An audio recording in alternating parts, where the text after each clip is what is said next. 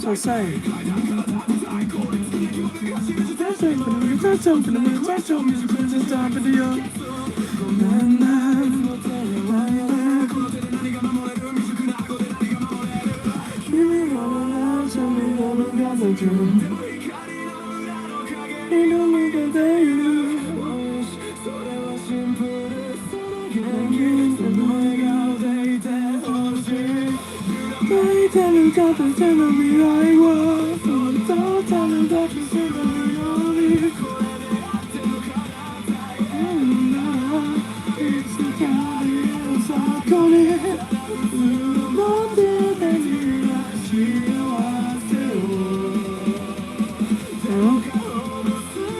What are you talking about?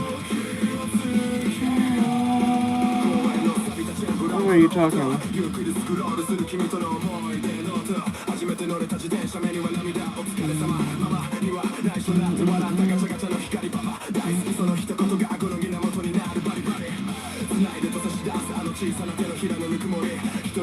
Hello. Fine.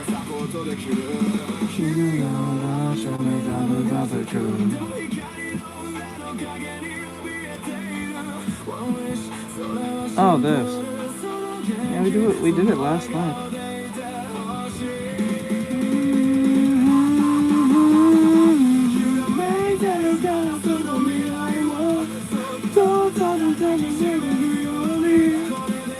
Hey, what's up, Sue?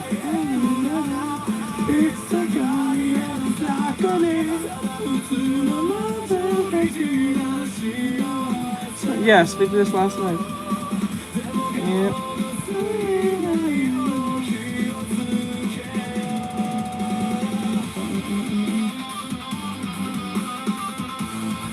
He wasn't?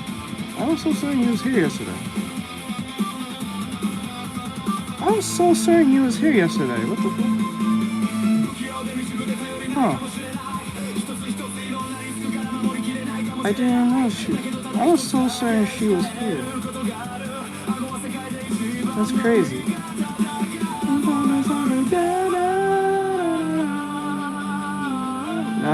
No, I didn't go Sue.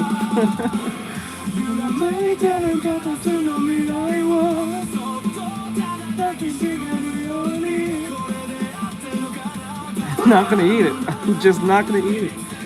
Oh, I sent you something, so.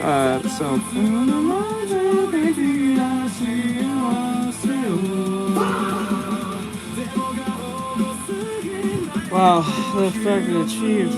How is this? Oh, I just used the glow layer. Yeah, you might like it.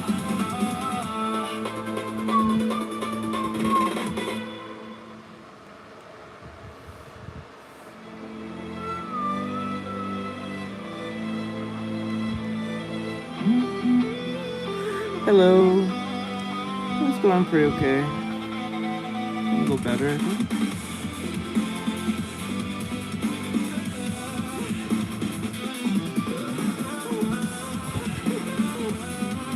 Yeah, I knew he was here yesterday. I was like, wait. That was weird when you said that.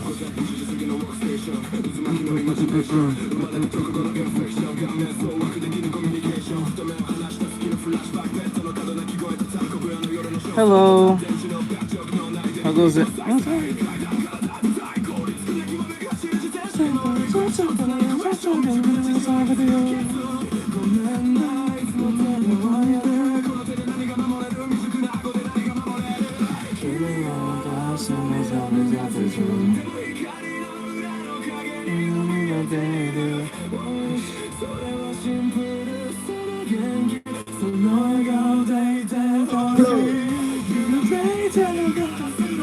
Yeah, art looks really cool. Thank you, I appreciate it.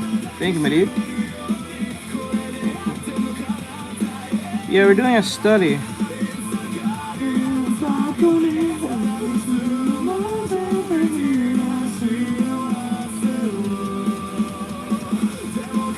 totally fictional. Red cult. What is that?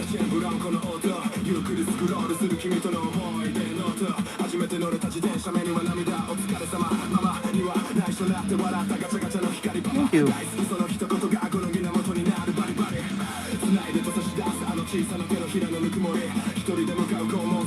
Pretty good.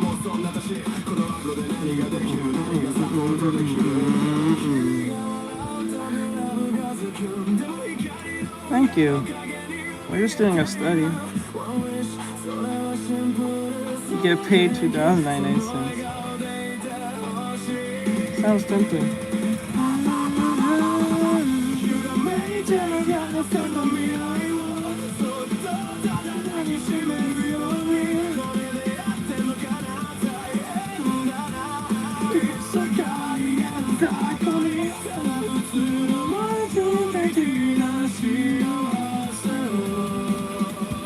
Per century. Per century? What is that? Yeah, it's a nice song. Yeah, it's a nice song.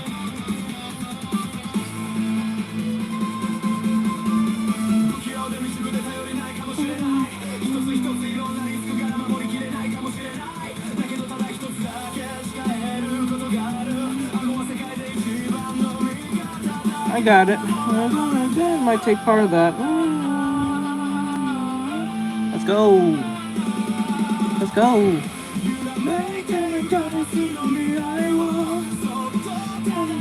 Alright, Don, do your thing, my dude.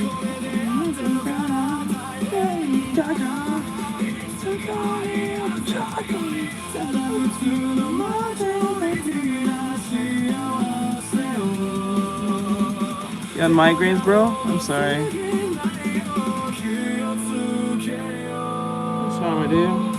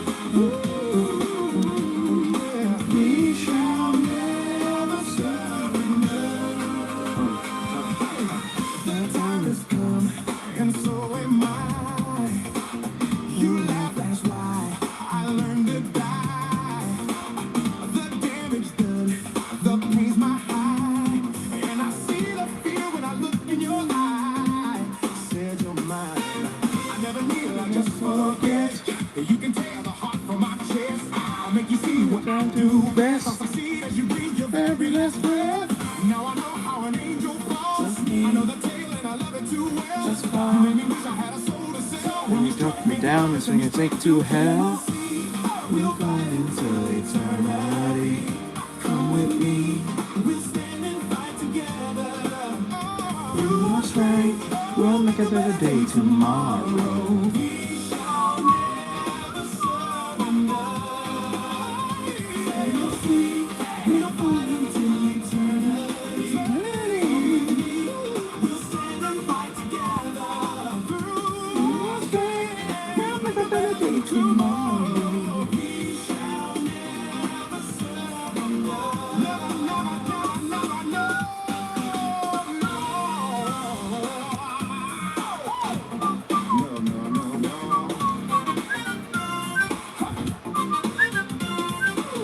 My army comes from deep within, beneath my soul, beneath my skin. You're in the I'm about to begin. My brain is pleasure, baby, that's so weird. I tell you now, I'm the one to start. survive. You don't think my five.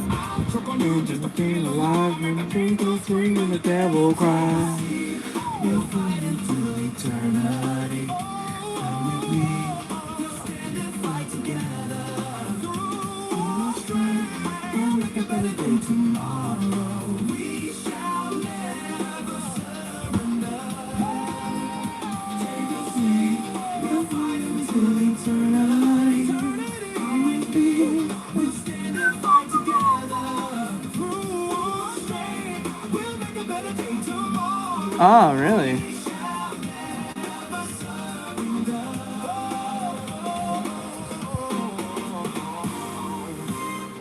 Send to me.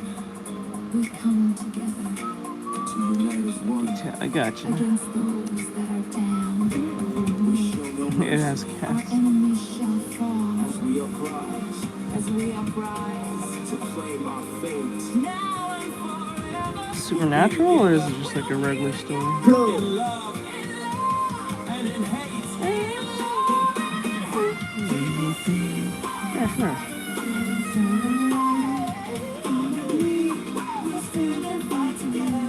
Ah, okay.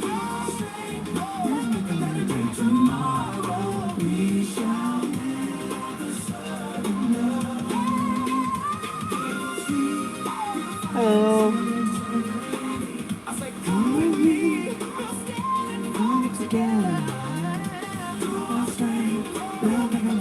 Tomorrow we shall never surrender. Surrender, just hold me. Never surrender. Never, never, never surrender. We shall never surrender.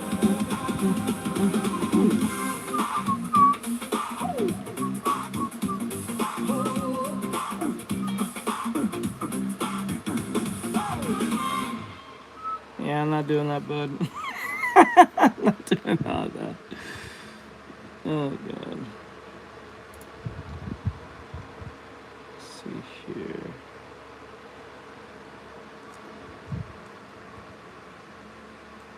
Yeah. Okay. Oh, chest.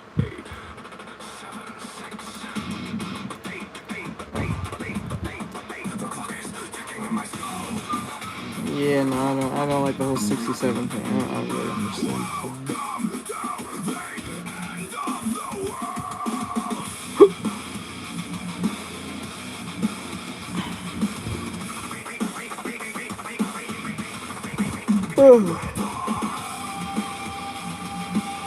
I think the skin is too.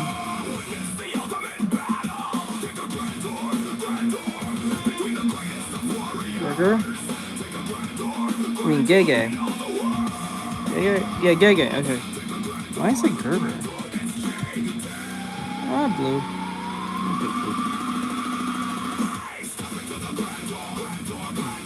Maybe black and blue.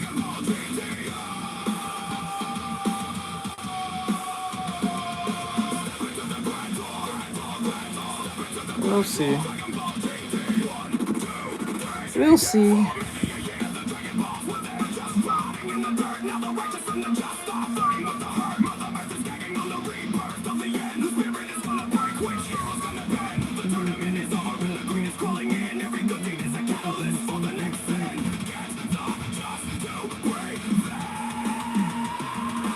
Your wish has been granted.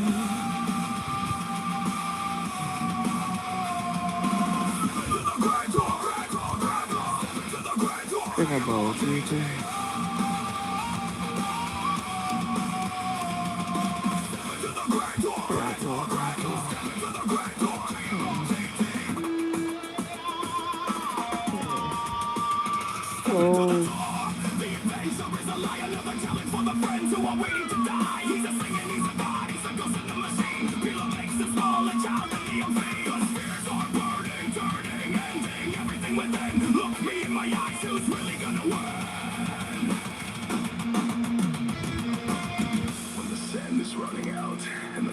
consequences real? Are you the defense or are you just a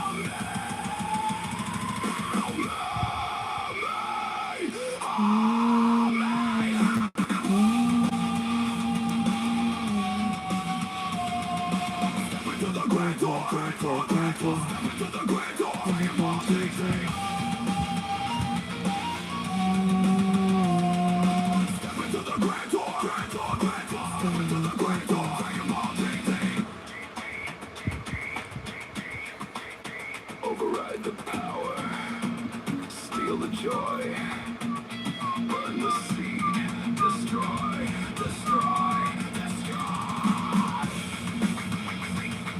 the race is ablaze, like sandalwood. Nothing after the greater good.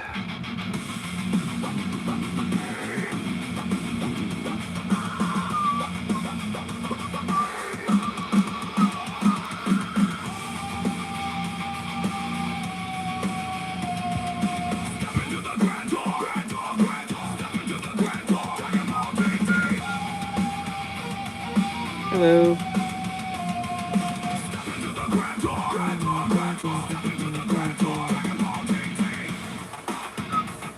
Heroes struggle.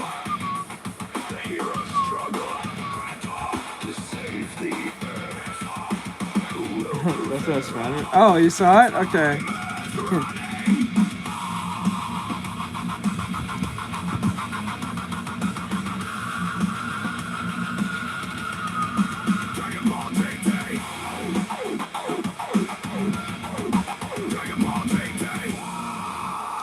Hello.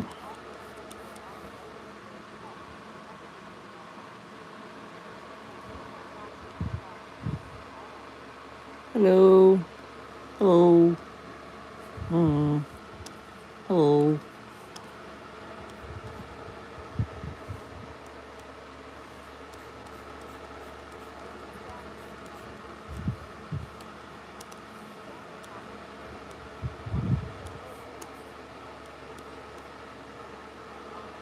Yeah, she did. But I think those are actual tattoos. I don't think she bothered to cover them up though.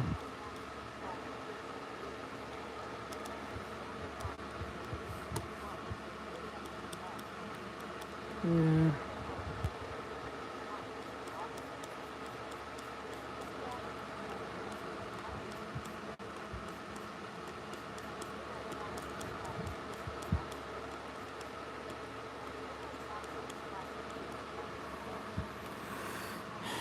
Looks like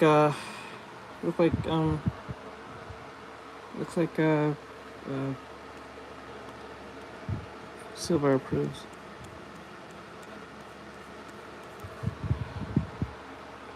I think she got some work done.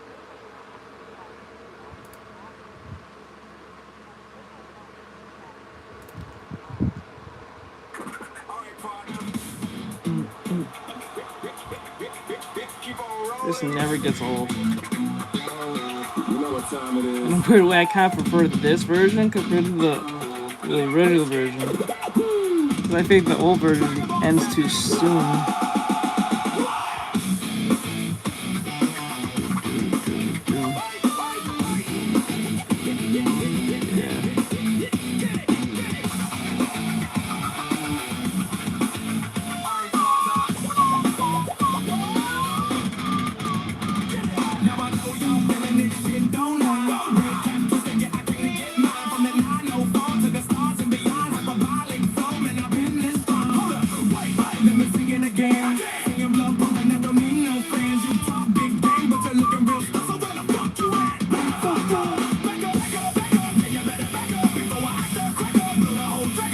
Sorry to hear that. In that crash, makes that go no matter. Nothing but get fucked up, ain't pulling to the family. Fuck the dragon ball, see. Dragon, fuck the dragon, come get me. Dragon, fuck the dragon ball, see. Dragon, fuck the dragon, come get me.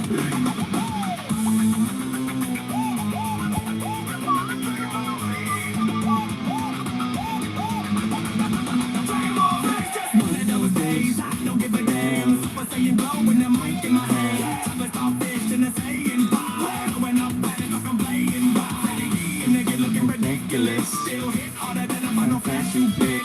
Talk that talk, but you ain't saying nothing. I'm a fake train, nigga. Get the whole world up and break it down. Now watch me flex. Two little fingers, bring up the neck. You want drama? I'ma bring that mess. Thank you. With that biscuit strap. Back up now, feel that pressure. Next level, no matter. Talk that talk, you get backed up. See, fighters gonna take it up. Dragon, rock the dragon, dragon ball, see.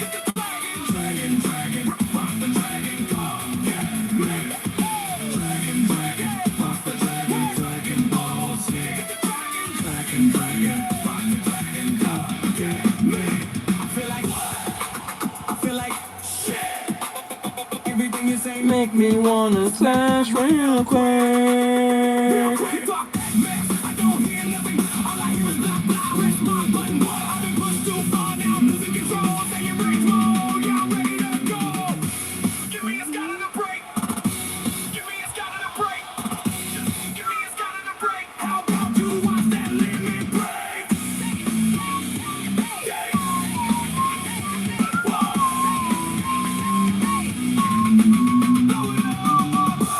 Now where my fighters at? Where you at? Say where my fighters at? Where you at? East side, west side, throw it up, throw it up. Everybody in the pit, don't give up. Say what?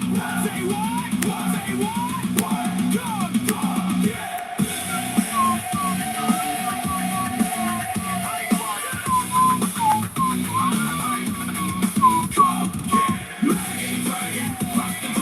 Dragon Ball Z. Thank you.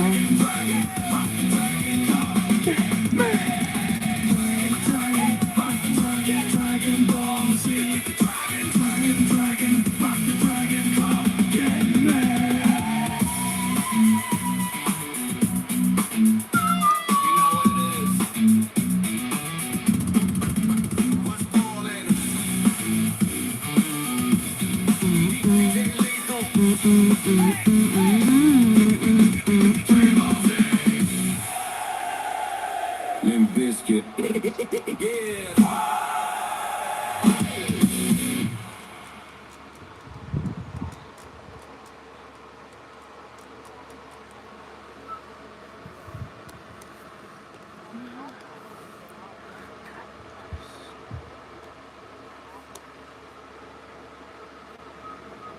Let's see here.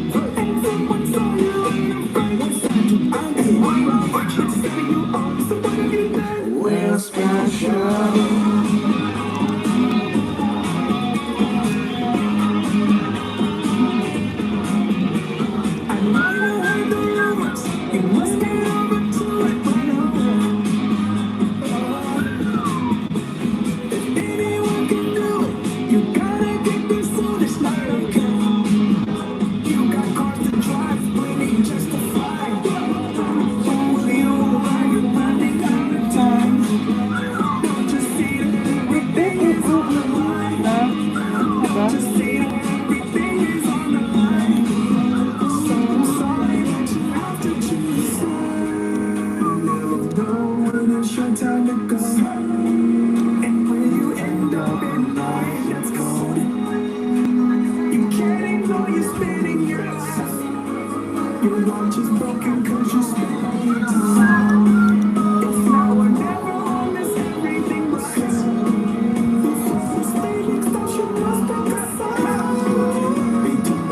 That's the question. Be tonight, that's the question.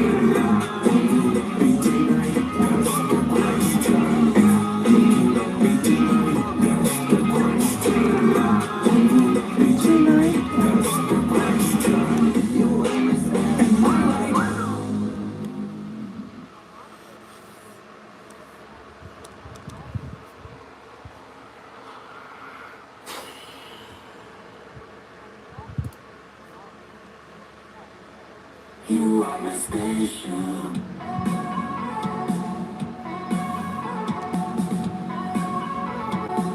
You are my station.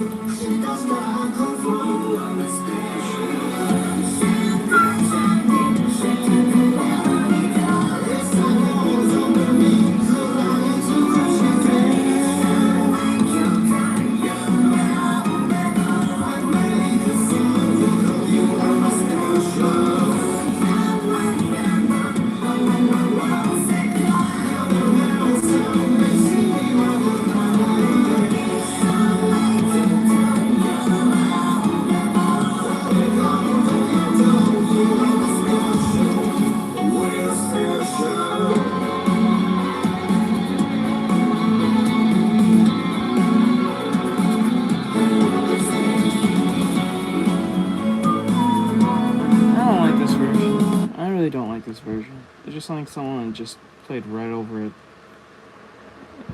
Fucking with this.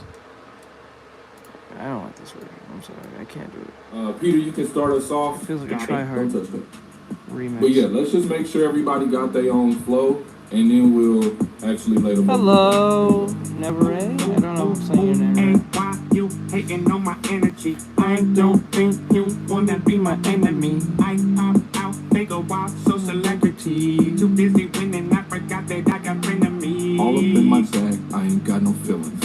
Fly high, lift off, I'ma hit the ceiling. Big bag, got a bag, lot of money in it. You not ready for that level, I think you should rent it. Yeah. Ready for the ride, city full of lights. You not on my level, you can't see me tonight. Bags, we don't look at tags. We just trying to party, we just feeling alright. Why you hating on my energy? Who said why you hating on my energy? Say why you hating on my energy? No. I don't think you wanna be Answer your my question, enemy. no. Why you hating on my energy? Who said why you hating on my energy? Say why you hating on my energy? I don't think you wanna be my enemy. Japanese. My cup, it got me feeling messed up. That paparazzi wanna get that close up. I tell them no sir, I don't need the exposure. My pen is flipping over. That title handed over, it's over. Mic on, give you something you can hate on. You know I don't fuck with you like I'm Big Sean. Big house on a big lawn, keep the lights on. Big bank, new deposit, you be staying overdrawn. Flow is scientific, pen is so prolific. I could be specific, but I know that you will miss it. On another world, haters always try to visit.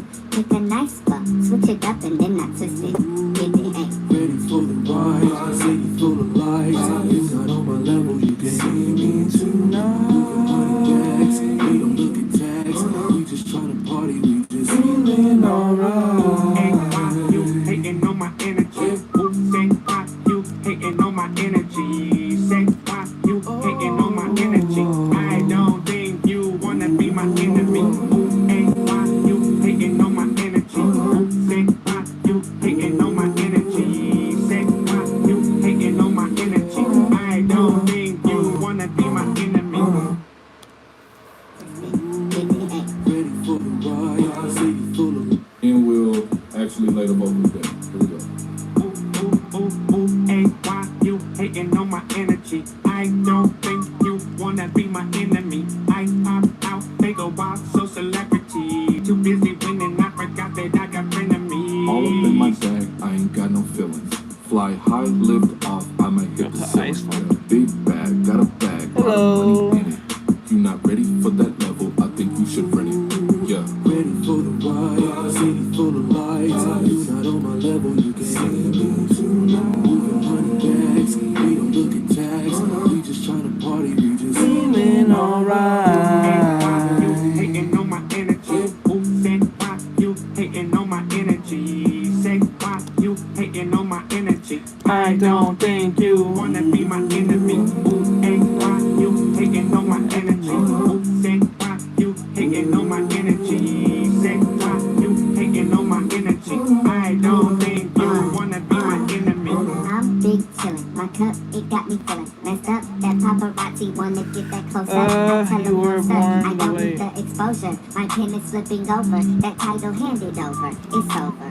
Mic on, give you something you can hate on. You know I don't fuck with you like I'm Big Sean. Big house on a big lawn, keep the lights on. Big bank, new deposit, you be staying overdrawn. Flow is scientific, pen is so prolific. I could be specific, but I know that you will miss it. On another world, haters always try to visit. Pick a nice spot, switch it up and then not twist it. Get it, ayy. Ready for the ride, city full of lights. You're not on my Yeah, it's level, coming pretty decent. moving 100 bags, we don't look at tags. We just tryna party, we just feeling alright. Hey, why you hating on my energy? Ooh, say why you hating on my energy? Say why you hating on my energy? I don't think you wanna be my enemy. Ooh, hey, why you hating on my energy? Ooh, say why you hating on my energy? Say why you hating on my energy? I don't think you wanna be my enemy. Get it, ayy. Ready for the ride, city full of lights. You're not on my level, you can't see me tonight. Moving 100 bags, we don't look at tags. We just tryna party, we just feeling alright. Hey, why you hating on my energy? Ooh, say why you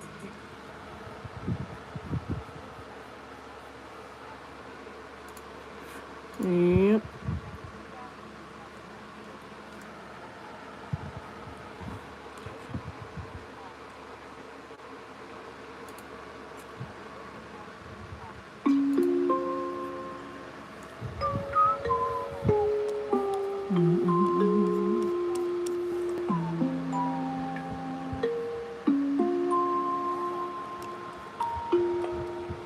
Nope.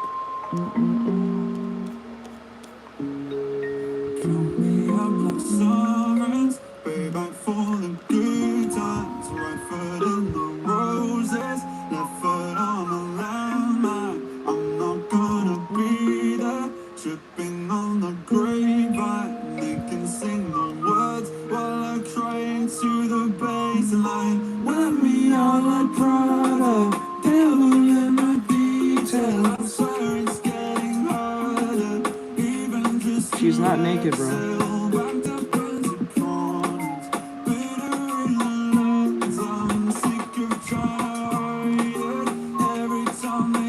Yeah, you are. suggest to stop going down that path.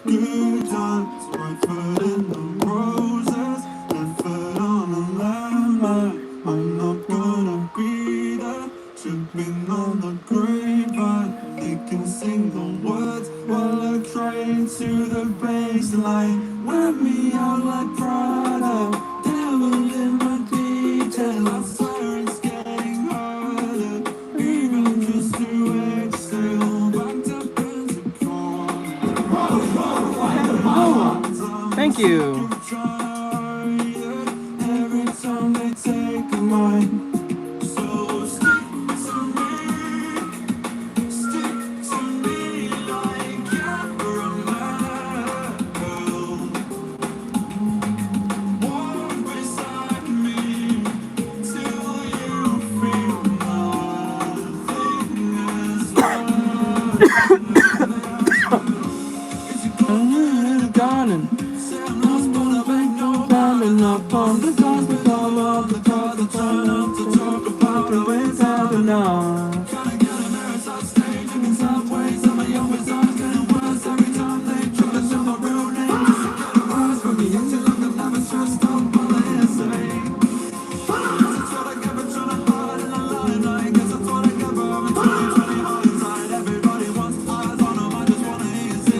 Neither. Whatever you're asking over there, user.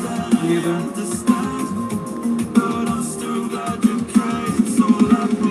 I'm surprised no one's figured out who this is.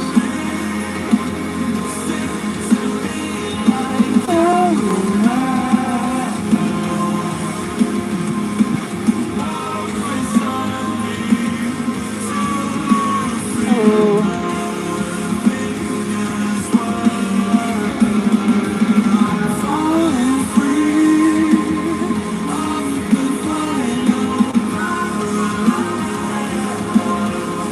Yes, I know. No, it's neither of those characters you mentioned. The character does exist.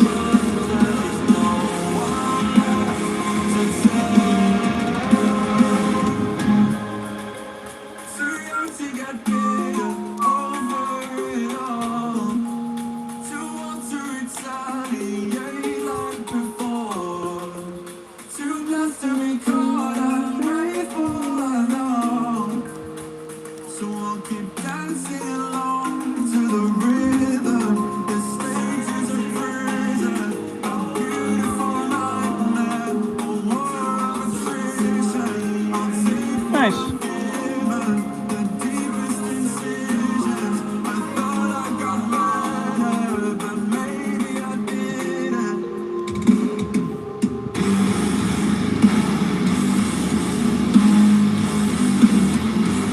Ah, my right.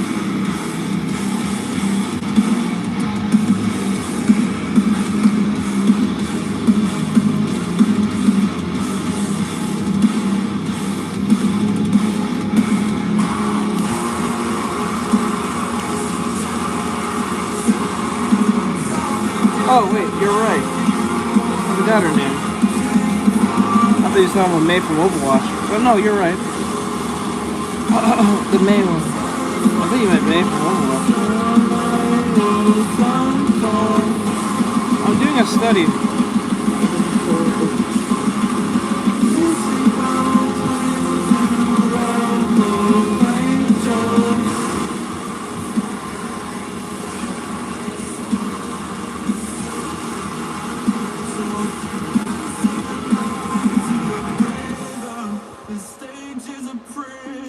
Trying to figure out that if I don't overthink it, I can pull it off.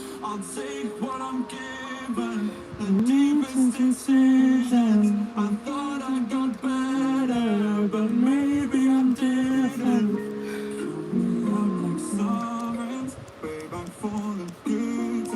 Okay.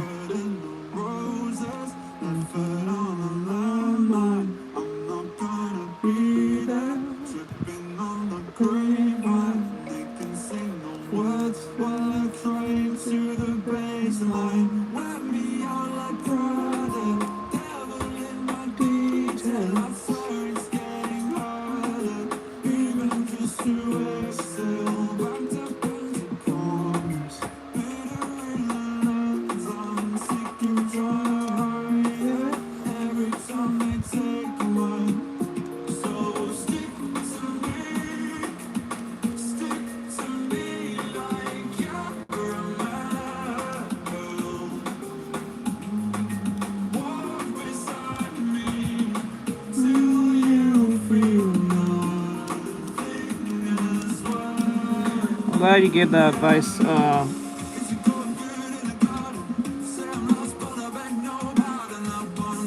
Silver.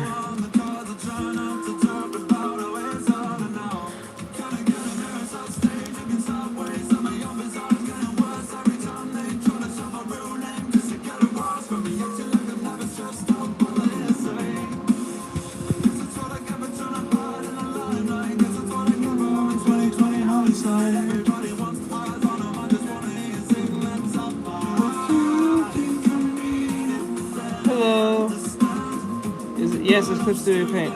Oh my god. No, you're wrong. You're right. It was May. You was right. Even I forgot her name.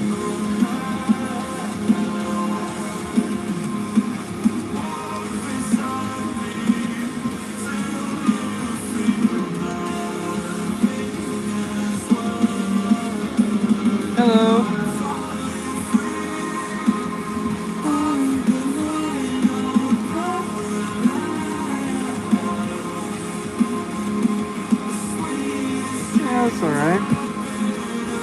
differences compared to the reference, but doing a study.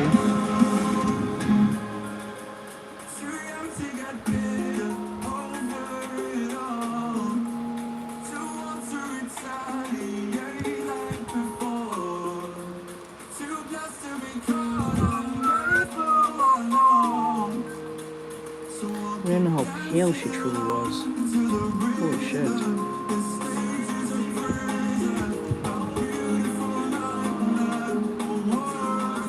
Yes, they all usually cost more.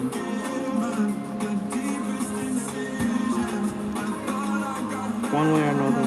They usually do, most of them.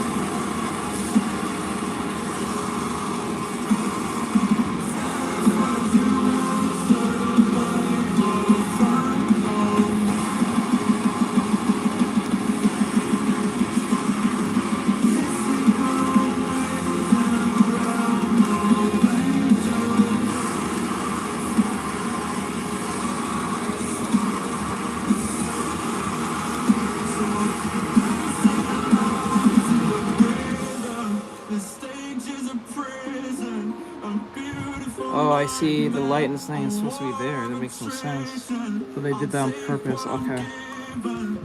They did that on purpose. I get it now. But maybe I didn't. Okay. I see. You did it on purpose.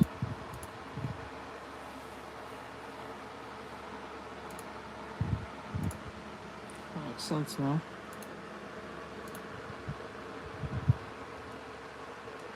Huh.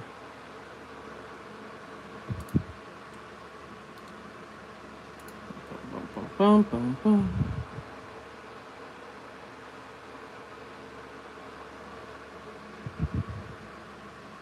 Yeah. I'll look at that later. I'm not doing that now. I'm not doing that now.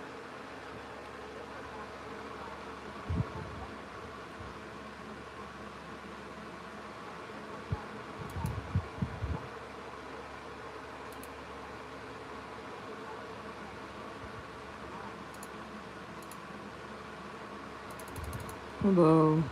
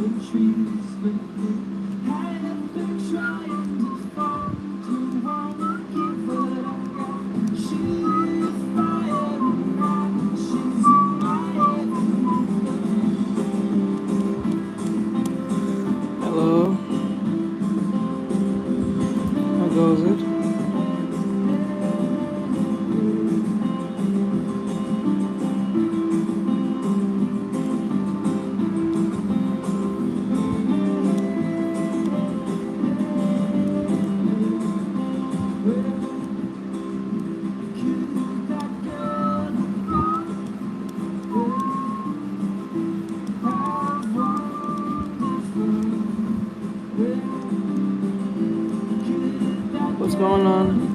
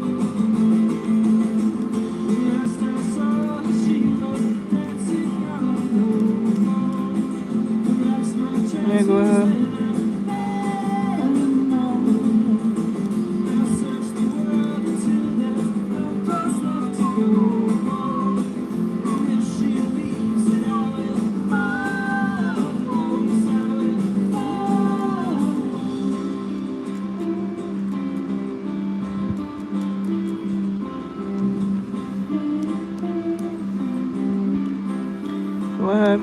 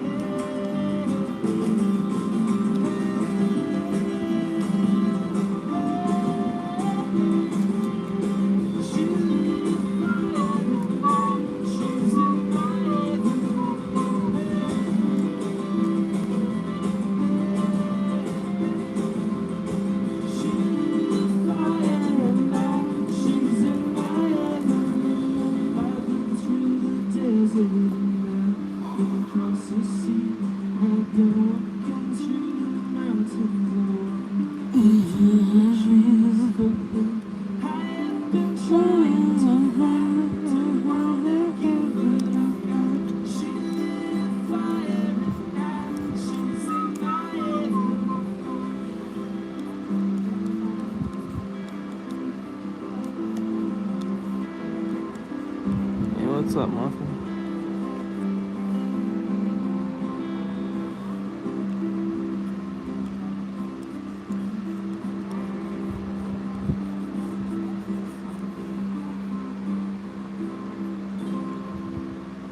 Wait, what? Thank you. Wait, what about Universe?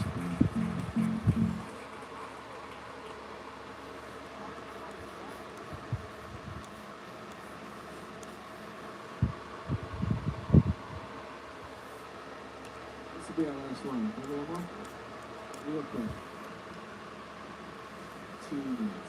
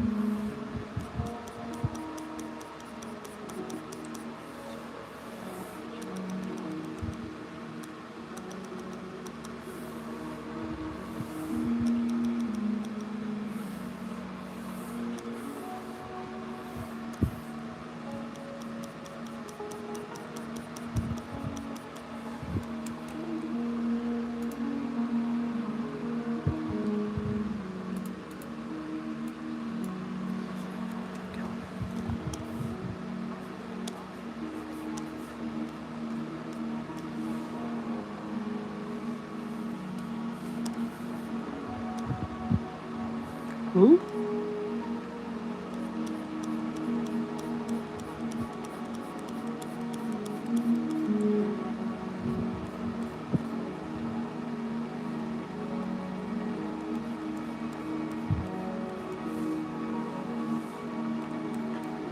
Shit.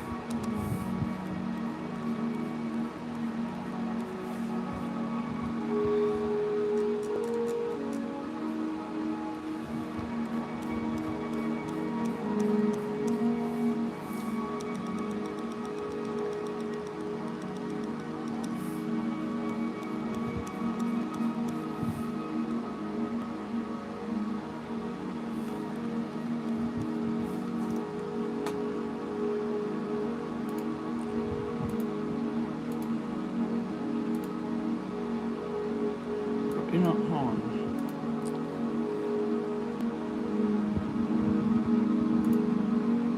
Get the fuck out of here. I'm tired of this one.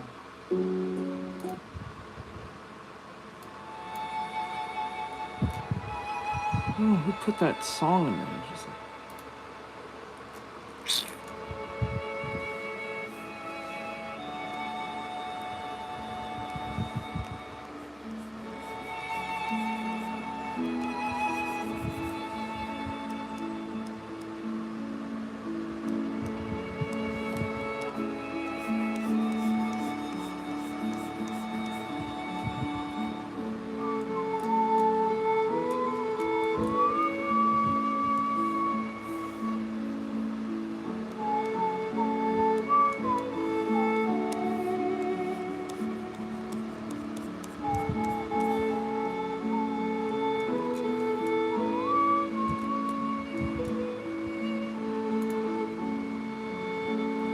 think the skin should be paler. I'm starting to think this more and more. It's just straight white. And then the skin.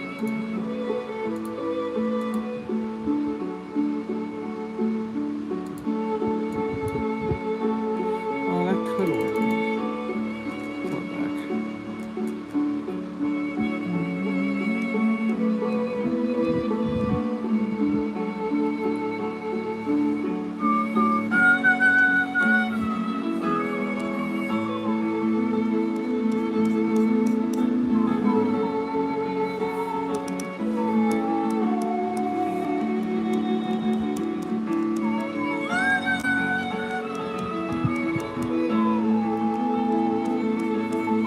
Alright, do your thing. Thank you for coming in, I appreciate it.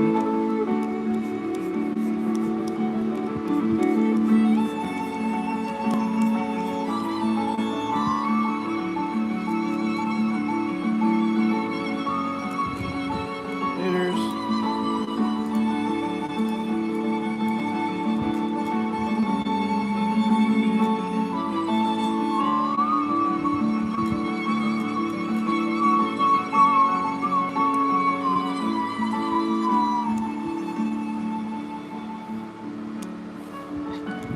Hello, Maxine. What's going on?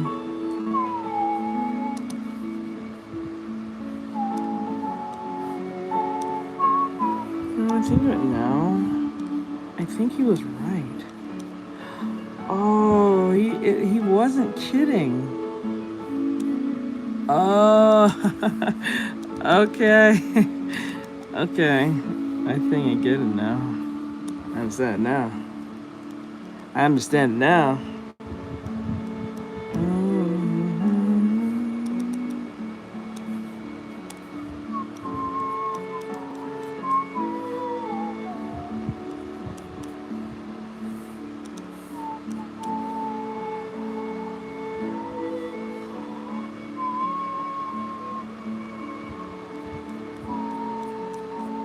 I'm sorry to hear that.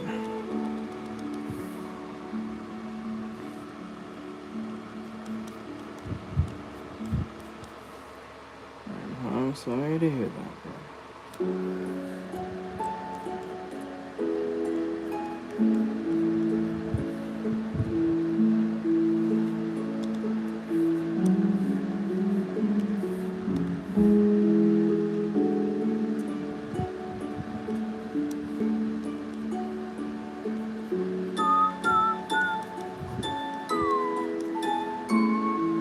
Thank you. Thank you.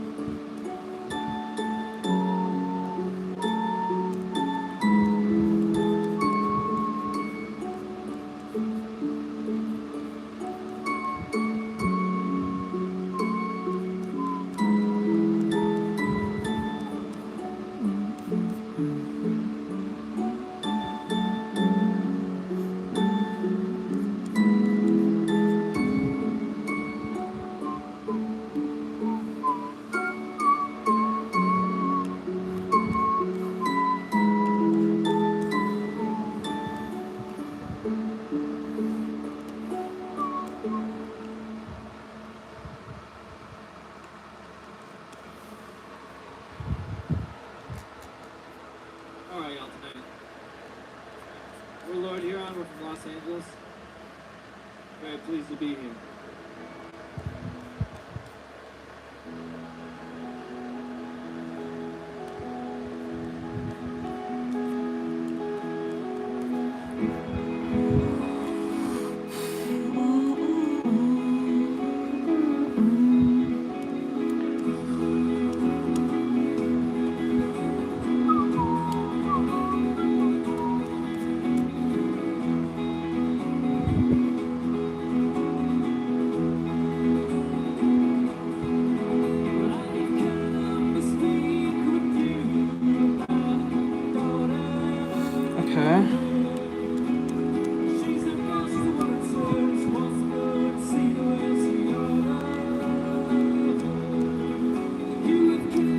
Hello Alexis, what's going on?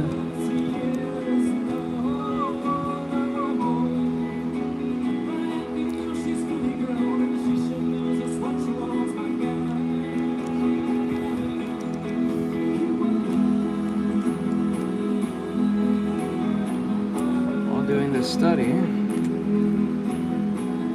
figure out the study as I go. Not really much of anything to accent.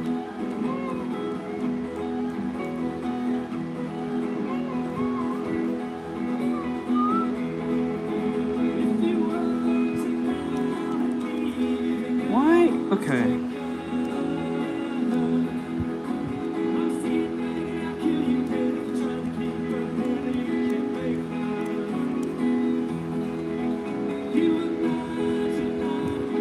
Okay, tight. Sweets is not really my thing.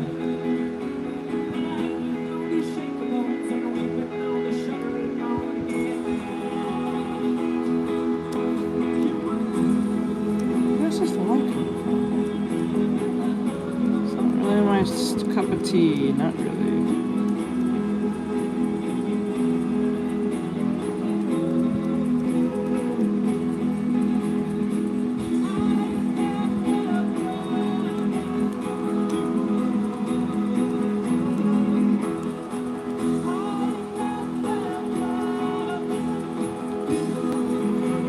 Okay, you're done with the drawing? Thank you.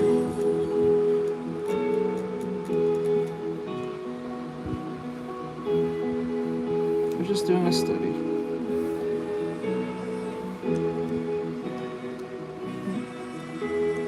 Ah, I see.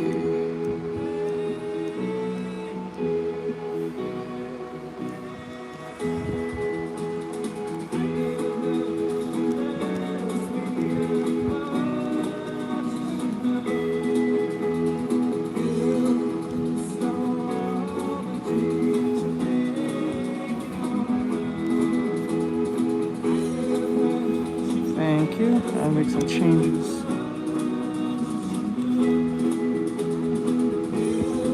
Thank you, I appreciate it. Thank you. Thank you. Shit. Actually, no. Yeah, close it up. Stick it.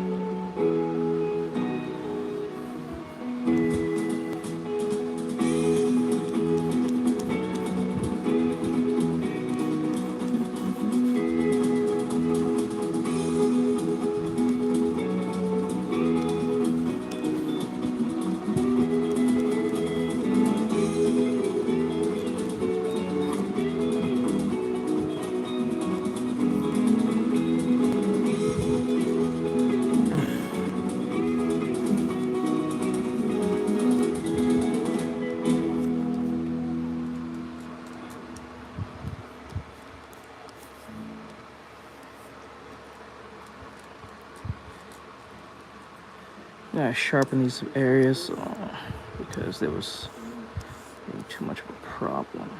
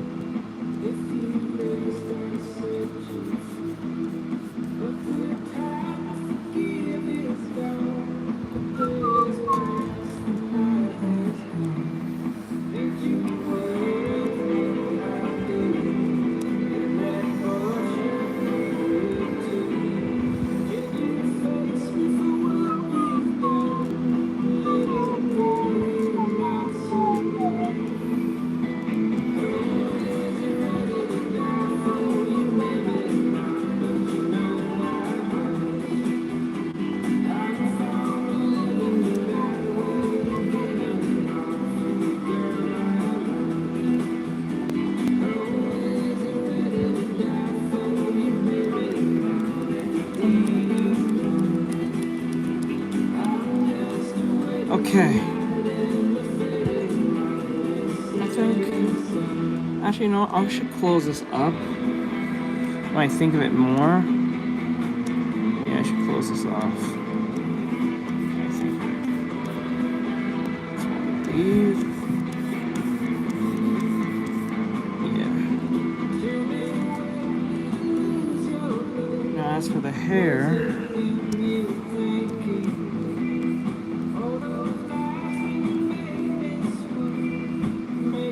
I'll focus on that more. It'll make you more money anyway. Well, I know you're saying playing it or making it, but if you're making it, I'll focus on that. If you're just playing it, then have fun.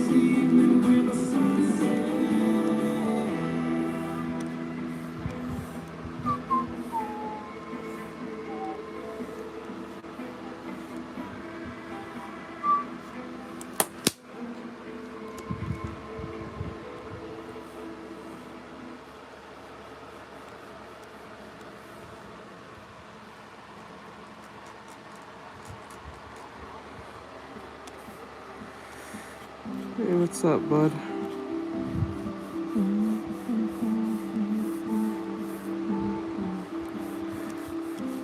How goes it, my dude?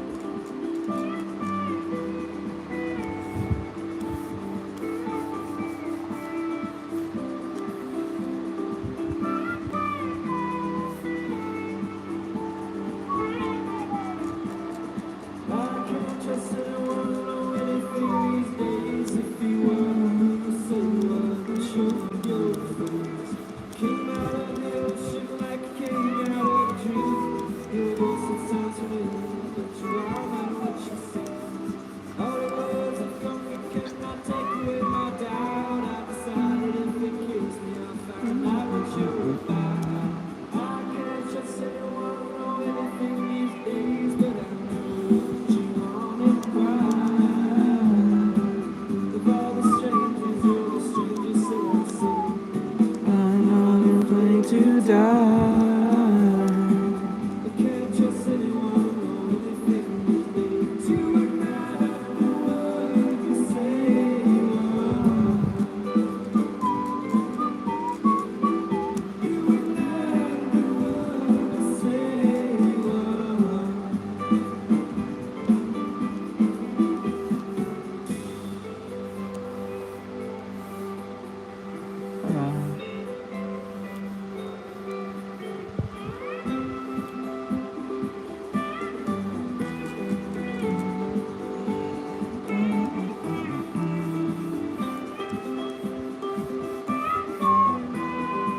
Hey, what's up, Ikami? What's going on?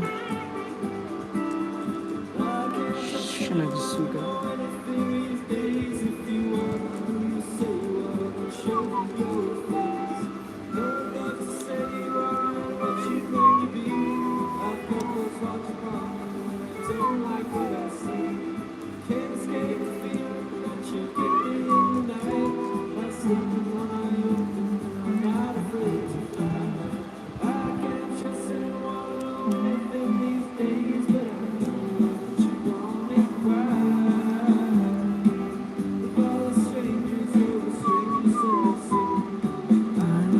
Afraid to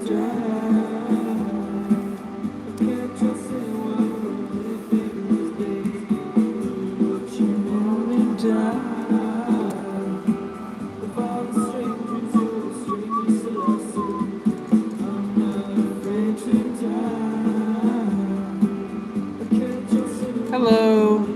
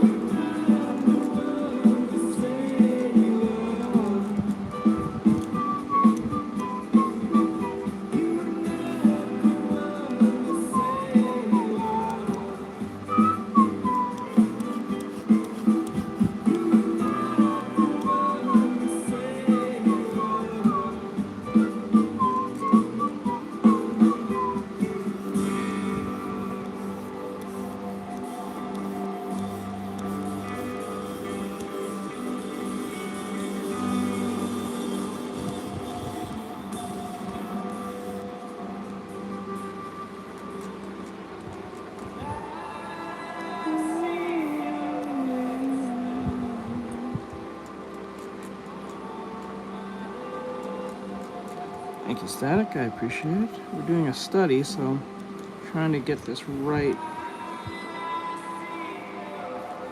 Color theory study. I'm starting to realize that it makes more sense now than I thought.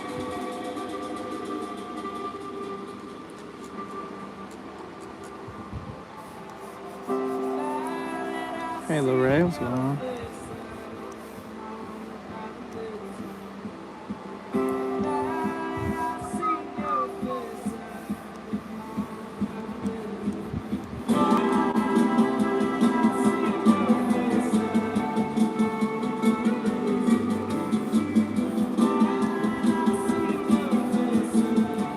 I do both, so.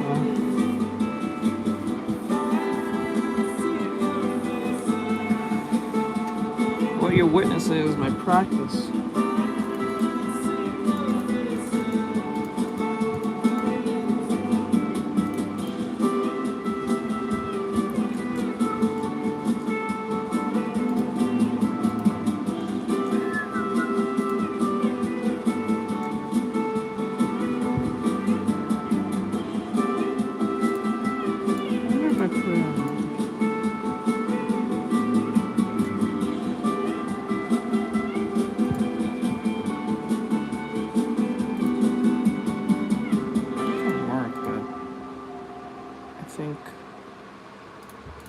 Multiply just yet.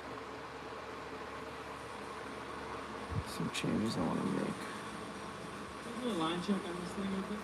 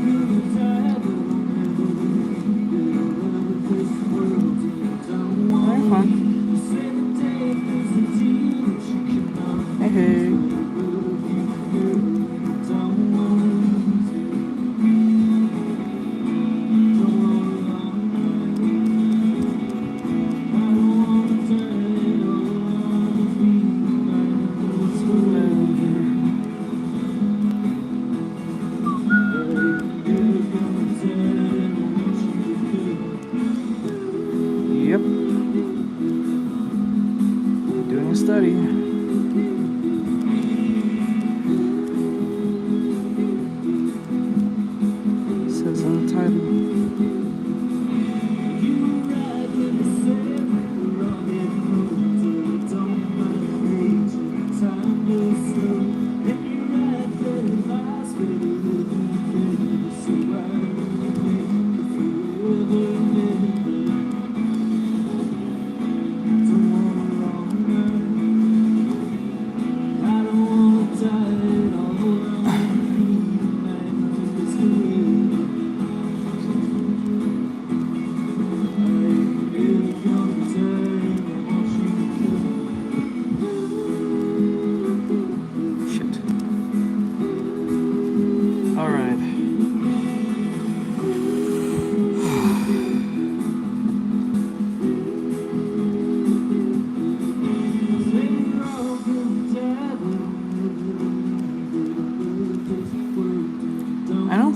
Tips. If you're perfectly fine traditional, you'll be fine in digital.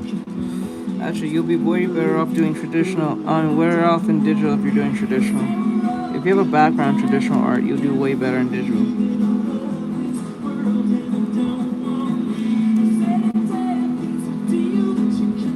The reason I say this is because, well, if you know how to use, if you're usually stuck with one paper, layers won't be your issue.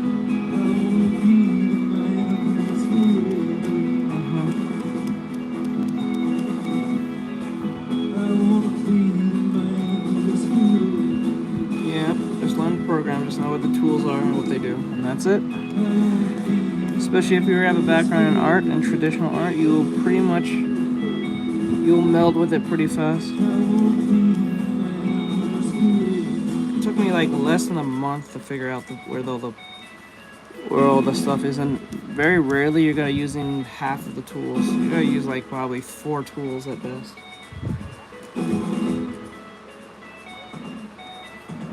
I'm using Clip Studio Paint, the one that you're witnessing in front of you. That's all I use. I don't think there's any particular program you should look out for. I believe that Clip Studio Paint is a lot more beginner friendly. You can use Procreate, but I feel that there's training wheels on that, but I don't know. Like, I never used it, but it feels that way when I watch people use it.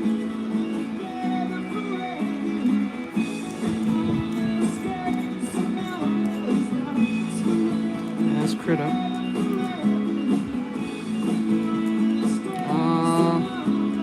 That depends. I think it comes with a plan. I was grandfathered in, so I already had the license from way back then. So I don't have to pay a monthly until if I decide to upgrade. If I upgrade, I think I have to pay a monthly fee.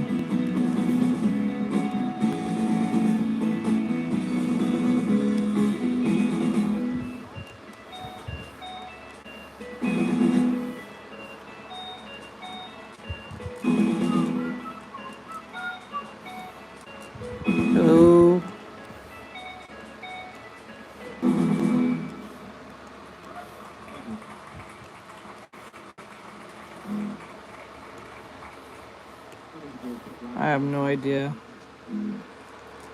I've seen people say they like it, but I don't know.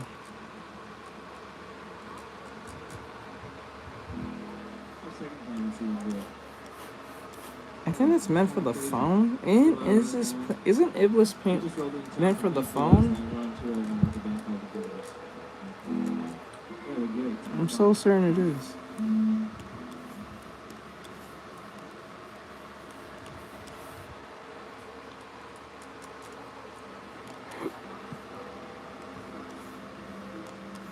Yeah, I think that's meant for the phone.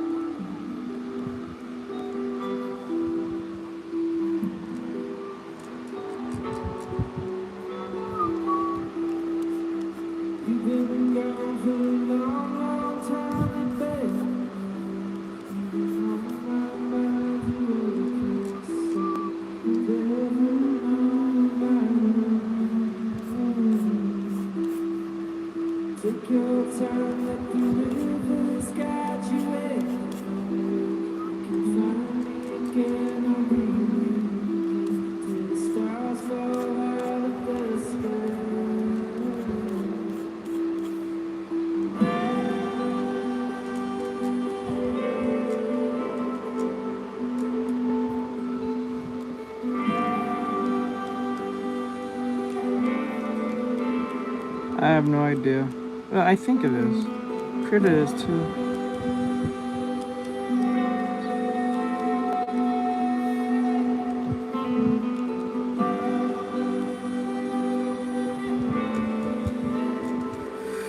Hello, Envy. How goes it?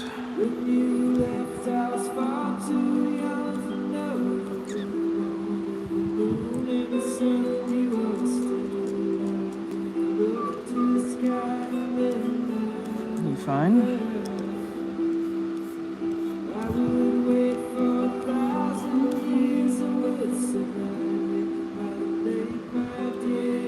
I never did that as a kid.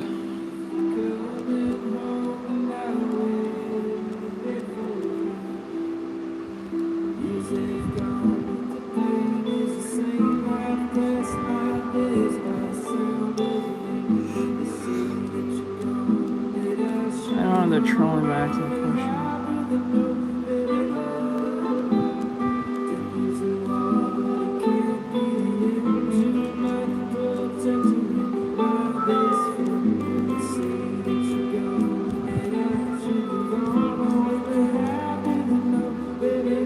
When I say flavor, are you talking about favorite color of crayons? Or are you talking about eating them?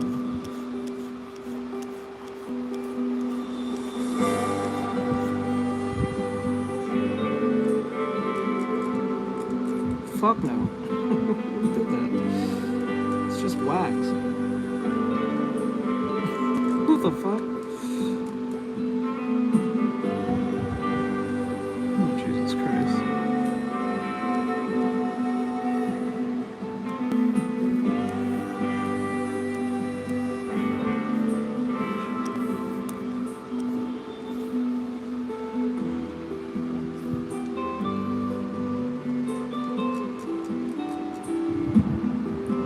Did that. I saw that in Ed and Eddie. I never did that.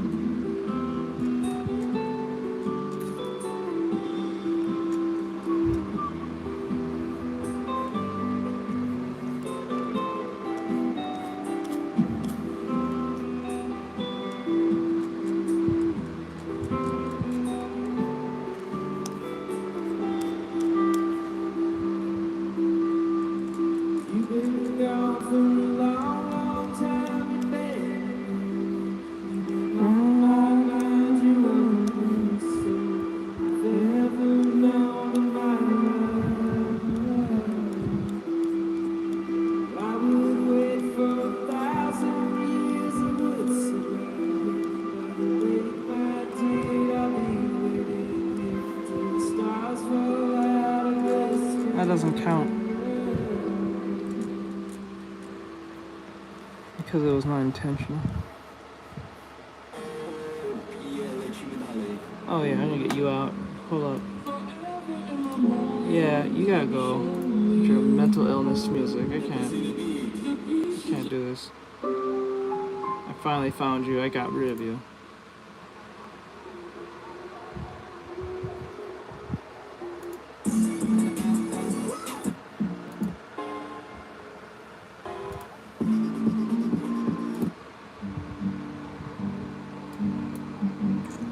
What's up?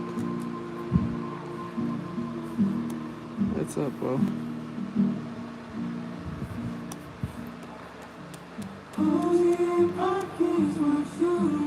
$5:28 p.m.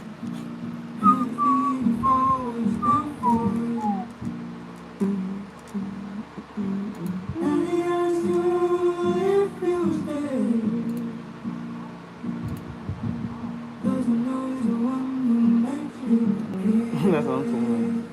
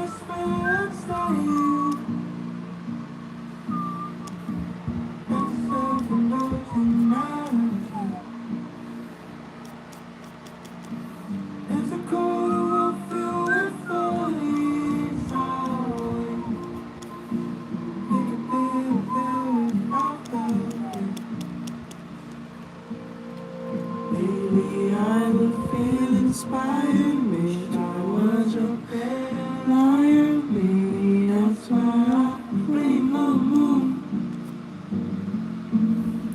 It's too late to be this early. Heaven knows you tried to hurt me. Maybe that's why you blame the moon. Blame the moon.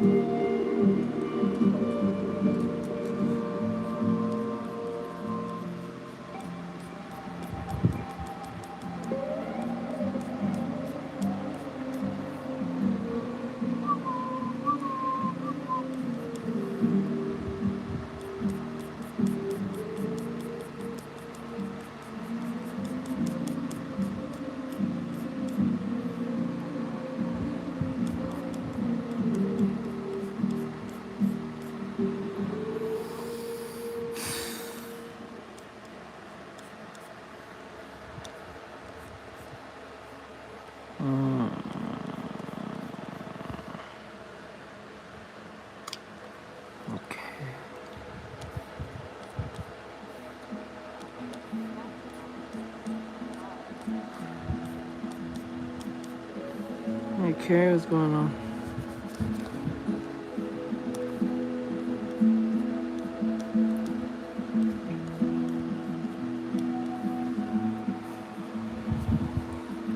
There building castles in the street. Falling shadows on you. The earth is piecing in the sky. Thank you. We can stop and say, peace.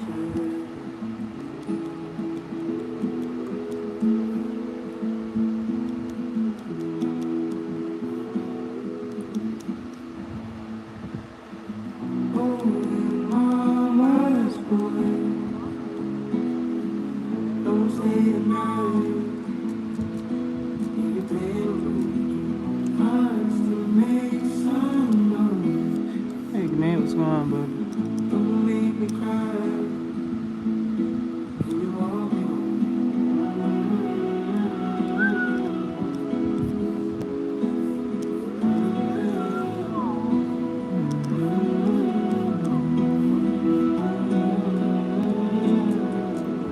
Is it to me or is it somebody else?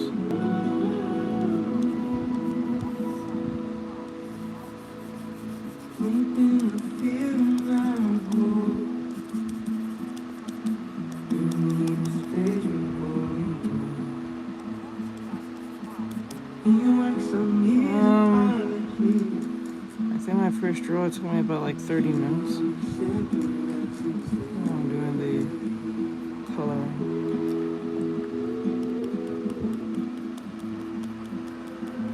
Oh, your mama's boy, don't stay the night. If you can break hearts to make some noise. Don't make me cry. Nope, yeah, I pay for that. Oh, I take song requests only to my members. Just to be clear.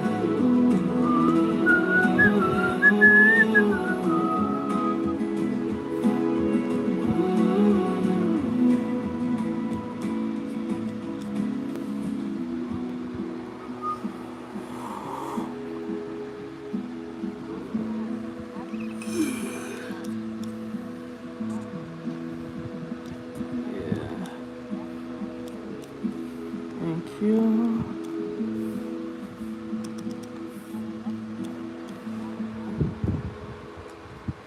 There's a button somewhere on the Mikey or Bri will tell you. It's not built here on for my SM, so they'll tell you. They'll see it.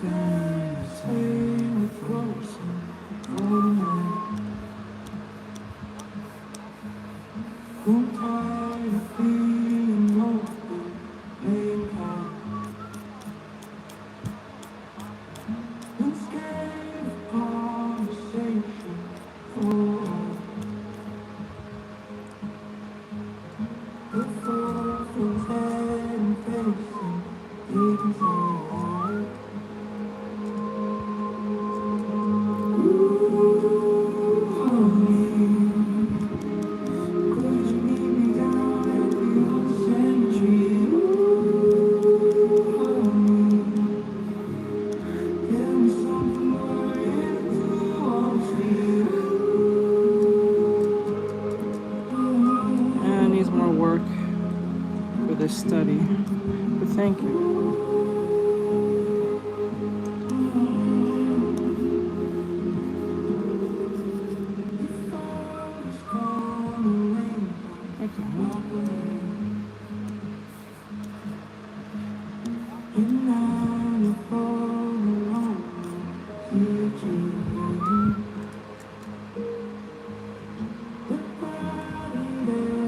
Guess you don't watch Naruto, huh?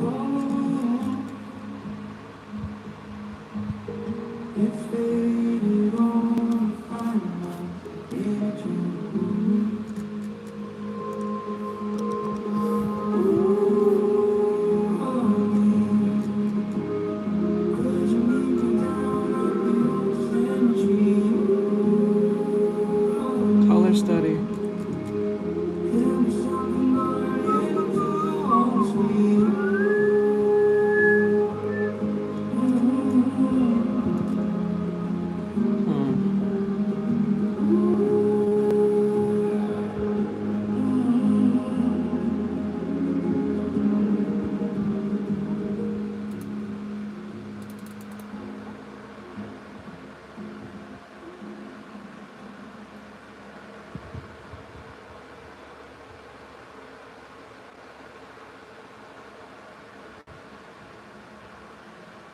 Okay.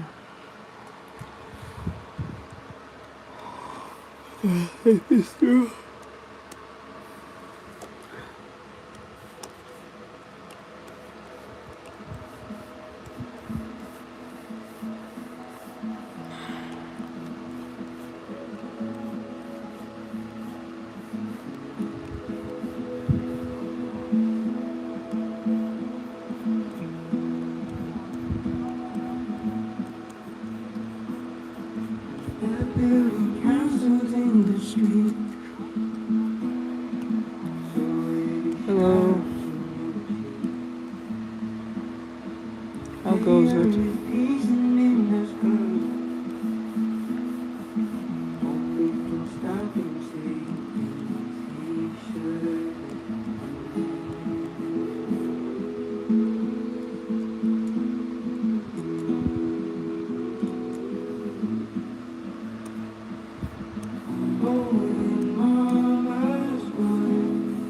All right, do you think?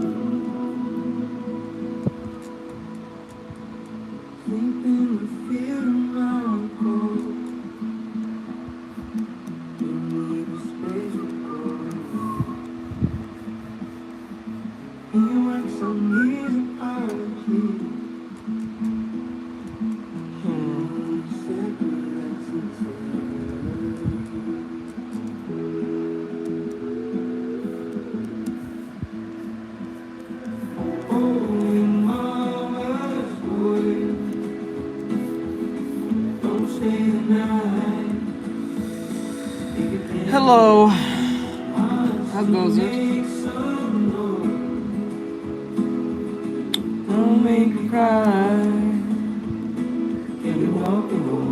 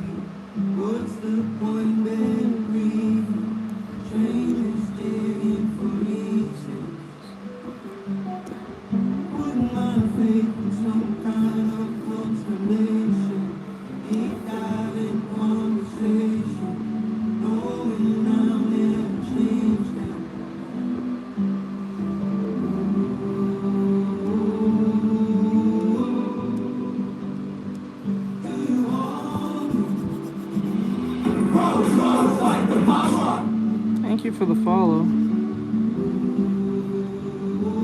Or this subscribe.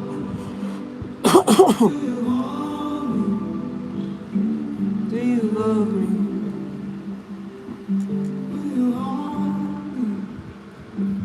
Do you love me?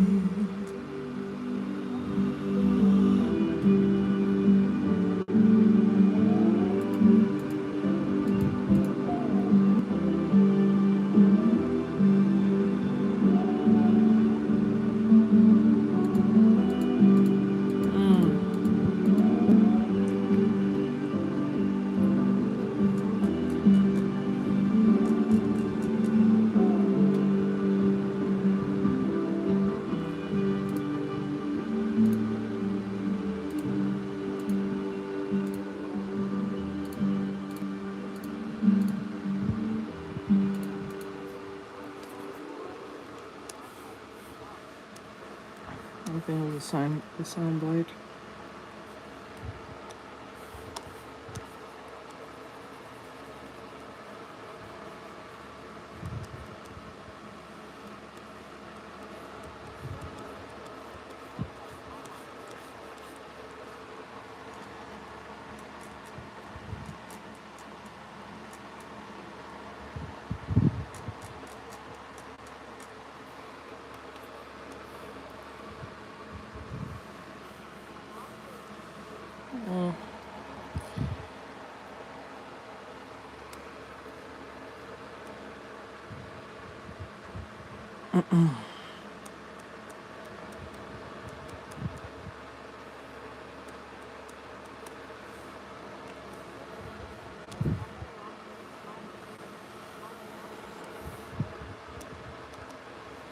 Okay, take this, and then we,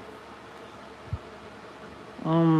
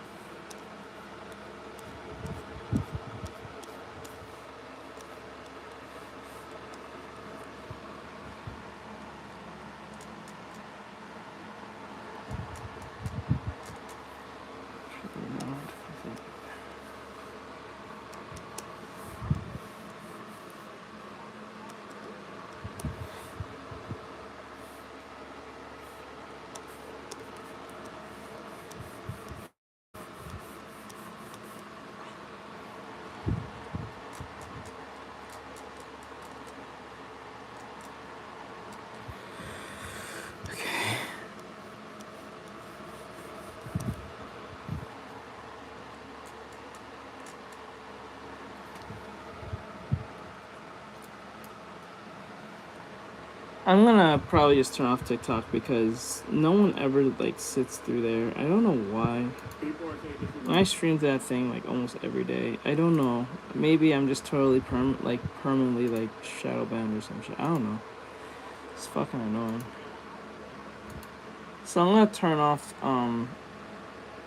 TikTok. I just don't get it.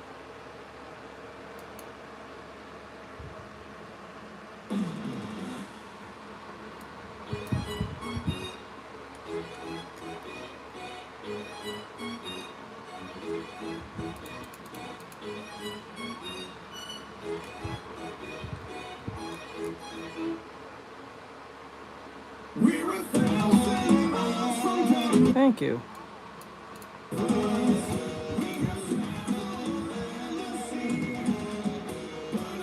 Thank you, I appreciate it.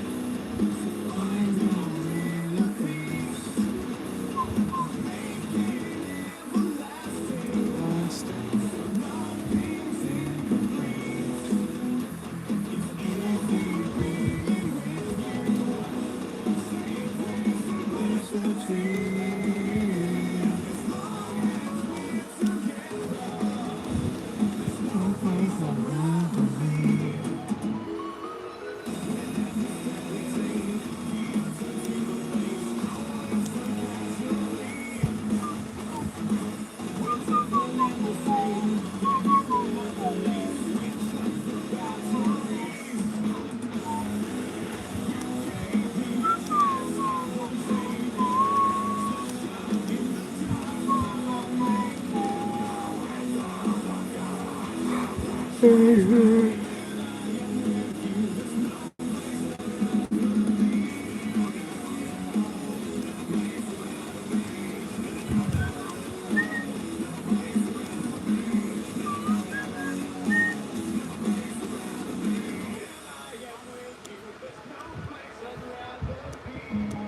art is not popular.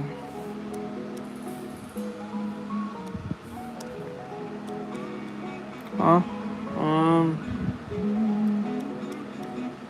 Actually, I already picked the one I like.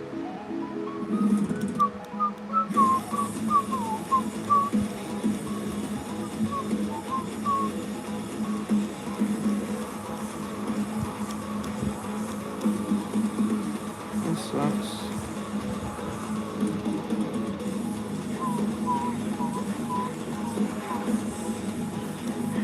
Sure.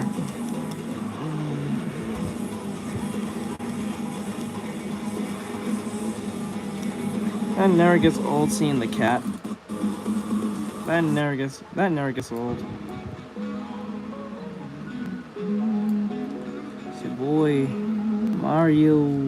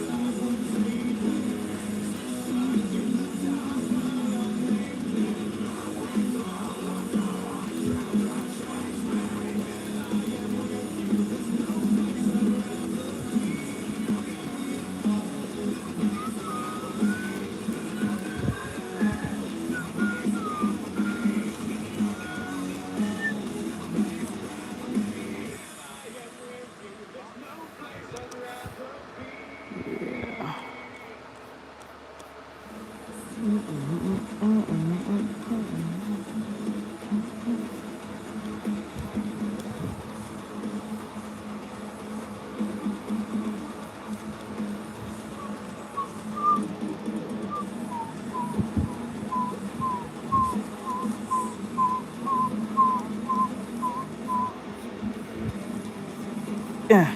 Thank you. Hello. Hello. Hello.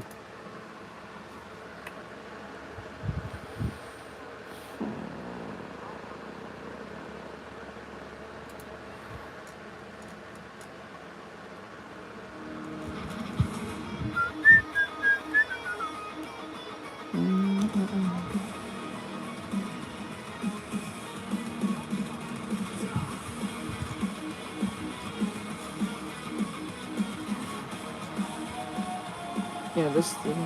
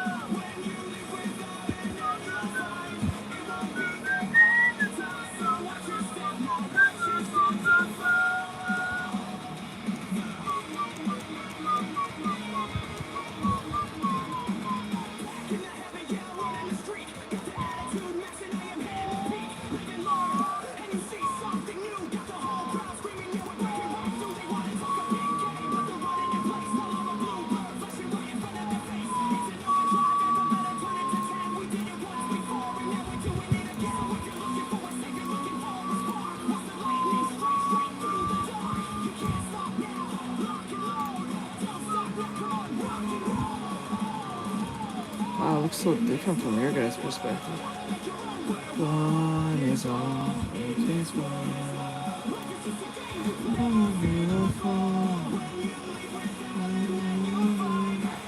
be there all the time. What you think, what you see.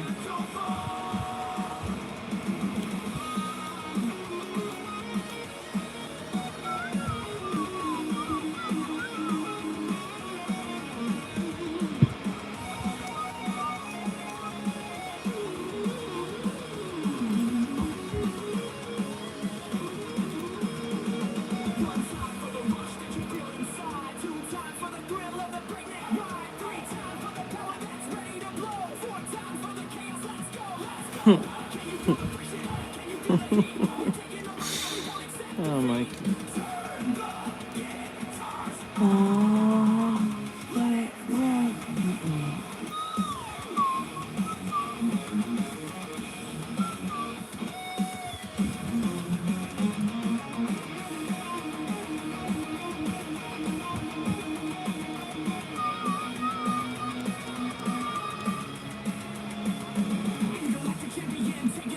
How they get talent.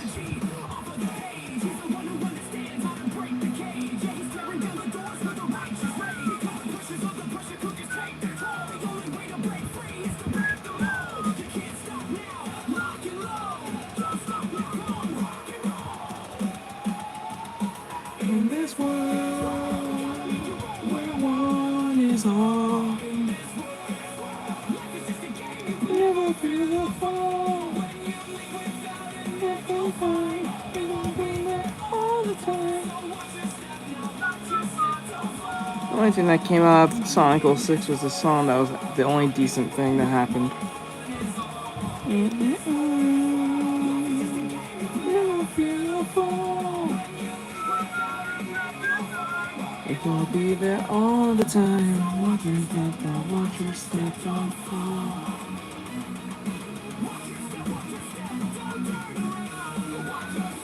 That's why I just ignored his existence. I don't know why the motherfucker started demanding things like he had anything. I'm like, I just ignored his whole existence. I was waiting for him to get mad and just start cursing me. I was like, I don't know what he was trying to prove there, telling him that I'm not gonna do something. So I didn't bother even saying it then.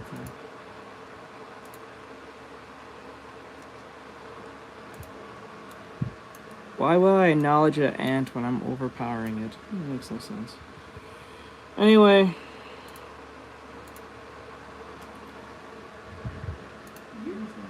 The other day I had to ask myself, what do the weapons mean? Oh yeah, a lot of people don't realize that. When you pick the weapon up, any of the 3 weapons in the game, it has absolutely nothing to do with anything.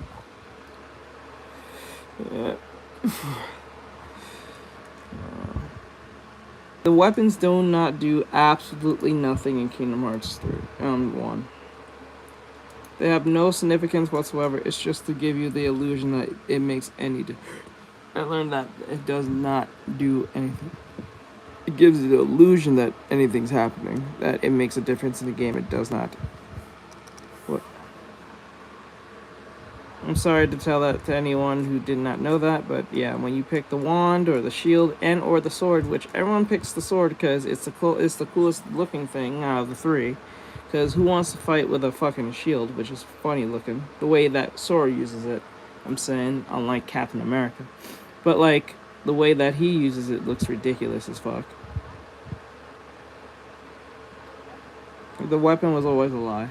I thought the same thing too, but it came to the game files that it makes no difference. It's just to make choice for the sake of choice. It doesn't change your gameplay, it doesn't change the outcomes of things, it doesn't change your stats, it doesn't change any of your outcomes of like items or anything like that, fights or anything. Don't do absolutely fucking nothing. It's been a lie the entire time. For 20 years now, and the other day I had to ask myself, what do the weapons mean when you choose and sacrifice one in Kingdom Hearts 1? So, I started doing my research, and I found out a couple things. First things first is the sword. When you choose the sword, no matter what, you're going to end up with 7 item slots if you max level. You choose it and it boosts your strength by 1 from 5 to 6. You sacrifice it and it'll lower your strength from 5 to 4. And for ability list, I use scan as the modifier for this to decide whether you like it early or not. I do, and you get scan at the earliest here with the sword at level 9. Moving on to the shield, if you choose the shield, you get the maximum amount of item slots. You get 8, and if you choose to wield it, you boost your defense by 1 from 5 to 6. If you sacrifice it, you lower it from 5 to 4, and you only learn scan at 21, which is quite far down the road in the game. And then finally, the staff. If you choose the staff, you get the least amount of item slots, which ends up being 6. But You it get boosts the your least? MP by 1. That's even funnier. If you sacrifice it, it ends up being just 1 MP bar, and you learn scan at the casual level of 15. If you guys It doesn't want do more nothing. fun facts about Kingdom Hearts, feel That's free an to subscribe absolute to this nothing. channel and like the video too. I've been playing Kingdom Hearts for 20 years now, and the other Let's see here. Ooh, what's this? What's this? What is this? What is this? Food. Hey, wait, whoa. Ah! Hold the fuck up. You can't be showing food and not being so low. Saying this is one of the best Asian fusion restaurants in Philly. Mari, what is the most popular thing on the menu to order? Mario combos, 3 rolls. I thought these were like the most popular, like the inari or no? I mean, these look unique. I'll do these ones. I'll basically do every one that doesn't have pork, basically. You want every single one that doesn't have pork? Yeah. Don't eat all of it. Huh? Mushroom is good. Yeah, but I don't like mushroom. That's why I'm scared. The cream guy look good. I had it before. Yeah, I got that one. It was okay? Yeah, that'll be all, yeah. That was a good one. Yeah, to go, yeah. I asked her for like one of each without part, and then she was like, "We have 12." I picked the ones that I think are alike. I checked my Yep, receipt. they're- And I'm don't like, do "We nothing. need 2 coconut They cream corn." really have I was little like, nothing can you, to like, take nothing. it off? She's like, "Do you want to switch it?" Doesn't I'm like, change "No," 'cause, like anything. any other one that I would get would have pork in it. He's like, "Well, you don't want it at all?" I was like, "Yeah, I don't want it." So I'm waiting there, waiting for my order thing, and she's about to refund it. She gave me my food. I'm like, "So how you gonna refund it?" She's like, As always. I'm like, "What you be?" She was like, "We don't." I'm like, "You don't? What?" So I'm like, "Y'all pre-make it, right?" She's like, "Yeah, we pre-make it." So I'm like, "I did not leave the store. You literally just took out the container. You didn't heat it up because I told you before you heat it up. So why can't I get a refund?" For me, it's not about the money. It's about the principle. Like, but anyway, at the end of the day, I didn't get my refund. I ended up just giving it to somebody, like the next person in line. I was like, if you don't do no refunds at all, you gotta go over the order or tell people exclusively we don't do no refunds. You want to check, like, make sure you have everything right. First, we're gonna start with the tuna inagari. It's like some type of sweet mayo. The rice is a nice texture. This is like a sweet pastry. It tastes like a donut crepe. I'm gonna say 8.7 out of 10. It's the kimchi inagari. The kimchi inagari. Actually, I'm at the base fan of this. This one is the ill. Tell you, kimchi is a horrific smelling thing, but it tastes great. I'm telling you. There's a reason why in Chowder his pet friend is a fucking fart in the wind. It stinks like shit, but like it tastes great as hell. It's slimy. The texture is like fish condom. I love eel sauce. Like 4.2. This is the creamy scallop. I'm getting curry. It's sweet, creamy. It's not overcooked. Like 8.2. Now it's time for the creamy coconut corn. It's coconut corn, cream. You can't go wrong with that. That's good. For something vegetarian, I would say this is a 9. Let's see how this tastes. Garlic strip. It tastes candy, like candy strip. It's cool. I'm not really giving it a garlic flavor. This is the spicy chicken. They use goji gun for this. It's cool, but it's not crazy. But gogi is traditionally sweet, but I feel like they should have paid homage to Philly and let's do like a cheesesteak. It's edible, but like kind of dry. Now it's time for the spicy crab. I should punch up the... Imitation crab, but it's not bad. I'm getting sriracha, spicy mayo. I'm getting this whole box like a solid 6.9 out of 10. Yo, what's up? Yeah. No problem, bro. Alright, bro. Take it easy. My friend, you want like good juice? Yeah. I also got like these too. Like these like wet wipes. No problem, bro. Take it easy. Alright, stay blessed, bro. But anyway, try it out and let me know what you think. More! People are saying this is one of the best Asian fusion restaurants in Philly. Mari. What is the most popular thing on the menu to order? Tomorrow combo is $3. Yeah. I guess that's fair. You should at least tell them. Or I'll have say, a... who's your favorite MC from the new generation? I can tell you right now, I don't know not one of the motherfuckers you gonna name.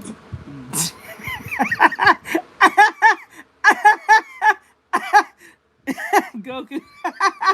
What?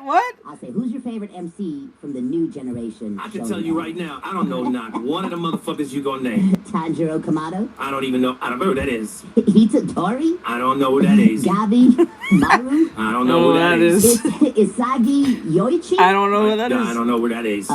Boruto, aka The Last Shinobi? Listen, if it were up to me. You know who that is, though, right? Boruto? Yeah. Naruto's son? Yes. He's an MC now? Yeah, he's an MC now. Nuke the whole generation. He's a Nugo. He's a Nugo. Or he said, I don't know who that is. I don't know who that is. I don't know who that is. Boruto? Wait. Naruto's son? Fuck no. I don't know who that is. I tell you right now, I don't know not one of the motherfuckers you gonna name. Tanjiro Kamado? I don't even know. I don't know who that is. Itadori? I don't know who that is. Gabi? Maru? I don't know who that is. Isagi Yoichi? I don't know who that is. Boruto, aka The Last Shinobi? Listen, if it were up to me. You know who that is, though, right? Boruto? Yeah. Naruto's son? Yes. He's an MC Yeah, now? he's an MC now. Nuke the whole generation.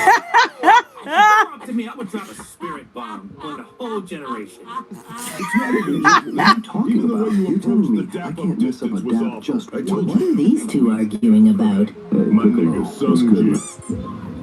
Yes. You're gonna make me anywhere in this world with that. Yes, You said you it think some is. piece of It's shit. there. Fuck, that's about it. Over a dab? Yes, Krillin. I forgot how much this shit means to you guys. Look, next time don't just. Hey, good to see you. Did you see that? You don't even know that. The fact remains he's still. Who's that? What's wrong? My system says there's an aura farmer close by. What? But it can't pinpoint exactly Shit, who there's too much because of the glow. crowd. Keep your eyes peeled, guys. The aura farmer could be anyone. Isn't that him over there? Or a farmer. Looks normal to Yeah, me. nothing bizarre. What? Stop judging people by how they look, Krillin. It must have been a system glitch. Come on, let's get out of here. Maybe he actually... You there! Guys, look! That pose Still is... to that day, I still don't understand this whole pose thing. Like, he's posing on the wall or some shit. And this became like an iconic meme. Like, I don't fucking understand this shit. I thought this was fucking fucking stupid. That shit made no sense to me. I never understood this shit. Like, why? Like, I get it, but like, it's just so ridiculous. Well, it is JoJo, but like, it is so fucking ridiculous. It's just, what the fuck? It's so absurd. Like, he did like some type of like move on the wall, I think, or something like that. That shit was crazy. necessary! He must have dropped something behind him. Yeah, and he's trying to pick it up. Quit fooling around, Krillin. I have an aura farming match to train for. You'll be going up against Eskimo soon, right? You see the pose? I'll say, who's your favorite MC from the new generation? I can tell you right now, I don't know not one of them. I don't know why. That is funny. I don't know why it's This so is the funny. healthiest candy that we make. Whoa, what is that? Is that candy? I don't know how I feel when you use your bare hands. I wonder if it'd be weird if you use like gloves, like those black gloves. But then again, I don't know. That's a weird one. That's a weird one.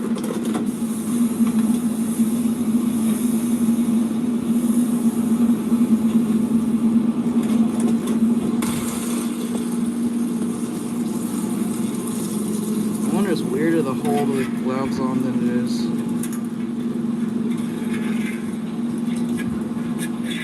I believe so.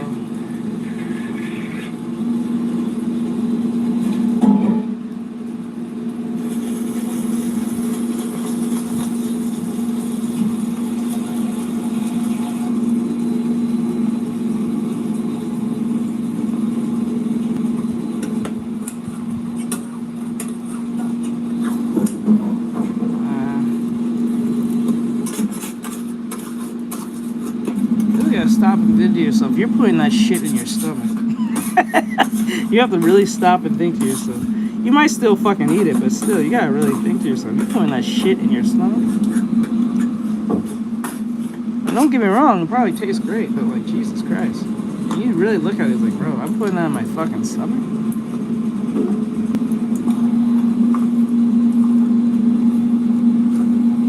It's just like a comfort.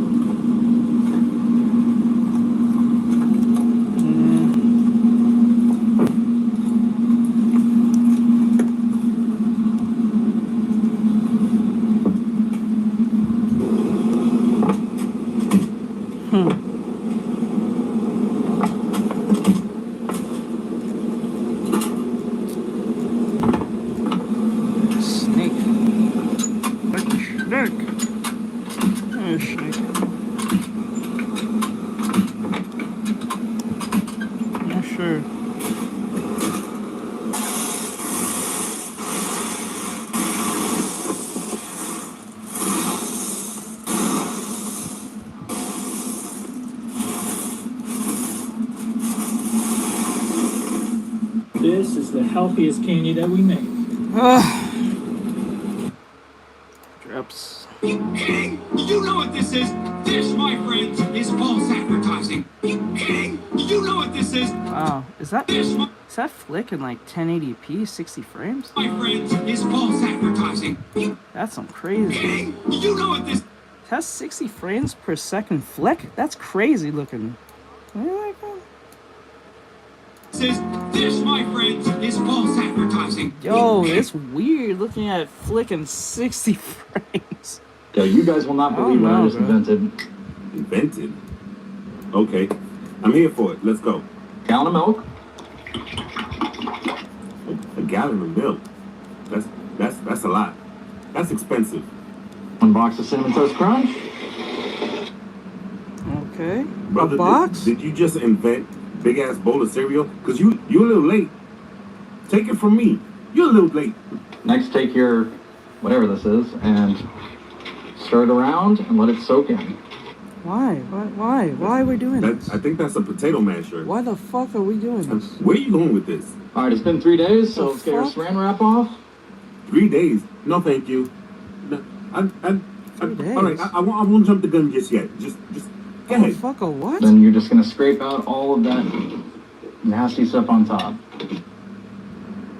Next, once you get your funnel in place, just start moving it all right back to the milk carton. Bro, is this your weird way of making cinnamon milk? Wait a minute. Is this his weird way of making cinnamon milk? Did he really just wasted a bunch of cereal just to put some little bit? Oh my fucking god. Alright, later, bro. It's finally time for breakfast. I'll still be working on this. That's your invention? You could have just put cinnamon in milk. You could have just done that. The cinnamon would have went in the milk anyway with the Cinnamon Toast Crunch. That's no thank you. That was a waste of So fucking you guys will not believe what I just invented. That, I'm pretty sure, I'm getting to the point where when people start wasting food for a video, I wish bad things happen to you. I hope horrific and horrible things happen to you. We can't be out here wasting food no more like that. We're not in this ain't 2015. We're in 2015. We're in 2016. 17, 18, 19. You can't be doing this stupid shit. This is stupid now. It's a waste of fucking... Oh my god, dude. Are we really just out here doing this? Oh my god.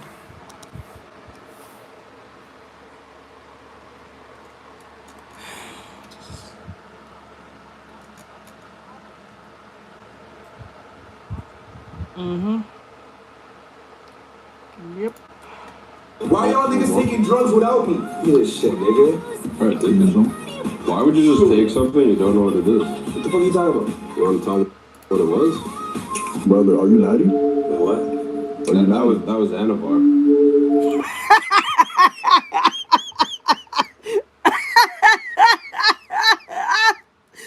Good. Shit. Bro. Bro. Bro. Bro. Like, yeah. Oh my god. So you're not naughty anymore, bro. Yeah, you're not natty anymore. You took steroids, basically. Yo! Hold on! I'm gonna be a big nigga like this nigga? Why y'all niggas taking drugs without What? me? Yeah, shit, nigga. That's the win? Oh my Why would you just take something you don't know what it is? What the fuck are you talking about? You want to tell them what it was? Brother, are you naughty? Wait, what? That was Anavar. So you're not naughty anymore, bro. Yeah, you're not natty anymore. You took steroids, basically. Yo! Hold on! I'm gonna be a big nigga like this nigga? Okay, I'm not gonna lie to you. Your balls are gonna shrink. Your balls might shrink. That's sink in a little bit. Your balls might shrink.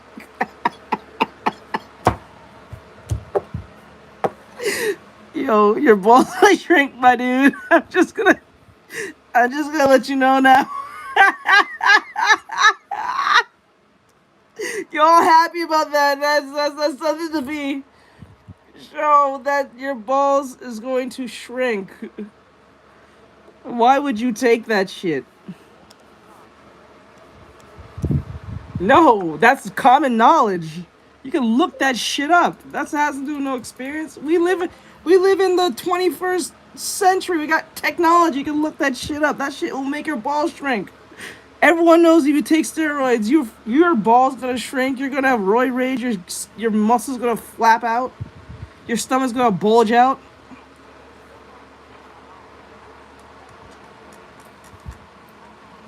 Your balls will shrink. And I think that's permanent too. I think.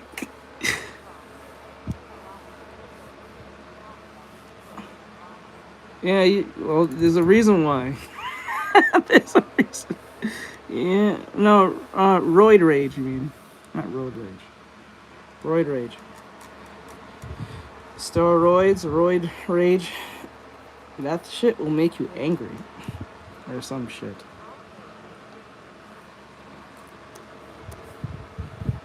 And that shit will fuck you up.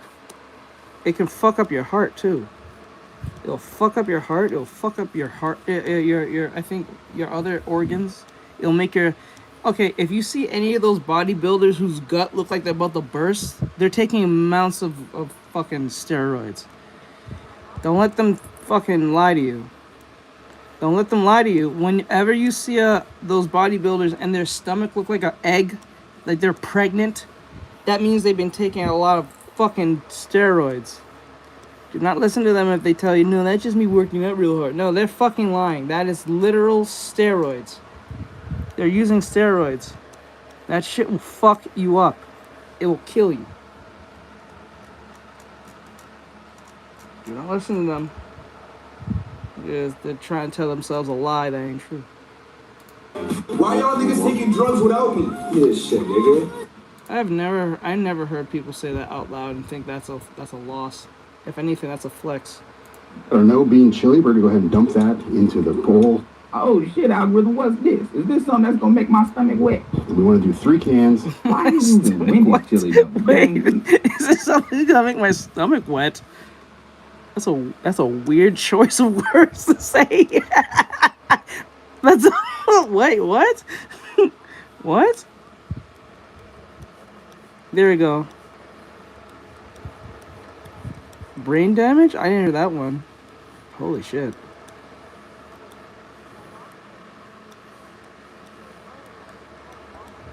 Make my stomach wet? Motherfucker, what?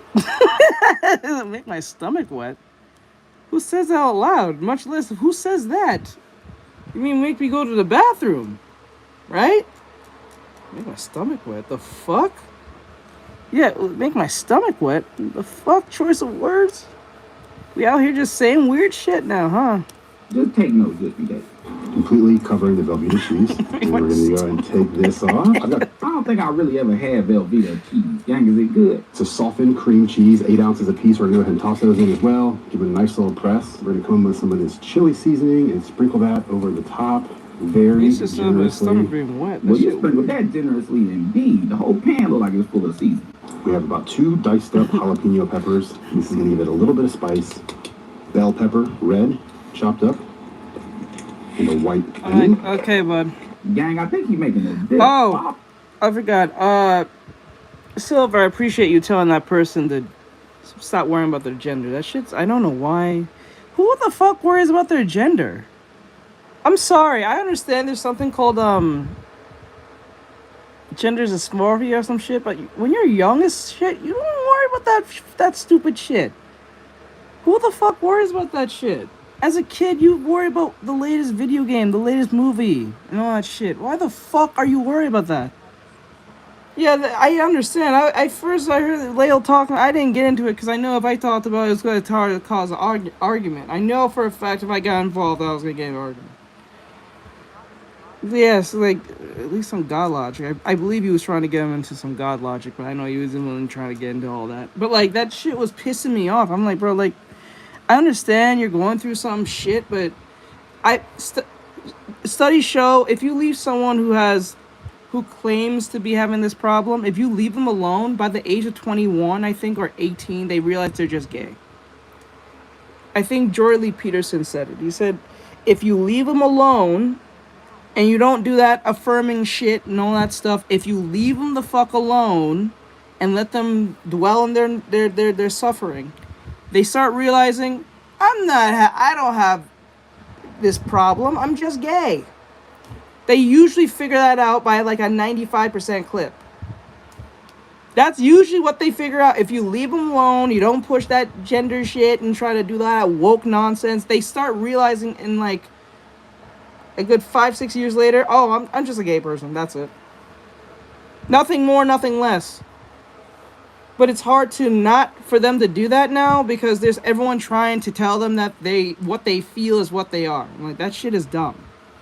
What you feel is just a moment of time. That shit will fuck your whole situation up. You never listen to your feelings. You don't listen to what you feel. You listen to what you know. If you listen to what you know, you're better off. And get God. All my dip makers, is he making some good shit right now? Last but not least, got 8 ounces of Kojak cheese. We're just going to go ahead and sprinkle that on top. And while we're doing this, the smoker is heating up at 350 degrees. Bring it over here.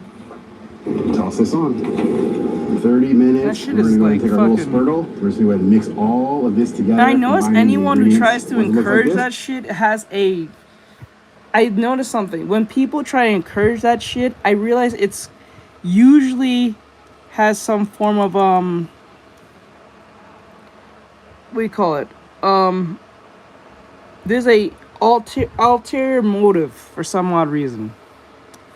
They want them in their confusion. That's what that is. Damn, I ain't gonna lie, that shit looks That's good. how Satan works, yo. Okay, 15 more minutes and it looks delicious. Now we have this bag of Fritos. I'm just gonna go ahead and crush these up. We're gonna sprinkle a little layer of Fritos on top. Now come with your favorite kind of tortilla chip. I love the blue corn. Okay, you can use the blue corn. I think I'm gonna use regular Totitos for mine. You wait till you see this, you guys. And that's how you make an amazing party dip everybody will love. Gang, my stomach ain't quite wet, but I'll still try this shit. Big bags roll. There are no bean chips. Why does it say stupid king?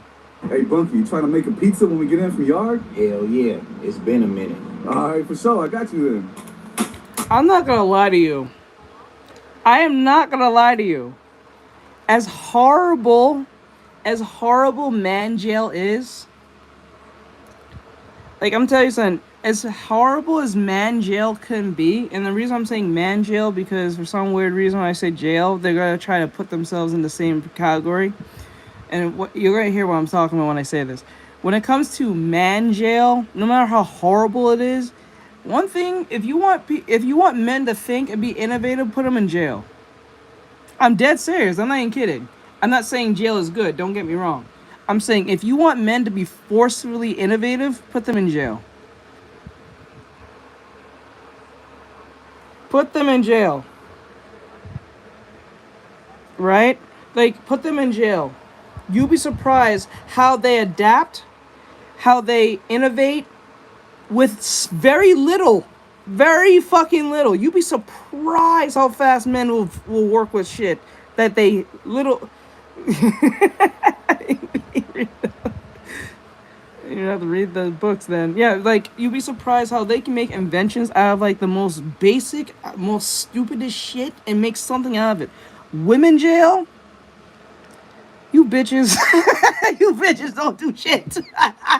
I'm sorry. It is what it is. This is not even a sexist thing. It's true. It's true. You bitches don't fucking innovate. You guys just fight amongst each other, and I don't even think you all kill each other in jail. Honestly. I really don't think women kill each other in jail. They fuck with each other, don't get me wrong. And they do that catty bullshit. But I don't think women kill each other in jail. And yes, they do fight and shit. But they don't, when women fight, they don't fight to the death. Men fight to the death. No. They'll, like, okay, there was a documentary. There's several documentaries, not just one. But there's several documentaries that you can see where there's like woman jail. Woman jail is just literal high school bitches. Straight up. They could be even killers. They still act like just teenage women. Right? And the reason why I'm bringing this up is because the dude in the video here, it says how making pizza goes down in jail household style.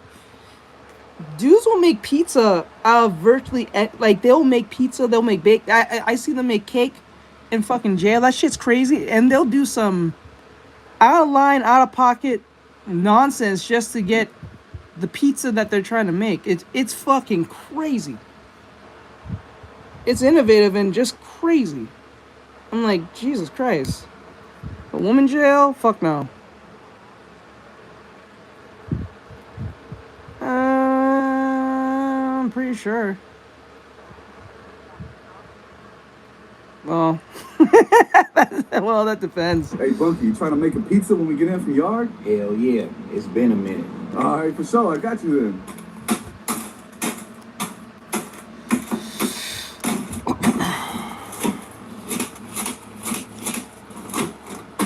So it's slapping everything.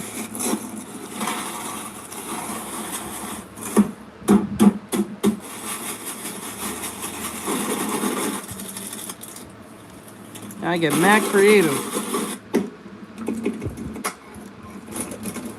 Women will not do shit like this. They will sit and wait till something happens. They will not. They'll poke a stick with it and say, do something. Dead serious. I'm not even kidding.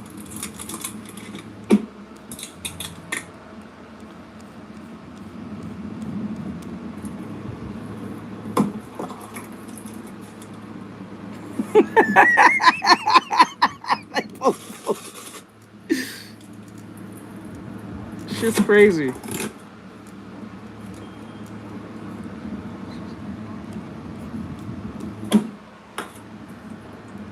It depends.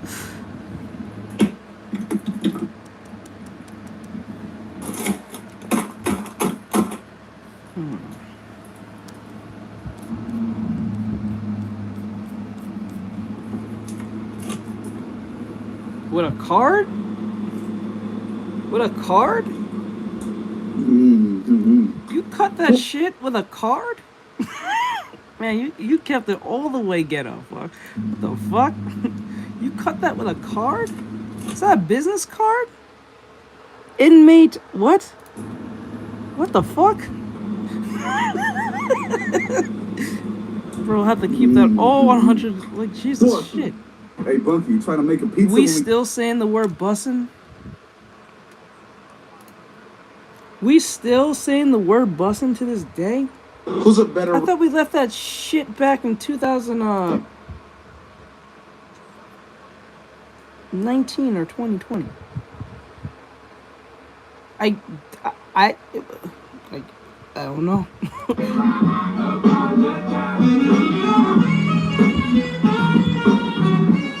Yep. With the business card, bro. With the business card, you get. Come on.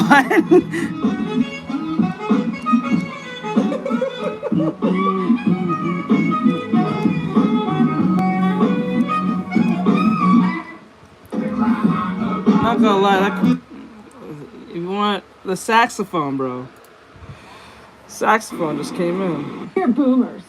7 years ago, we bought our house for $100. Cash. We're Gen X. We're millennials.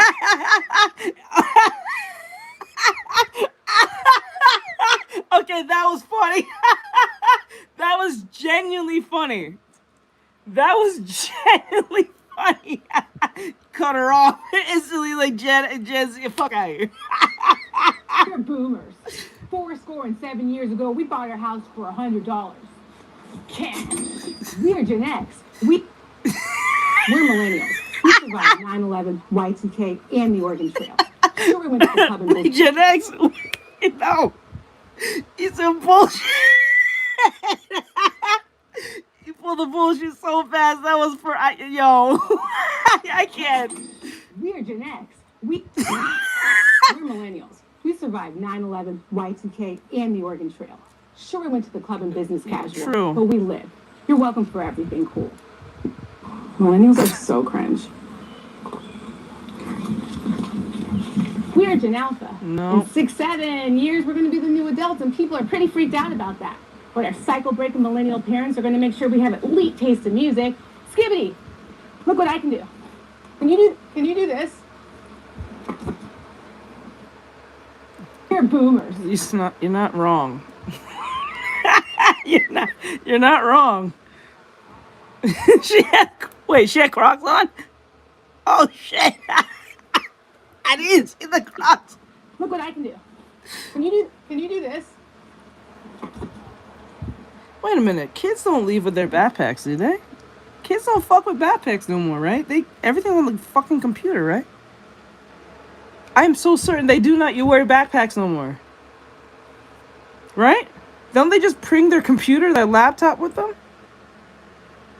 Sound about right. So, but they should actually. They should, but like, I don't know. Don't they just bring their computer now to school? Their laptop or some shit? And sometimes schools give them a laptop too. I'm so certain I'm not crazy on that. I think. I don't know. It's weird. this coloring thing. We're boomers. Oh wait, where did this? Don't listen to that box. Listen to me. You gonna get. I don't know what the fuck I'm supposed to fry with this. Well, we don't fry food in this house. We don't eat fried food. This is ridiculous. What chicken? How much oil Look do at you this. need? Look at We this don't chicken. fry food in this house. Do you see this? You can air fry this. You can grill it. We got a grill out there. You know, we usually don't pay for wings out there. We get legs and thighs, so wings is a delicacy. So you can air fry these. I'm not air frying shit. I want some fried chicken. I can't fry with this. Okay, You used Grandma to. says no potty mouth. Where the flour at, Sam? We should have some flour, don't we? Yeah, we have Look, we got flour. oat flour blend, all-purpose gluten-free. First off, what the heck is gluten? That's what I want to know. This is good. You can fry If the. y'all don't, where's just some regular old white flour? That is regular flour you can use right You there. can even give me some great value flour. It says flour. It don't say all this oat blend. It This just is says. better. She said, "What is Like, gluten?" I thought we were She's trying not to live serious, past is the gout. We are, but I want some fried chicken. I've been here too much eating these Look, street. we got that one. Look, where we be at the house? A That's long good. time ago, so check the expiration There is no date. expiration on flour.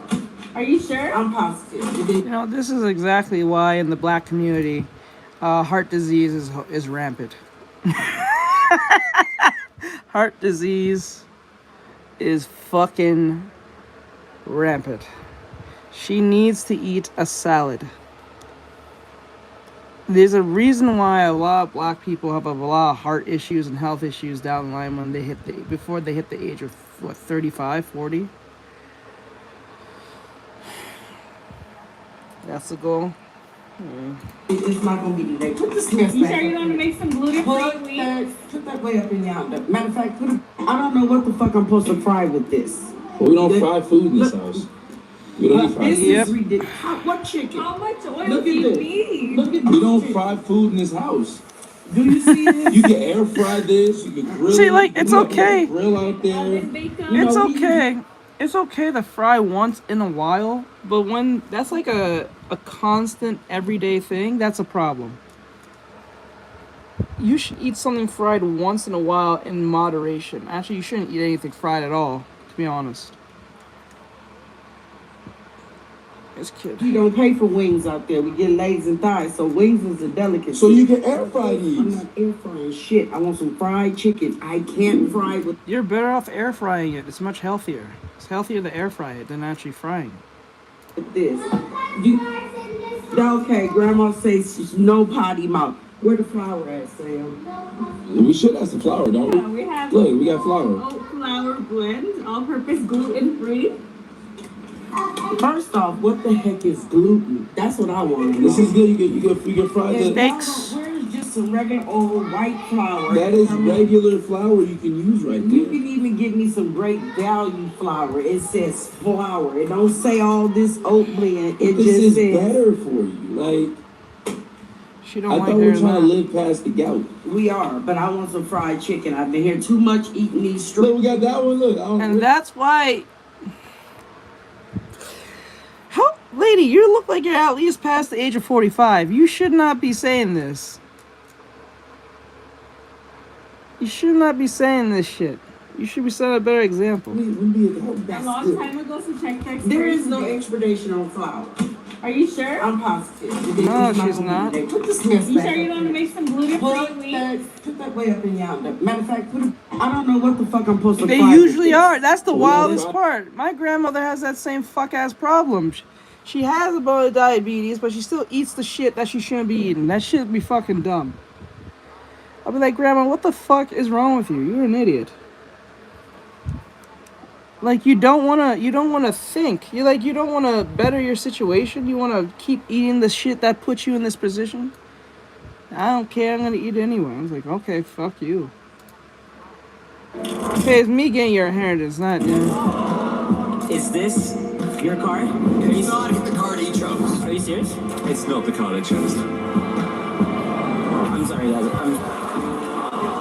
I just messed up that guy's career. Hello? I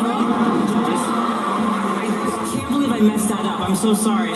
Simon, I didn't get that much information out of you. Give me any color. Turquoise. Now give me a number. 77. Okay, so turquoise, 77. Got it. What if I told you that the conversation we just had wasn't even real? It was a fully pre-recorded conversation. From the color that you chose to the number that you picked, I knew you were gonna say them. So now there's only one more thing left to do. Look behind you. Yeah. Is this your car? Yes, it is. Must have fun. Okay. Hold on. Oh, holy shit. Yep. To 1,000 of the highest rated restaurants, and people are saying this is some of the best Korean food in New Jersey. You have two menus, right? Yeah. You have to have the bulgogi fried rice or no? Yeah, bulgogi fried rice. Can I do that for you? You want to eat our burgers? Yeah, I'm thinking. I'm trying So much good stuff over here. I mean, listen, everything is good. I'll give you whatever you want. Let me do a wing signature. Can you do 3 patties or 4 patties or? 3 patties. I do Big old wing. Big old wing. And can I do the wing with the citrus honey too? Yeah. Yeah. I do sweet and spicy. Yo, I will not be. I'm sorry. Like, I do not trust whenever the cashier tells me what's their favorite food on the menu is. I think they're bullshitting majority of the time. I think you're bullshitting. I do not think you even eat the shit off the menu that you work here. Honestly. You probably do, but you don't have no favorite anything on this fucking menu. I swear to God you're lying. Do you know what's better than the wing art? What's better? Oh, this is why I love living next to New Jersey, next to New York and Philly for the best all of your time. Yep. Now, if they big, I'll trust their recommend. Now, if they're big, no, you're not wrong. If they're fat as fuck, yeah, I probably might think you might be right. You're not wrong. You are not wrong. If you're fat as shit, you probably are telling the truth. If you're small as her and you tell me that you're fit, I don't think you're fucking lying. Yeah. And I'll do the salted caramel milkshake. I'll do the... You're lying. Nah, that used to be called Bloom, I think. Yeah. That's the boss man right there, right? Yeah, okay. I'm to go, yeah. Nah, I'll pay for it. No. So you probably recognize me, but it's cool. Yeah, it's cool.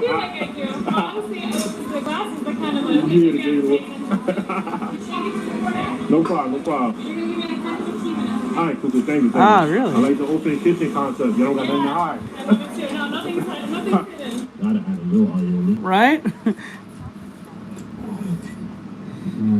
So come on, you're not getting much better than this. This needs some more butteriness and saltiness, but easier, easier. Let me reload the Yo, what the fuck?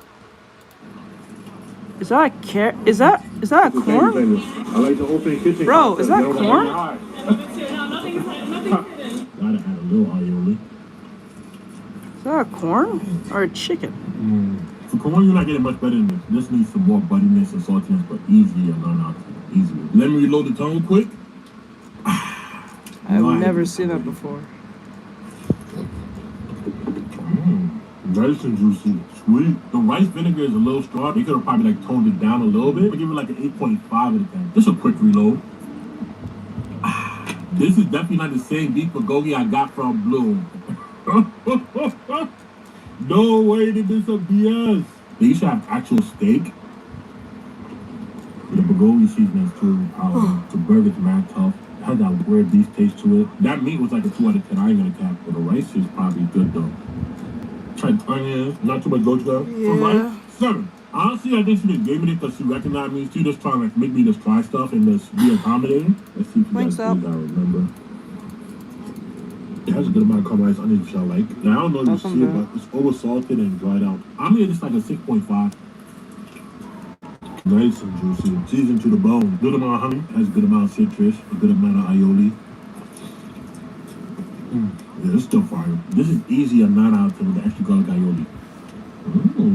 That's a great quality vanilla ice cream. But I will say, I'm not really tasting the salted caramel. 8.3. If the sweetness is a little dialed down, this will be like probably like 8.5. Is this really one of the best Korean restaurants in New Jersey? What? I've been to 1,000. That was a Korean restaurant? What the fuck? Well, every time y'all open the door, I just get a whiff of that food. Damn. Let me try again. He went back the next night to try his luck. For like burgers. Hi, darling. Hi. Let's try woman-owned restaurant that's struggling. Hey, how's it going? Table for one?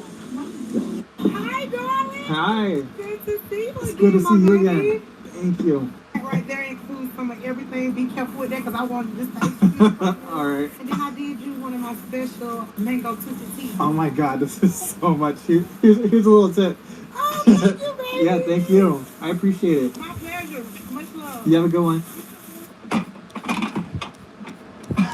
Today we're eating a whole bunch of different Holy stuff off of shit, Facebook what is that? Marketplace. We have a twisted mango. This thing is bursting. It tastes like a mango. We have a Kool-Aid pineapple. What's good, my neighbor? This is my first time neighbor. having one of these. I don't hate it. It's a little too sweet for me. We have an egg bacon burger. Egg. The bacon is crisp and the burger seasoned so good. We have some loaded fries. Only 10 out of 10 so far. We have a Budin ball. We have another Budin ball. This is a mac and cheese ball. Mac and cheese. What? Not sure what this one is, but it looks cool. The fuck? We have a burrito.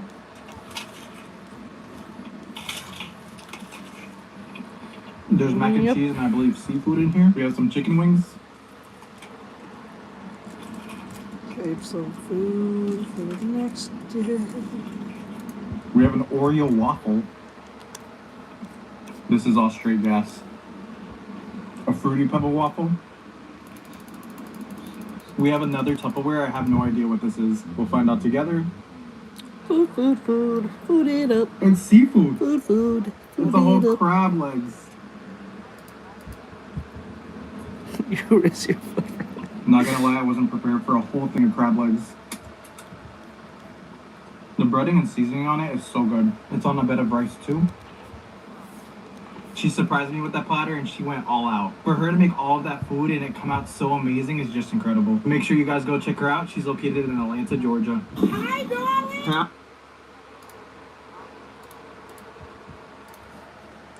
Why do you fly in my face? Why do you... begins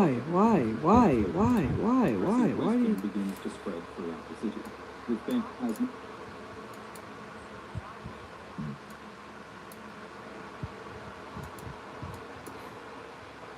New York continues to recover from Dr. Octopus's devastating attack. A pressing question begins to spread throughout the city. With Ben Reilly, Beyond Corporation's Spider-Man, suffering a complete mental breakdown, the public wonders whether the legendary Peter Parker can return to protect New York once again. The harsh reality, however, is that Peter is still physically weakened by the life-threatening injuries that nearly claimed his life.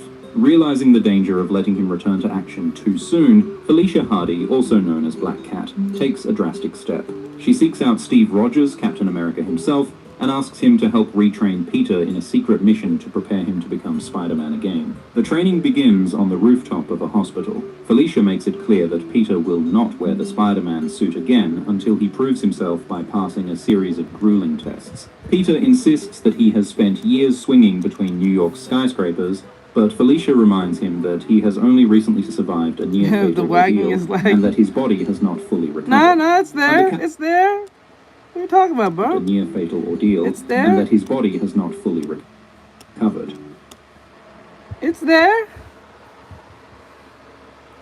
It's there. Under Captain America's supervision, Peter endures several days of intense physical training. Without his iconic suit, he relies only on his web shooters and a simple mask while pushing through constant pain, as Black Cat relentlessly forces him beyond Oh, so this is the bag on the head thing? physical limits. By the sixth day, the training reaches its toughest stage when Peter faces Captain America in a one-on-one sparring session on a rooftop. Steve relentlessly pressures him, reminding Peter that in the real world, a single mistake can be fatal. To evaluate his progress, Steve and Felicia stage a simulated robbery and challenge Peter to stop it. Despite his determination, Peter quickly becomes exhausted and is easily defeated by both of his mentors. Even after realizing that his body is not yet ready to protect New York again, Peter refuses to give up. Summoning the last of his strength, he sets aside his pride and asks Captain America and Black Cat to keep training him until he is truly worthy of carrying the name Spider-Man once more. As New York continues to recover from Dr. Octopus's devastating...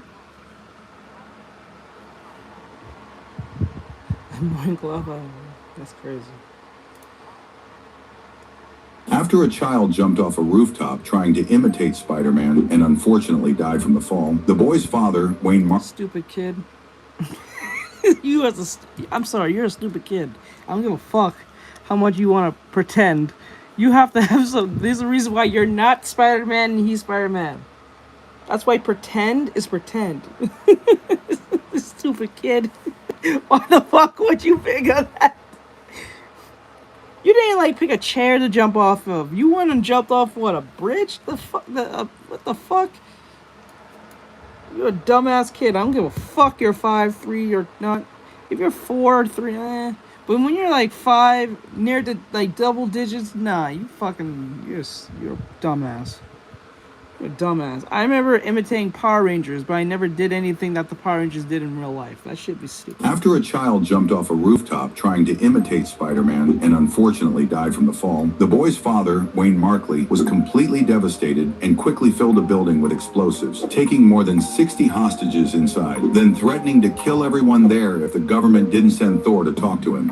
Thor then eventually goes to speak with Wayne, and after the man demands an answer from Thor, or he would activate the explosives without mercy, Wayne asks if Thor could bring his son back to life, but Thor immediately responds that he couldn't do that. Now enraged, Wayne reminds Thor, Bro, you're the fucking loser father who's not watching your dumbass kid. Now everyone needs, 60 people needs to die because you need a demand from Thor? This is why the kid is dead. You're a moron. You are a fucking idiot. I see why the kid died. He has your genes, your head. Like, what the fuck? Yeah, where were you? You're all upset that 60 people need to die because you can watch your one dumbass kid? He's only stupid because he got your genes. The fuck? What the hell?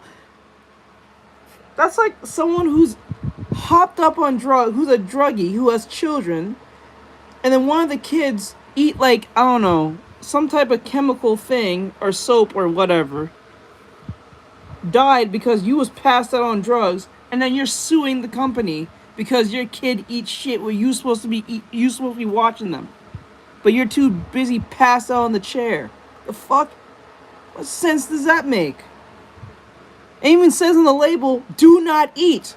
Keep away from the hands of children. So whose fault is that?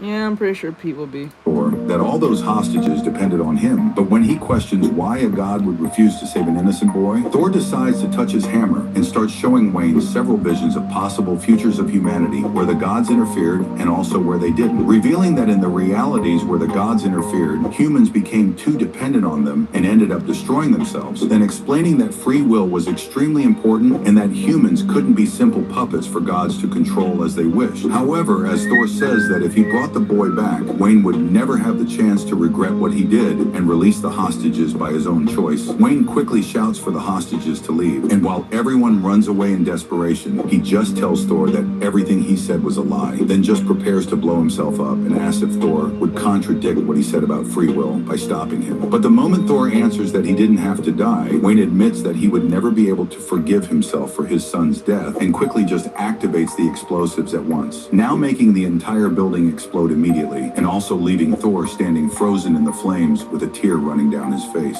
After a child jumped off a roof. You know what? Those are two souls that don't need to be here now.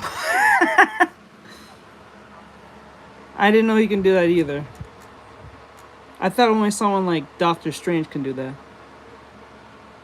Yep.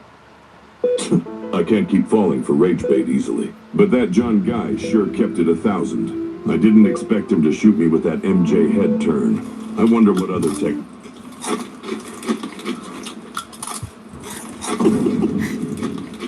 Hey, yo, hey, niggas get shot every day, B. You be alright, nigga. You tough, right? Stop chewing so loud! Is nigga at home? He went to get a cut. Boma, isn't that all he does? You'll be alright. He said you'll be alright. Hey, yo, hey, niggas get shot every day, B.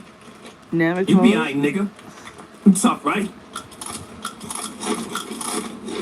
Stop chewing so loud! Is nigga at home? He went to get a cut. Boma, isn't that all he does? That must be him. Don't worry, I'll go open. Just do your best to ignore him. Why? After getting a fresh cut, he tends to act a little bit weird. Come on, you need to stop exaggerating. What the fuck? What the fuck? What the fuck?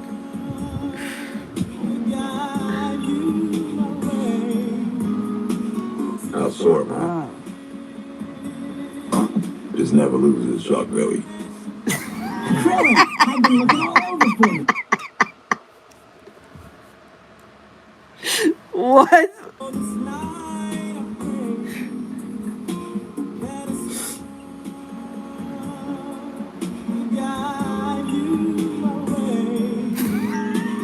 I'll sort man. Just never loses his shark belly. Krillin, I've been looking all over for you. Why are you dancing in the middle of the... Bro.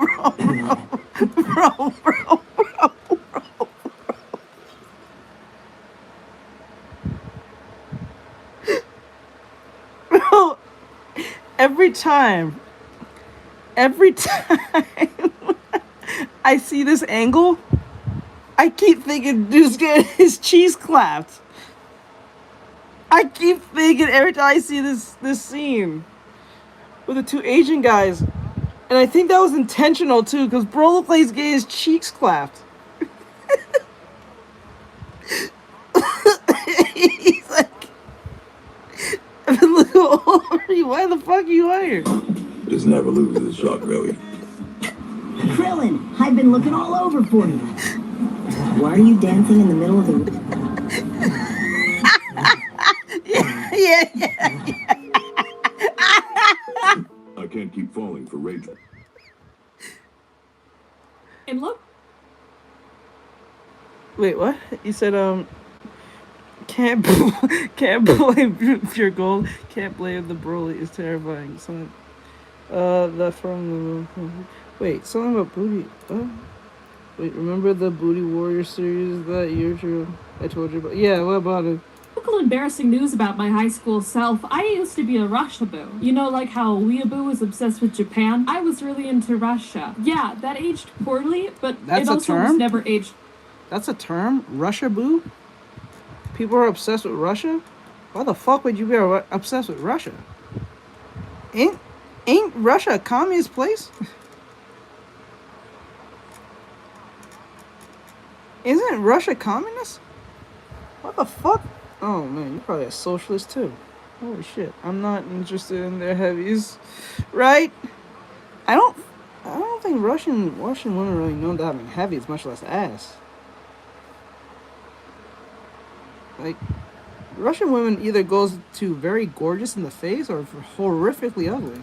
Correctly. So imagine my joy when in sophomore year of high school, all of a sudden an international student joins our small little high school. As soon as I caught wind of his existence, I was over the moon and I was running through the hallways like a drug dog, sniffing around an airport during the holidays. Oh woof. And oh boy, did I find him. Did he look like I expected? Like some hot little Russian dude? Not quite, but boy, he did have the accent. So there I am, asking him question after question, just wanting to hear him talk. And another... Not gonna lie to you, I have no problem if a white lady is obsessed with a Russian dude, because she's probably family in Russia, or her ethnicity comes from Russia, so I really don't mind she having a fangirling thing going on. But like, I don't know, like Russia's a weird place.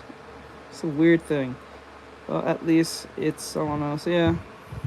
Little embarrassing tidbit. Since I started this school, my computer background had always been from that photo shoot of Vladimir Putin shirtless, like swimming with dolphins and riding horses and fighting bears and stuff. So it got brought up in conversation. I asked him what his thoughts on Putin were.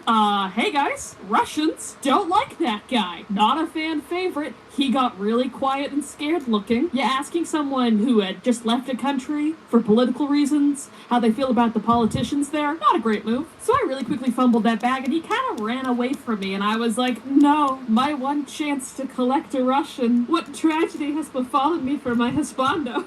But no, humans are long-term stalking animals and I'm no exception. So I continued to track him down and get close to him. And one of the ways I did that was learning that he had an OC. So I let him describe that OC to me and I very detailedly drawed out his character for him. And folks, he loved it. He brought it home. He got it framed. He took pictures of it. He explained how excited his dad was about the fact that a friend had drawn him a picture. Like, my drawing was a staple in the decor of his house. And so one day after this had happened, he came up to me right as school was ending and he said, Keke, you have to come with me. My father wants to give you a gift because of the drawing you made for my house. And I was like, oh, no, you don't have to do that. Your dad doesn't have to, like, come give me a gift. You know, I liked doing it. And he was like, no, you don't have an option. He's outside. And so outside I went with him. Came outside the doors of the school building and there was a Lamborghini, like a full-on souped-up sports car worth like a large bag. And this giant Russian dude comes out of this car holding an orchid, like a single orchid in a pot. And he holds it out to me and I take it and he says, thank you for drawing that for my son. It's very nice of you. And I was like, okay, cool, thank you. And I took the orchid and I brought it home and it promptly died. And after that, I stopped hanging out with him. You just moved from another country and you got a Lamborghini? Oh, no. That screams family ties in a way I do not want to be tied up in. And hey, I probably won't be drawing your OC, but every month on my Patreon, I do a character card. I got a sticker tier, print tier, combo tier. And if you want to support the channel, go check me out over on Patreon. Or like... This was a horrible story. This was fucking boring. I got this. Oh, a woman story.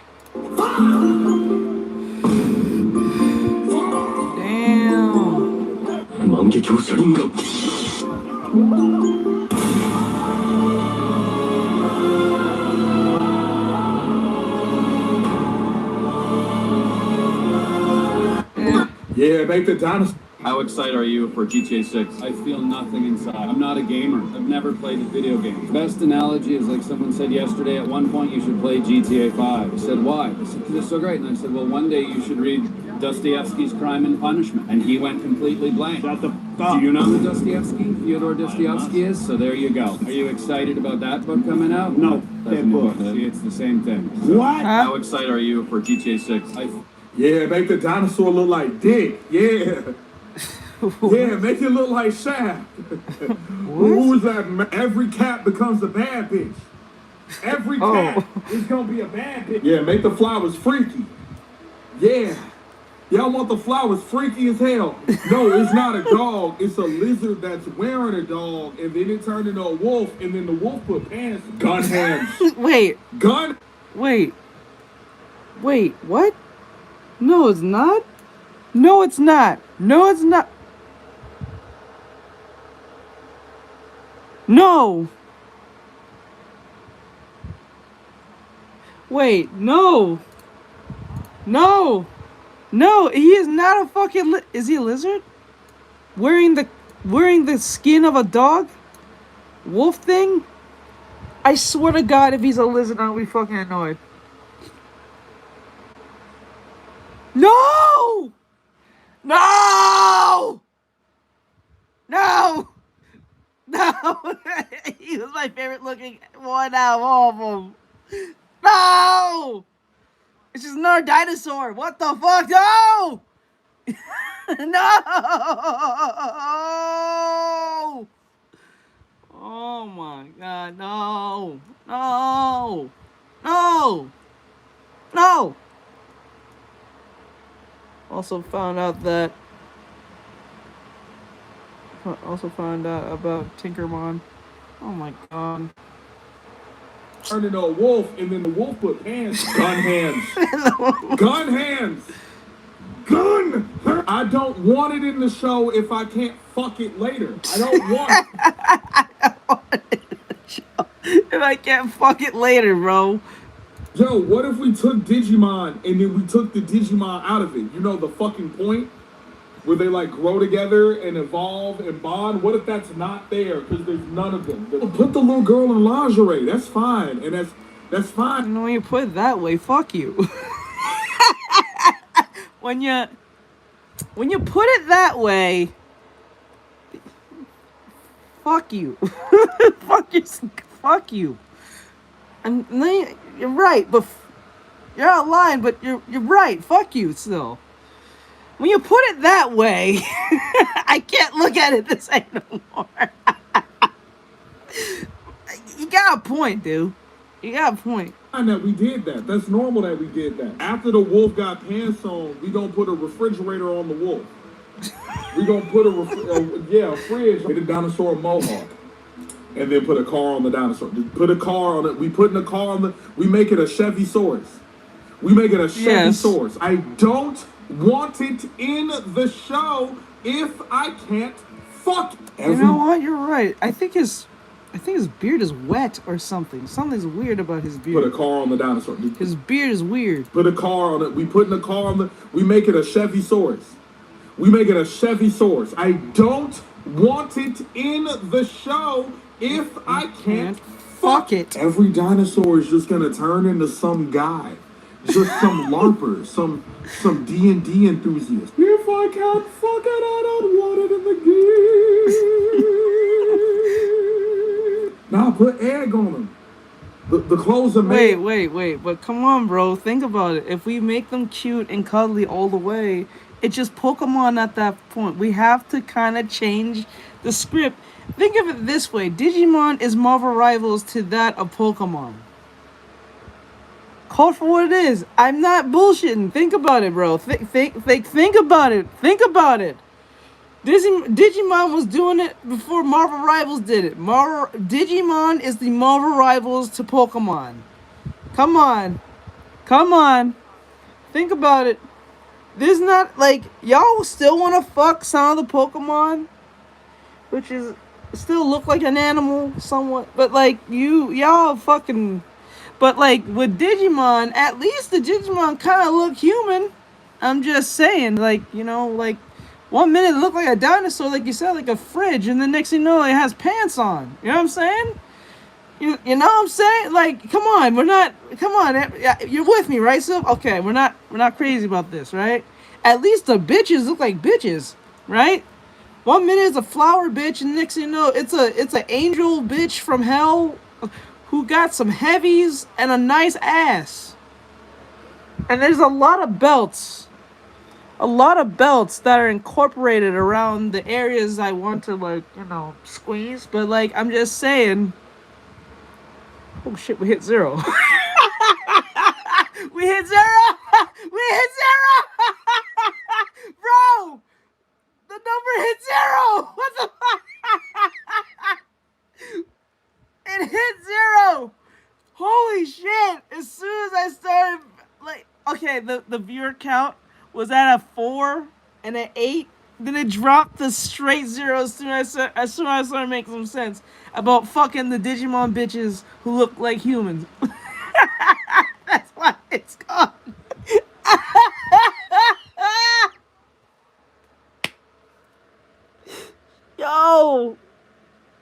Yo, I have never seen that happen on YouTube before.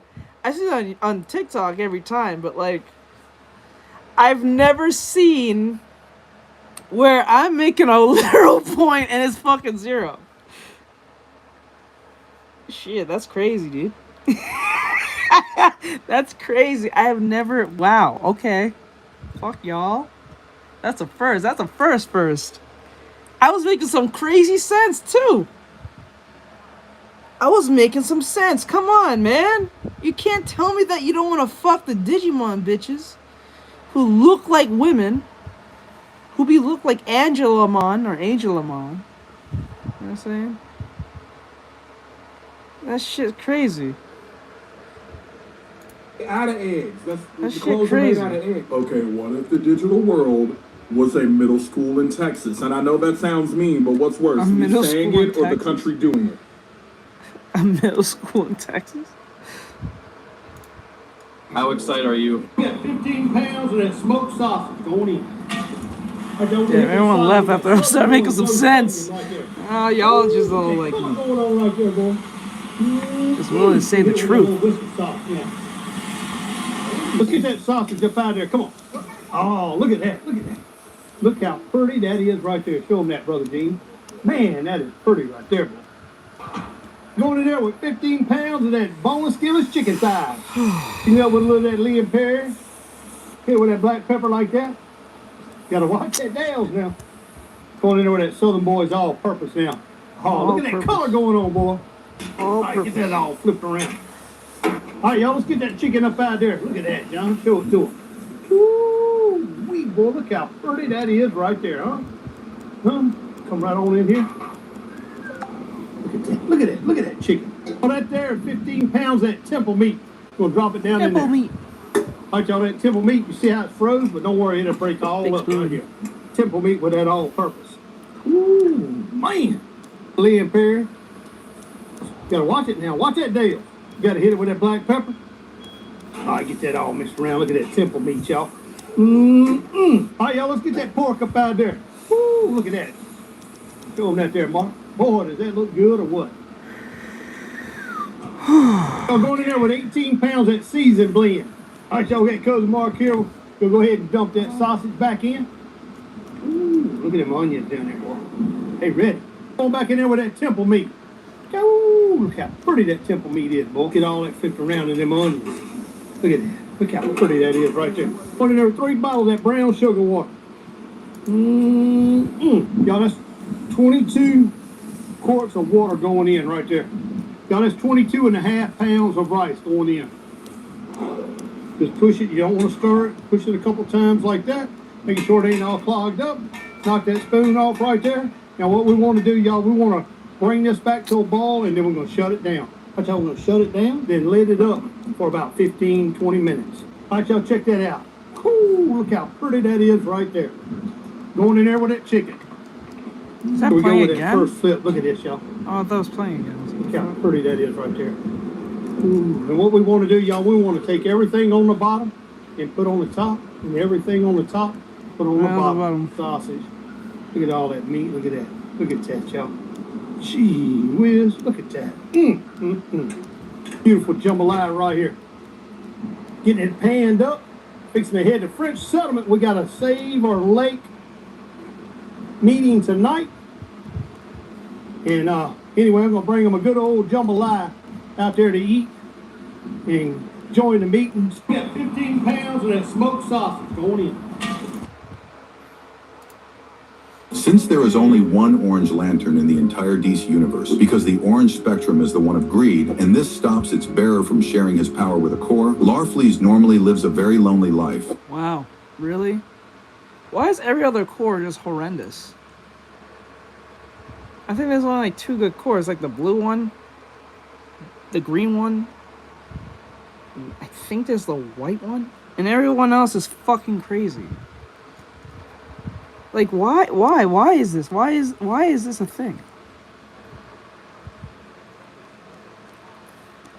And this ended up making Hal Jordan feel a little sorry for him, now deciding to try to make Larfleeze participate in the next Christmas on planet Earth. And after Larfleeze wakes up on Christmas morning, very excited to open his presents, saying that it should not take more than about 18 hours to open everything from his giant list, Larfleeze actually soon becomes completely shocked, seeing no presents at all under his tree. And as soon as he also realizes that the cookies by the fireplace had not even been eaten, he immediately becomes enraged with Santa Claus, wondering why he did not show up for him. And although Larfleeze ends up seeing Santa Claus on TV and decides to go after him to demand his presents, he quickly realizes that it was just some random guy in a costume and starts causing chaos throughout all the malls in the city, chasing several different Santas so he could find the real one. In the end, being stopped by a little boy telling him that the true Santa Claus lived at the North Pole, and quickly going there to keep looking for him. However, after not finding anything there anywhere and starting to threaten to destroy the entire planet, Hal Jordan soon appears to ask what the problem was, and Larfleeze complains that Santa Claus did not bring any of the presents from his list, now making Green Lantern reveal that Santa Claus was not even real, and that the true Christmas spirit was pleasing the children of the whole world with presents donated by any kind people on the planet, like themselves, for example. But as soon as Larfleeze replies that he did not like that kind of Christmas spirit, and Hal just asks why he needed Santa Claus for some presents, if he literally could create anything with his ring, Larfleeze leaves in complete silence. And as soon as he gets home, it is revealed that at the end of his present list, it was actually written that he wanted his family back.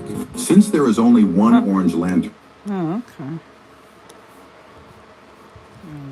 They're probably dead. I'm assuming that's what's happening here.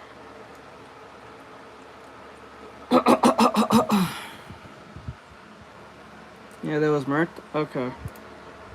In an alternate universe where Green Goblin never killed Gwen Stacy by throwing her off the bridge because Spider-Man discovered his identity earlier and managed to defeat Norman before any tragedy happened, Peter actually goes on to live a perfect life, watching Norman Osborn get taken away by the police, eventually marrying Gwen, and also working as a great renowned scientist for Mr. Fantastic in his research laboratory. And after Peter even managed to use Reed's technology to completely cure Dr. Octopus of his insanity, Otto married Aunt May, becoming a good husband who always took care of her, and balancing Parker's life with Spider-Man's life also became much easier for Peter, with him even developing a super advanced suit that made crime fighting 10 times better. However, after Green Goblin asks to speak with his son in prison and manipulates Harry by saying that Spider-Man ruined their lives, Norman reveals that Spider-Man was Harry's friend Peter, and from that point on, everything starts going wrong, since Harry tells everything to his wife Mary Jane too, and MJ quickly goes after Peter, angrily yelling and calling him a failure, thus making Peter to be completely stressed at work, which causes him and Mr. Fantastic to argue, despite him even developing his insanity. Otto married Aunt May, becoming a good husband who always took care of her, and balancing Parker's life with Spider-Man's life also became much easier for Peter, with him even developing a super advanced suit that made crime fighting 10 times better. However, after Green Goblin asks to speak with his son in prison and manipulates Harry by saying that Spider-Man ruined their lives, Norman reveals that Spider-Man was Harry's friend Peter, and from that point on, everything starts going wrong, since Harry tells everything to his wife Mary Jane too, and MJ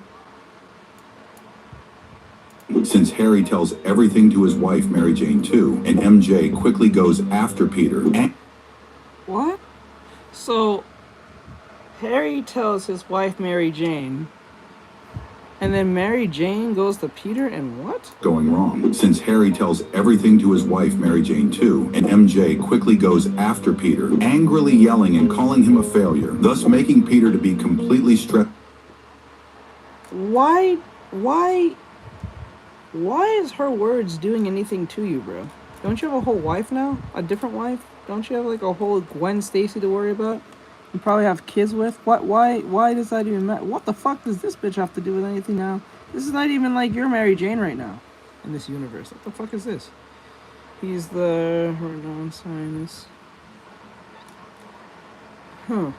Stressed at work, which causes him and Mr. Fantastic to argue, ending with Reed slapping Peter across the face and firing him. And although Peter tries to run to his wife Gwen to ask if the boss of her laboratory would hopefully accept him as a new employee, Harry Osborn soon invades their laboratory as the new Green Goblin Jr., and to get revenge on Spider-Man, he simply... Junior? I thought that was just referred to as Hobgoblin.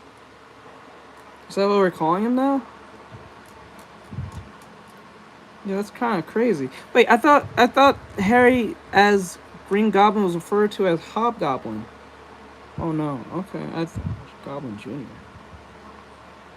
I'm so used to the Hobgoblin. Ends up blowing up the entire place, but only for him, Gwen, and Peter to actually all become shocked after discovering that Gwen's boss was in fact a maniac who had secretly made clones of Osborn Peter and also Gwen. Harry then becomes completely insane after discovering that, and after he throws several bombs at the clones to kill those abominations. Although Peter's clone survives because of his spider powers, Norman's and Gwen's clones really do end up dying, and Gwen's boss starts screaming in desperation that the Gwen inside that tube was actually the real one, and that he had left Peter living with her clone because he was in love with Gwen and wanted the real one only for himself. And after Harry starts crying... What the fuck? I mean, this bitch is always destined to die, huh? Regretting what he did, and Peter breaks down realizing that his real love had died. A few months pass, and in the end, Gwen's clone just decides to move to another city with Peter's clone, now abandoning the real Peter in a completely miserable state. In an alternate universe where Green Goblin never... Now I know for a fact that Marvel has a massive hate boner for Peter. They can never let this man be slightly happy. This man is constantly being tortured by Marvel on a constant. The spare? Wait a minute. Shit. Now I know for a fact they have a hate boner for this man. There's no... You can't tell me. In the comics. They only like him for the movies, but Jesus Christ. Oh. The spare left with the clone.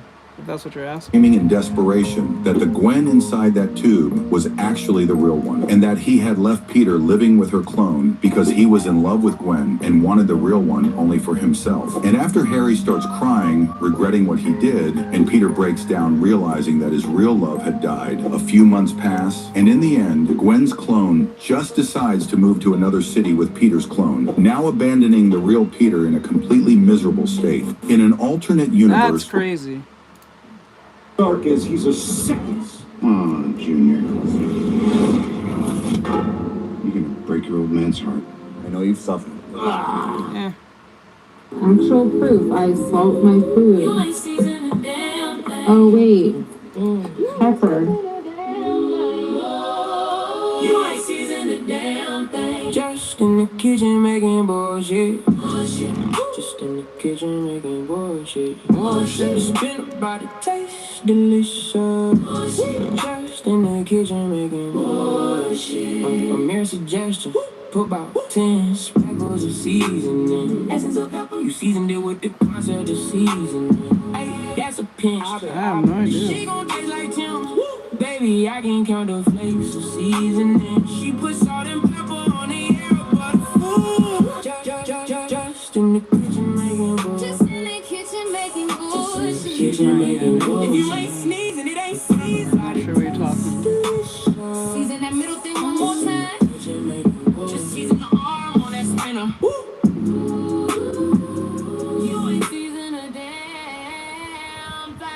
trying to mess with me.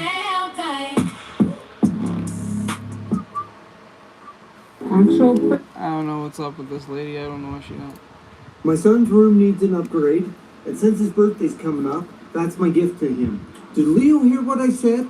Oh, no, he's got his headphones on. Oh, you're getting a big upgrade in your room, bro. For your birthday. That means you gotta quit gaming and tell us how you want it. It's a big request. Well, what can it be? This is what I want. And which one would you like it on? Yeah, it does.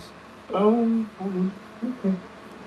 I don't want that wall wrapped. Well, let's just put something clear here. Gen Z is aging like milk, so y'all be looking fucking old at like 19. Y'all be like 19, 20. Y'all look like 35. Shit be crazy. The shit's weird. Cause like last night I was watching a show with the girlfriend, and I think it's called Outer Banks.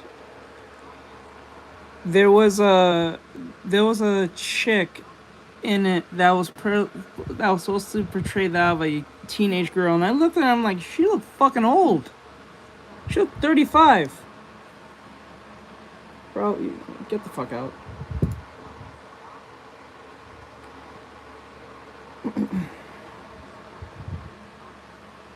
Only the mentally ill.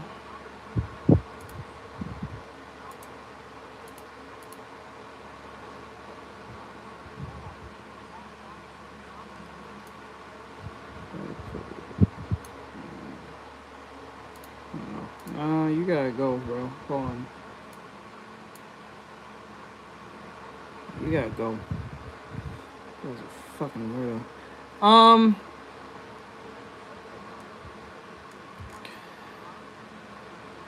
Anyway, so the point is what I'm saying is like there was a chick, she was supposed to be like 19 because it was in high school in the show. But I looked at her, I'm like 19, 18. I'm looking at her, I'm like, bitch, you look 35. And then my girlfriend took the phone and checked the cast of the season, saw this bitch, and she said, oh, she's not 35, she's 39. Like, her real age is 30 fucking 9. I'm like, bitch. Like, this bitch. Like, you're portraying a 19-year-old, and you look 35. I thought you was 35. Girlfriend's like, you're 39. Like, shit. God damn. Whoever cast you was an idiot. I'm like, you look old as hell. You got wrinkles and everything in your face. What the hell? Who the fuck picked you? Who the fuck thought you was attractive enough to seem like you look like you still could be in high school? You look like you should have 3 kids, 4 kids, and a fucking mortgage. Get out of my face. And they all should be leaving, like, or getting into, like, high school or some shit. What the fuck? You want it. It's a big request. Well, what can it be? This is what I want. 39-year-old teen, yeah, right? Which one would you like it on? That shit crazy. Okay. I don't know, Gen Z is fucking There should be a dark aging like milk, bro. These are the different stain shades And they're curdling. Yeah, like they be moving like they'll be curdling as shit. And this is not an attack on y'all, but like some of y'all be fucking looking crazy. The hardest part of this job is done. Cutting out those outlets to make them perfect.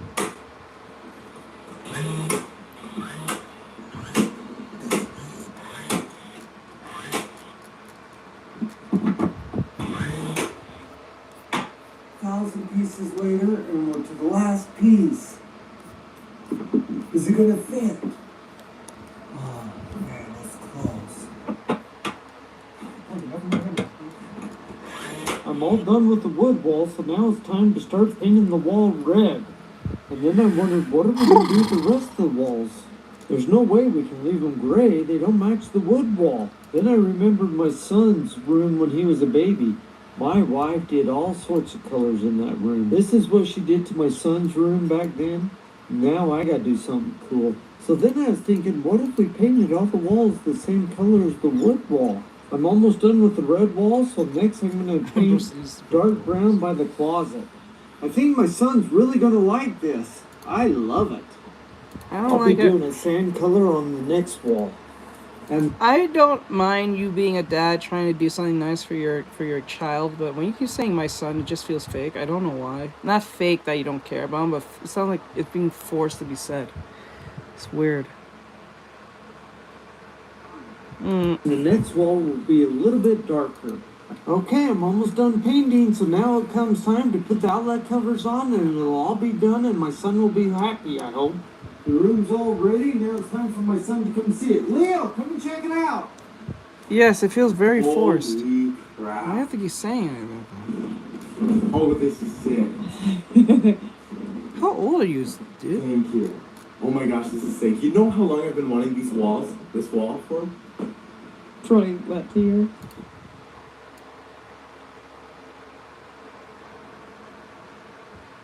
That must be your stepdad or something. That's why you keep saying my son.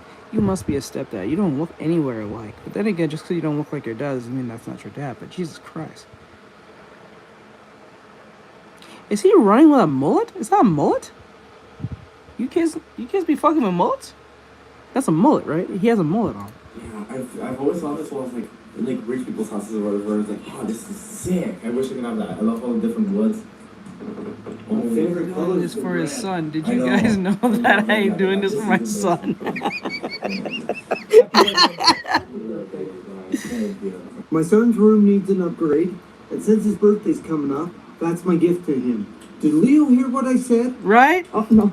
Just kept on saying it over and over. In another universe, a single bullet completely changed Marvel history. Back in 1940, a Nazi spy assassinated Dr. Abraham Erskine, the only person who knew the super soldier formula. That same shot also killed a young soldier named Ben Parker. With those two deaths, the future was rewritten. Steve Rogers never became Captain America because the serum was lost forever. Instead, the government launched Project Iron Man, a primitive armored suit that had to be permanently connected to its wearer through painful surgery. Steve volunteered, survived the brutal procedure, and became this world's Iron Man, eventually helping win World War II. But Ben Parker's death changed another life just as much. Without Uncle Ben to raise him or teach him responsibility, Peter Parker grew up reckless and angry, getting into fights and stealing cars. During a school trip, Peter and his friends stole a military jeep and drove into the desert. When it ran out of fuel, Peter wandered into a gamma bomb testing zone just as the weapon exploded. He survived the blast, but when his friends confronted him afterward, he transformed into the Hulk and went on a rampage. The shock caused Aunt May to suffer a fatal heart attack, forcing Peter to flee. The government brought Steve Rogers out of retirement and sent Iron Man to stop him, but outside the hospital where May was dying, Peter lost control once again. The Hulk overwhelmed Iron Man and killed Steve Rogers before disappearing without a trace. Years later, Reed Richards launched a space mission with Ben Grimm, Sue Storm, and Johnny Storm, but the rocket was sabotaged and exploded, killing everyone except Reed. He later became the director of S.H.I.E.L.D. and assembled Tony Stark, Doctor Strange, and Bruce Banner, who blamed himself because the gamma bomb that transformed Peter is his invention. While searching the blast... God, this is just getting worse. This is so fucking horrendous. For a cure, Banner was bitten, not in like a bad way, but just horrendous in a timeline way, by a radioactive spider, becoming this universe's Spider-Man. Then everything got worse when Galactus arrived to consume Earth. After the military was wiped out, Reed sent a message to every hero and villain alive, calling them to make one final stand. Tony Stark answered in the Iron Man armor built to honor Steve Rogers, and deep in the wilderness, Peter heard the call too. He became the Hulk and charged at Galactus alone, enduring blast after blast of the power cosmic before finally falling in battle. Watching Peter sacrifice himself for a world that had only feared him, the Silver Surfer turned against Galactus and destroyed the machine that would have consumed Earth, giving his own life in the process. In the end, Aunt May stands at Peter's grave beside Steve Rogers' resting place, where two men whose destinies were completely changed still ended their lives as heroes. In another universe... Damn.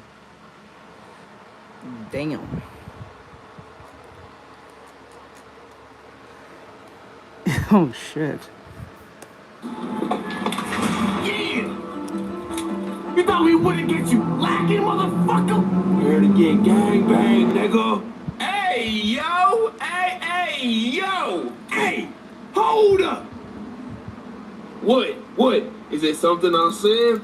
We not about to gangbang this motherfucker! Wait. Oh, thank God. I was worried. I was worried for a second there. Yes, we is. We about to gangbang you.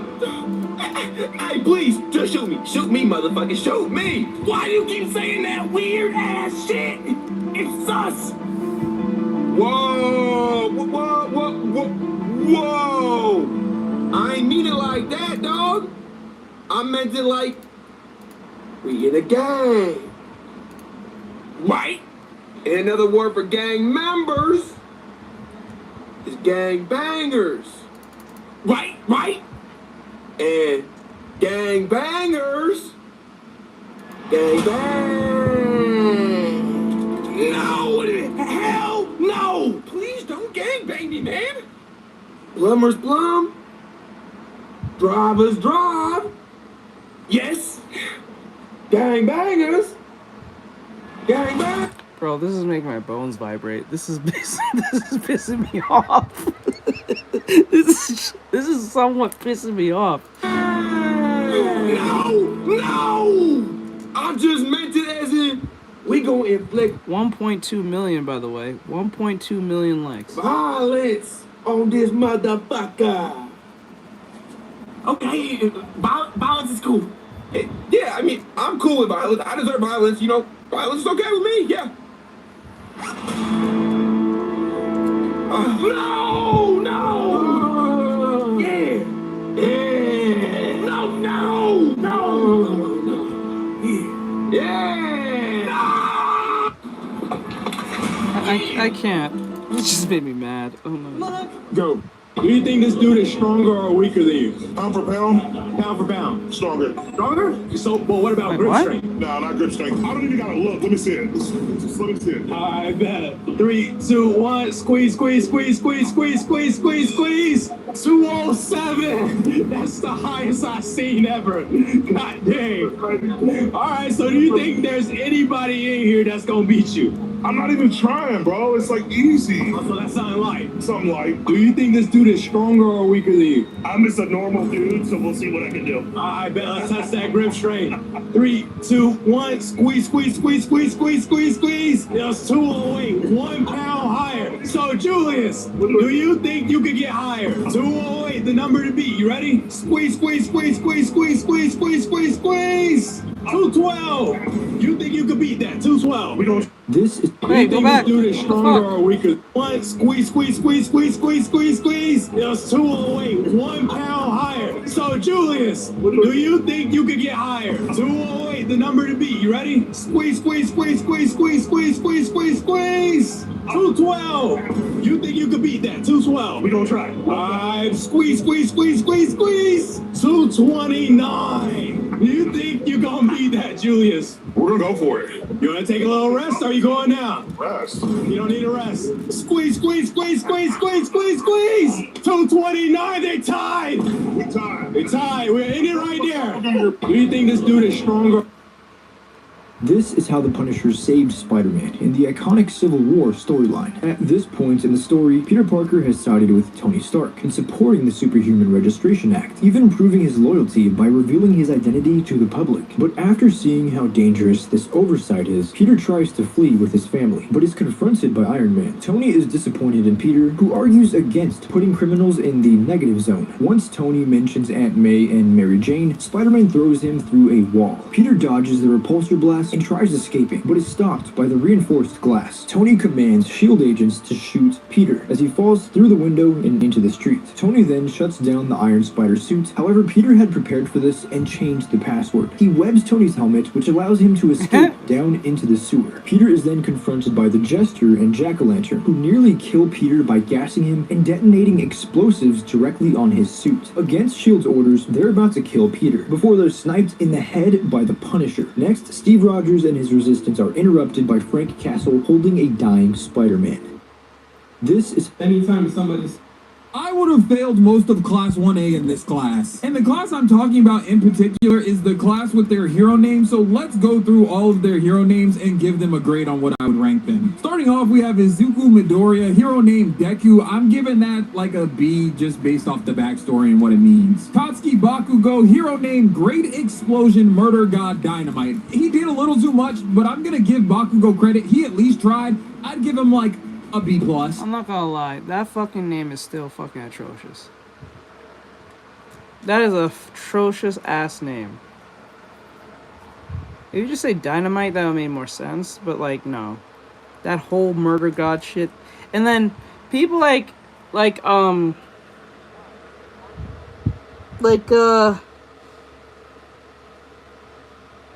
like Ida, who encourage that bullshit, are the same people who will like to keep pronouns in the bio. That's just crazy. Yeah, right. If you spell like dynamite, but not dynamite like how we spell it, but dynamite like all might, with the might part, it would have made more sense. Like fucking A. Yep. King explosion, murder, dynamite bullshit. I'm like, bro, no one's saying that out loud. Shoto Todoroki. Hero name is Shoto. You're failing my class. There's no originality. Did you even try with your name, Shoto? Ochako Uraraka. Hero name Uravity. I mean, she controls gravity. She combined it with her name. This would barely pass you in my class, but you'll pass with a C-. Tenya Ida. Hero name Ingenium. Passed down through the lineage. I mean, it's a cool name. You guys have engines in your legs. Honestly, he gets a freebie. I'm gonna give him an A. You would pass my class. Sue, hero name Froppy. I mean, she's a frog, and you would pass. I'd give you like a C+. Kiroshima, hero name Red Riot. A+. Thank you. You understood the mission. You did good in this class. Everyone else not looking so good. Yao Yorozu, hero name Creati. You have the ability to create things. F. You're not passing. Be a little more original. Dinky Kaminari, hero name Charge Bolt, you get an A. That's solid. Like, you use electricity. Good job. Jiro, hero name wasn't that her Headphone name? Jack. I mean, B+. Like, you have headphones, you control sound, but not doing too much. You would have passed. Tokiyami, hero name Tsukiyomi. I'll give you like a B. Like, you did okay. You didn't do too much. You didn't really do enough to make yourself stand out, but you get a B. Mina Ashido, hero name Pinky. Yeah, you're failing. You're just pink. What does that have to do with your abilities at all? Like, you have acid. What does being pink have to do with anything besides your skin? Aoyama, hero name Can't Stop Twinkling. If I'm a civilian and I have to shout, Can't Stop Twinkling, come save me. I'm not doing that. F, no one is doing that. Zero, hero name Cellophane. Like, I don't know, you got tape out of the cellophane. It doesn't really make sense to me with your quirk being tape. Maybe it means something, but to me, you're getting like a C. Shoji, hero name Tentacle, like C+, it's cool. You have like tentacle body parts, but like you didn't really... I'd give you a B. I'd give you like a solid B, actually. B. It could be. Naming yourself after your ability is a bit of a con. Yeah, that's kind of annoying. Sometimes putting a little bit like creativity in it makes sense, but saying what your name is, like call yourself Laser, right? That just tells you everything you know. So any villain that has a weakness to lasers will just avoid that person completely. B-. Ojiro, hero name Tailman. You get an F. Your whole quirk is just having a tail. Get out of my face and go try again. Yeah, that'd be a vague, like Eraserhead correct. You did good. You would get an A. I'd give you a solid A. You control animals. Good job. Hagakure, hero name Invisible Girl. You're an invisible girl. F. And Mineta, hero name Grape Juice. Honestly, I would give you a B. Let me know what hero names you disagree with, but this is just how I feel about them. I would have failed most of class 1A in this class. In the class I'm talking... That is... Oh, no. Let me see here. I don't know, man.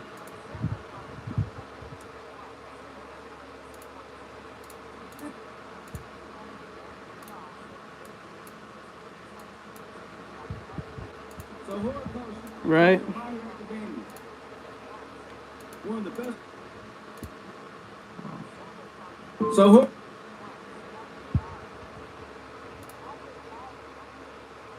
Koshi.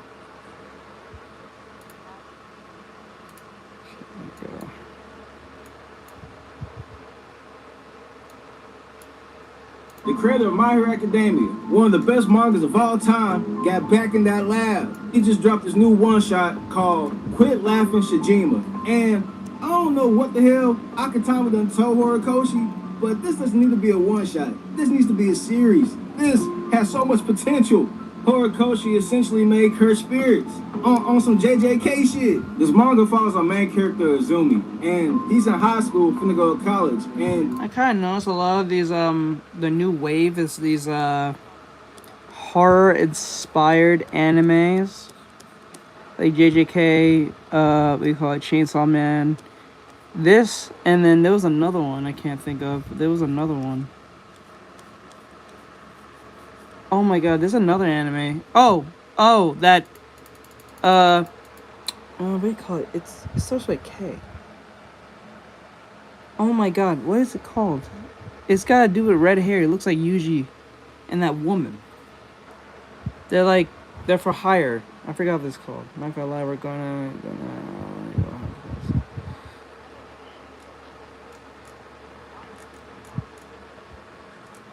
in some way, yeah. He doesn't know what he wants to do. And Bleach, but I don't even count Bleach like that. After high school. 2.5 years ago, he moved to the city called Coastal City. And ever since he moved there, he was able to see these ghost-like monsters that wear straw hats. And Azumi has a crush on this girl named Shijima. And he says her laugh is like surging waves. And one day after he talks to her, she walks away. And he sees a fish hook on her bag. And he sees this cursed spirit-like monster following her. But nobody else sees it but him. And this was the first time he saw one on land. The other time, he saw it out on the water when he first moved to Coastal City. And he's been seeing these spirit-like monsters from the water ever since. And he's been the only one that can see them. A week goes by after Azumi saw that monster in the school. And the city's having a festival. Come to find out that fish hook that Shijima was carrying is part of this tradition that the city has. And she was chosen this year to carry it. And Azumi had no idea about this fish hook tradition. And he thought to himself, is that why she's been missing from school all week? Then Azumi looks up. He sees more of those monsters running somewhere, and he's still the only one that can see them. Then we find out what Shijima's real role is, and she's a sacrifice for the city. She's known as the Pesca Princess, and she carries this fish hook, wears this straw hat, and she goes into the ocean, the sea, and sacrifices herself for the city. And you notice that every culture outside of America, whenever there's a fucking some form of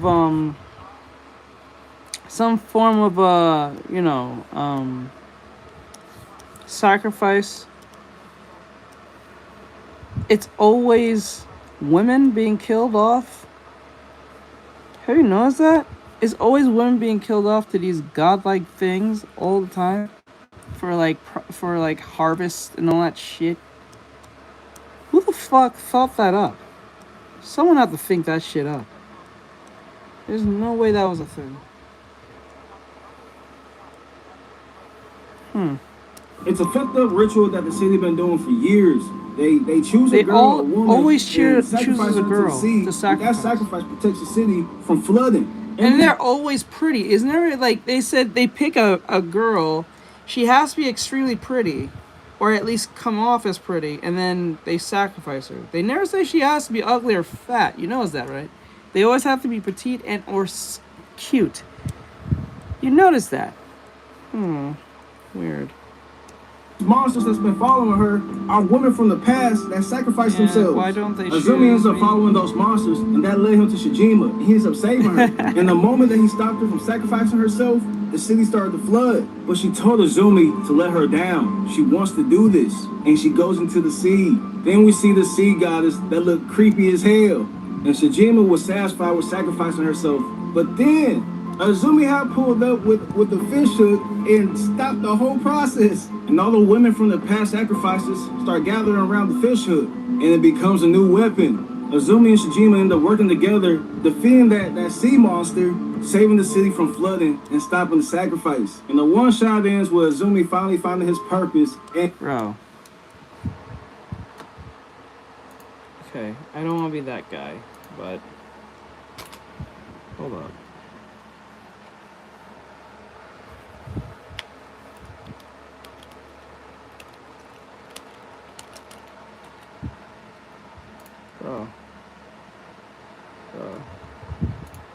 Bro, hard reference.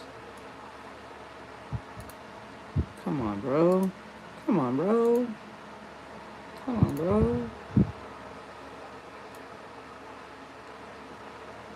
Come on, bro. Am I out here really doing it?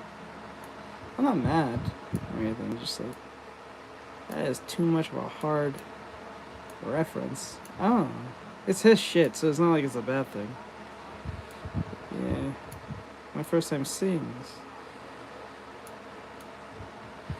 Not gonna lie, the pose is cool. The outfit is awesome. I wonder how this thing looks in color. I'm not gonna lie, but like, Jesus Christ.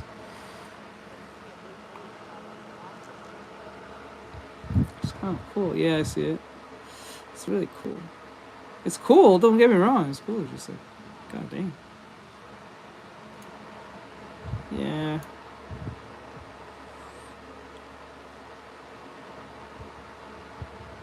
Yeah, the shoes. Get them shoes. And he got the fish hook weapon and he's hunting these monsters. And he looks like Deku. I'll give this one shot solid 7 out of 10, 8 out of 10. It was a cool one shot, but I need more. This has potential. So Horikoshi, the creator of My Hero Academia, one of the best mangas of all time.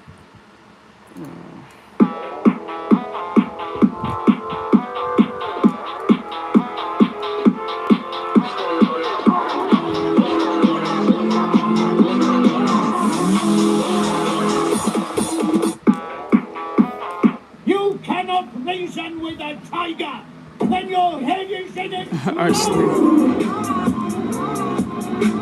You cannot reason with a tiger when your head is in its mouth.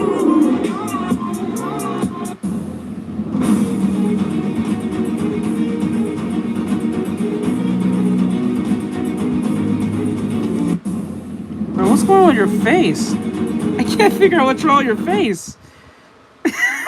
I was like,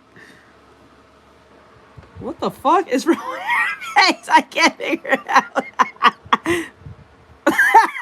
The face is, the face is throwing off. What the fuck? Hey, whoa.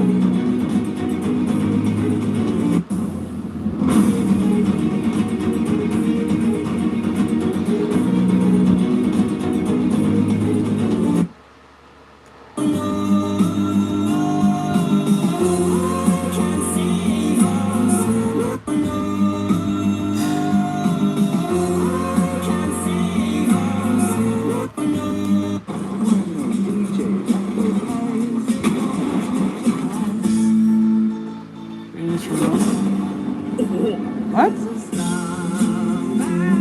Delivery saved my life. Thank you, buddy. Oh shit. Oh shit.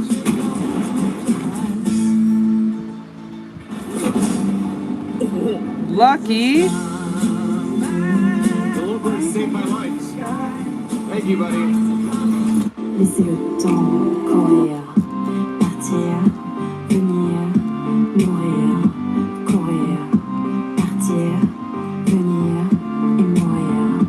Écoute chérie, j'ai pas le temps. Écoute chérie, je t'ai dit non. Écoute chérie, laissez le temps.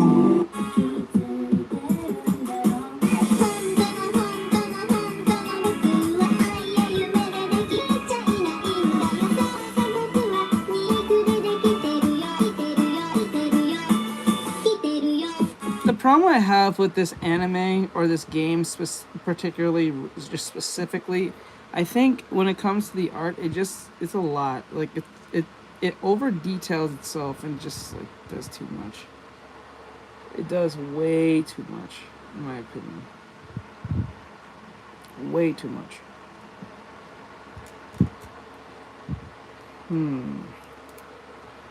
Okay, so yeah, I'm just thinking. Let me see. There was something that I found. I was wondering. I don't know if we watched this. Awakening.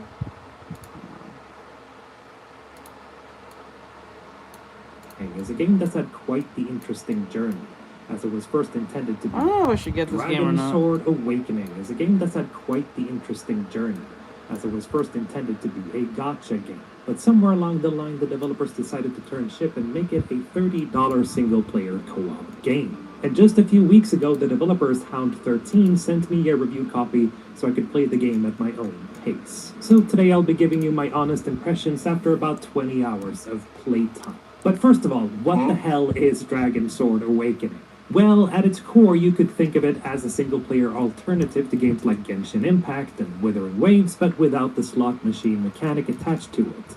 And with a little bit of Dragon's Dogma, Monster Hunter, and even some Devil May Cry DNA sprinkled in.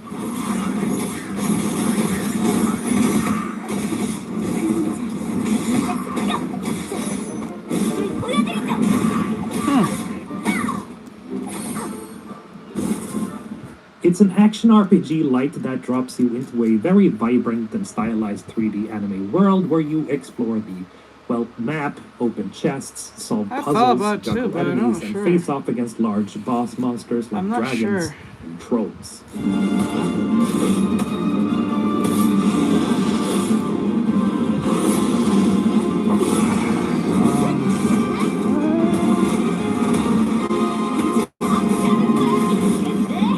Now, you play as Lute, or as I like to call him, not Link, a young boy who gets recruited by a group of mercenaries who are trying to make a name for themselves by taking on protection jobs and other work. And together with this rowdy band of adventurers, Lute soon finds himself facing a world-ending threat that he's simply far from ready for. Now, the most fascinating part to me about Dragon Sword Awakening, though, is the gameplay design. Because everywhere you look, you can clearly see the architecture of a free-to-play gacha game. The character menus, the upgrade tracks, the gear slots, they all scream gacha. Except Hound 13 surgically removed the microtransactions before launch, and so what's left is this fascinating hybrid. A game that looks and plays like a live service title, but lets you earn absolutely everything by simply playing through the story and exploring the world. Now this setup creates a really strange psychological just to effect know when you that actually shit start fat. running around the world. Holy shit. I looked up for like a split second. I was like, pay attention to what you say. I look up, my eyeballs look straight up, and I see is this round thing in my face. I got sprung. I don't need to see the cheeks to know there's cheeks. Instantly, I was like, oh shit. Absolutely everything by simply playing through the story. That's all I saw was this, like, this frame alone. I was like, oh shit. Exploring the world. That Now shit this setup fat. creates a really strange psychological effect when you actually start running around the world, and I personally call this the Phantom Gacha syndrome.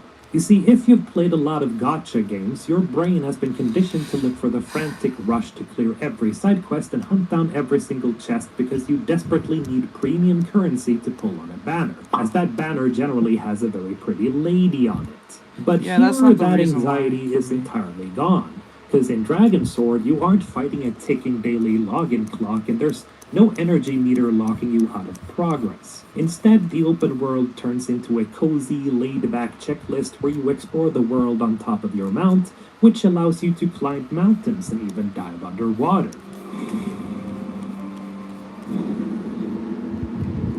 The game also features quaint little details like a day and night cycle with changing weather, where specific enemies like skeletons and graveyards only show up after dark. Side content also has personality. I remember like a lot of games was like that, especially like in 2002 and up. I think from 2002 all the way to like 2007, or 2006. A lot of games between the PlayStation 2 era to 360 era. I tell you something. A lot of games like Ratchet & Clank to Jak and Daxter really push that life cycle, or that day cycle thing. It'll be day 1 minute and it'll be night the next. Under like what, a 10-minute span or some shit. That was pretty revolutionary back in the day. Like if you was playing like Ratchet and Clank, you went to any world, there was a day-night cycle on all the on the worlds. It'll be dark at night depending. That was just a thing. Like that was like a staple in all games, even open world games. A questline involving a Marmot King that is pure and dumb hilarity, complete with whack-a-mole minigames. There's even a questline about cooking food featuring a marmot named Marden, who, yes, is a Gordon Ramsay stand-in, forehead wrinkles and all. Where's the lamb sauce? There are also metric tons of these simple little environmental puzzles, albeit they can get a little repetitive. Like this one where you have to place specific stones on platforms whereby you are rewarded with a chest for completing them. Or this one where you have to restore statues, which will let you instantly revive your team once the statue is rebuilt again. And around the world you'll find these windmills that when activated will remove fog of war from your map and allow you to take off flying with your mount.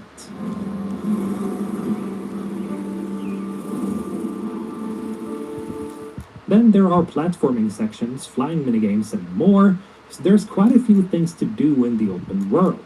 There's also a co-op system in place whereby you can explore the world with friends, but I haven't had the opportunity to test it out, so I can't really speak on it. That said, there is a strange catch to this freedom from the gacha cage.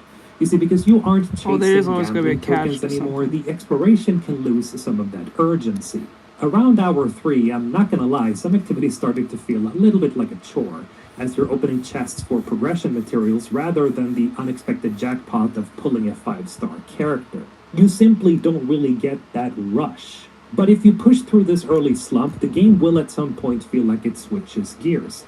And for me, that was around hour 6, specifically when I had unlocked the characters I wanted. That's when the system started to click for me. The map felt like it was opening up with more and more stuff to do and find, and the real loop kicked in, which was to push my squad to tackle the high-level hunt challenges and towers, with hunt challenges having a similar feel to games like Monster Hunter and Dragon's Dogma, specifically because you can cling to monsters as certain characters to stab them in the face, which is a pretty cool little element during fights.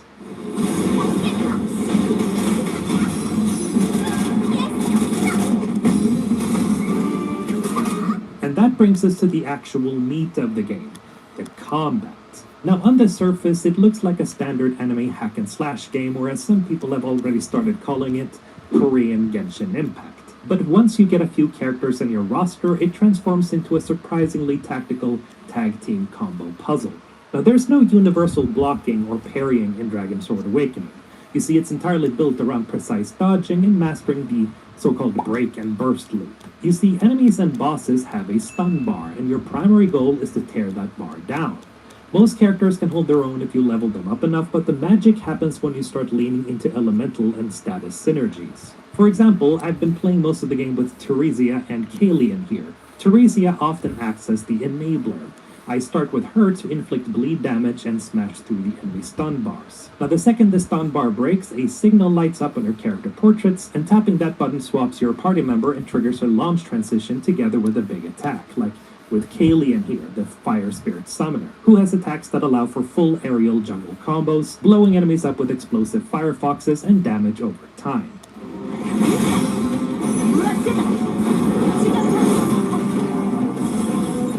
The combat really rewards you for setting up these status and juggle combos, because if you just smash buttons and swap characters at random, you're missing out on the biggest damage multiplayers and frankly, all the fun. But when you build a squad that sets up the launch, the tag, and the juggle, it feels incredibly punchy and so good.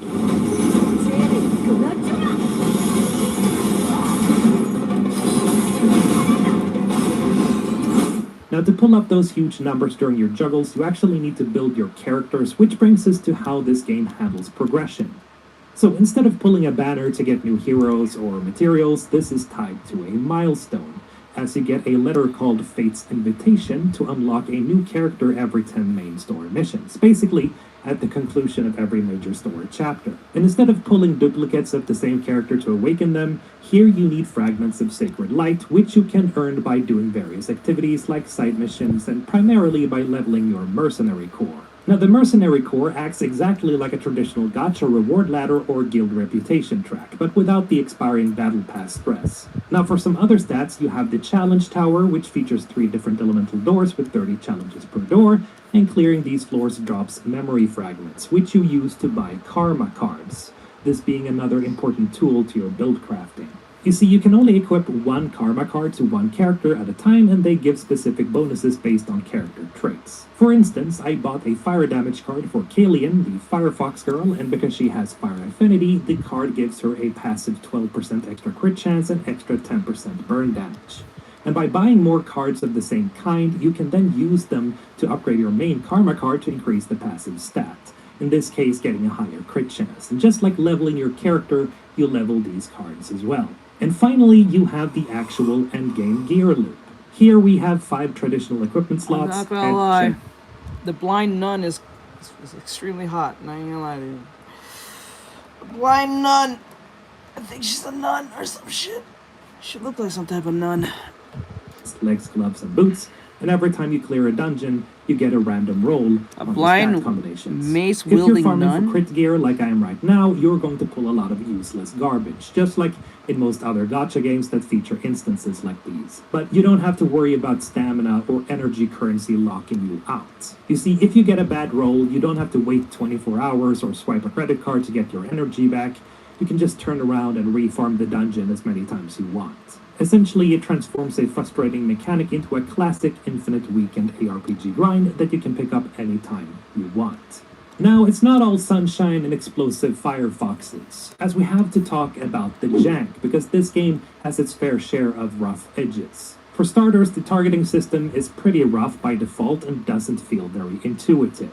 On top of that, my copy felt slightly broken because the camera settings I wanted to change simply wouldn't apply and save, which is hopefully a bug that the developers can patch out before or right after launch. The UI also looks incredibly basic, almost like placeholder assets, and the camera can occasionally feel clunky during fights. These are the kinds of quirks that you eventually learn to live with once you find your rhythm, but you will absolutely notice them. Another important thing to keep in mind is that the voiceover is limited to Korean only for now, so if you find it difficult to play without English or Japanese voiceover, this could be a pain point for you. As for me, well, my girlfriend has recently sat me through a bunch of Korean dramas, so I'm all about the Korean voice acting. Now, back to the good stuff.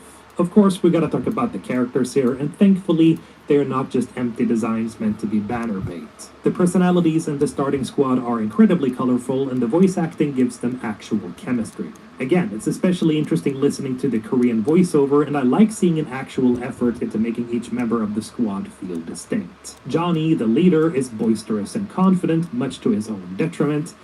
Arya is calculating, strategic, and calm. Castella here is a no-bullshit type character who isn't afraid to butt heads with people, and she's constantly fed up with Johnny's bad choices. 조니, 멍청아! 실내에서 폭탄을 던지면 어떡해! 그건 아리아가 특별 제작한 폭탄이다. 보다시피 모두 멀쩡하잖아. 멀쩡은 무슨! 유틸은 어떡할 거야! 너 때문에 기절했잖아! Also, Lute, the player character, isn't some mute protagonist. This young man actually has emotions and constantly finds himself overwhelmed by his team and its erratic leader. The best part is that he actually talks almost as much as the rest of his comrades, which makes for a refreshing take on the typical gacha protagonist. 바로 온 거야! 뭐 아무튼 좋다. 지금부터 단장으로서 너에게 특별한 지령을 내릴 테니. 특별한 지령? 무슨 일인데? The story itself doesn't play too safe with fantasy tropes either. It sets up a genuine mystery here, and it isn't afraid to hit some dark emotional beats where people actually die. The serious tone is balanced out nicely by the goofy hijinks and constant bickering between the squad members, which makes your mercenary band feel like a real team rather than just a collection of combat stats and nice legs. Speaking of nice legs, we have to talk about the visual direction too, obviously. Yeah. Now, let's be real here. If you are a too. member of the Hot Anime Characters Enjoyer Club, Hound 13 absolutely understood the assignment. Now, I'm not sure entirely why, but characters in this game look pretty different compared to other gacha games. Proportions, for example, are different, faces look more soft, and they don't shy away from showing skin. Now, in a standard mobile gacha, this kind of, let's say, visually striking design is specifically engineered to hold your wallet hostage on a limited banner. Normally speaking, that is. Here, well, you get to appreciate the studio's clear dedication to aesthetic excellence, completely guilt-free. So, if you're the type of player who genuinely enjoys open-world exploration for the sake of exploring, being a general loot goblin, and looking at eye candy along the way, this game hits a very specific sweet spot. Ultimately, I would say that Dragon Sword Awakening succeeds as a very interesting experiment. It proves that you can actually take these addictive gameplay loops, you know, the progression ladders, the character building, the gear Let's not be hasty and make now, them James. genuinely fun by stripping away the exhausting daily login chores, Yeah, the reconsider. stamina gating, and the pressure to open your wallet. Now, personally speaking, if the developers at Town 13 plan on expanding this world, adding new chapters, or me out, releasing bud. DLC with the new characters down the road, I would absolutely support that. This is a surprisingly cozy but rough around the edges action RPG that respects your time and your wallet. That is to say, if you're a fan of this specific type of game, then Dragon Sword Awakening is absolutely worth it. But those are just my thoughts after 20 hours. Now let me know in the comments below if you're planning on checking this out, and as always, thank you so much for watching. This has been Mr. Holton, signing off. Oh no. Oh no, I feel like I'm gonna play it once and never play it again. That's why I'm trying to avoid that problem. That's my issue. I do not want to play a game that I know I'm gonna just put down once. Like, you see why I'm the Genshin? Once I start playing that, I only play that because I was getting paid to play that. And that was it. I didn't have any real desire to play. I actually had more desire to play Zenless, because I was excited for that game, but it took too damn long to come out, so I kind of lost interest. So I don't know. It's a weird one. It's a weird one for me.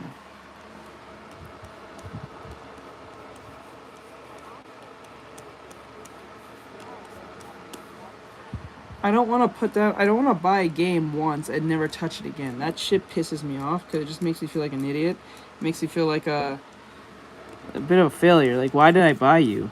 It's like getting with a girl you know you're not gonna stay with, and you try and make it work, and you're like, and then you break up, and then every time you see her from the it's like, or you run into her, it's like, oh, what the fuck?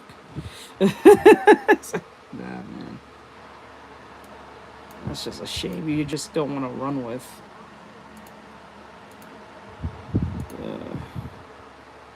I don't know. I'm still like in this weird place. I want to play it, but I don't want to buy it. That's probably it. I'm so used to it being very gacha looking that it's like,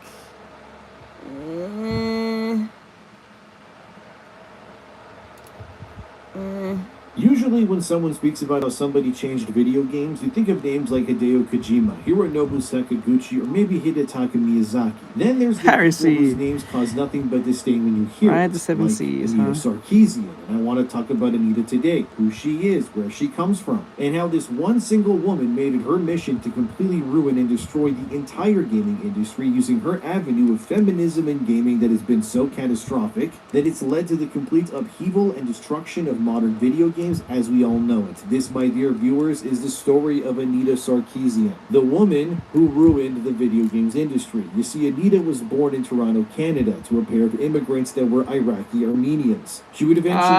now it's making all the types of sense.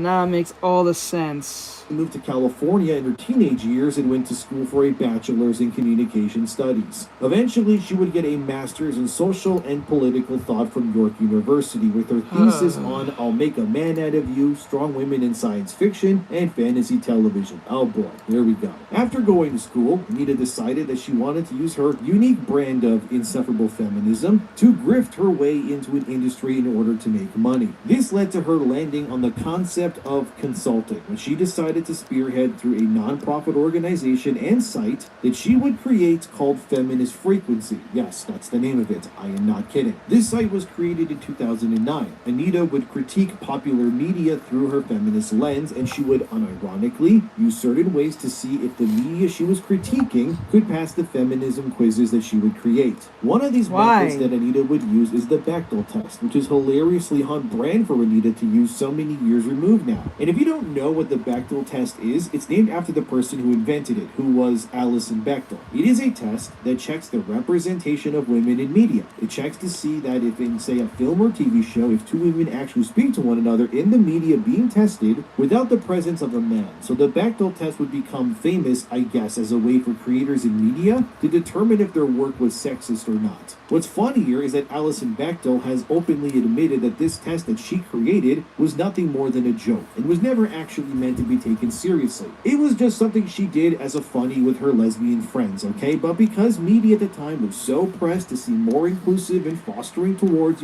female representation in media, the Bechdel test was taken seriously, despite, again, the creator telling everybody, no guys, it's actually a joke. But anyways, Anita Sarkeesian was one of these people who still believed the Bechdel test was the gold standard, and it's hilariously on brand that this test was actually a joke all along. Because all you're gonna see from the rise of feminism in video games under Anita here... Well, remember, a lot of feminists, then again, when you kind of think of it, to a degree, feminists are not funny people, so anything that is supposed to be funny is taken, quite seriously.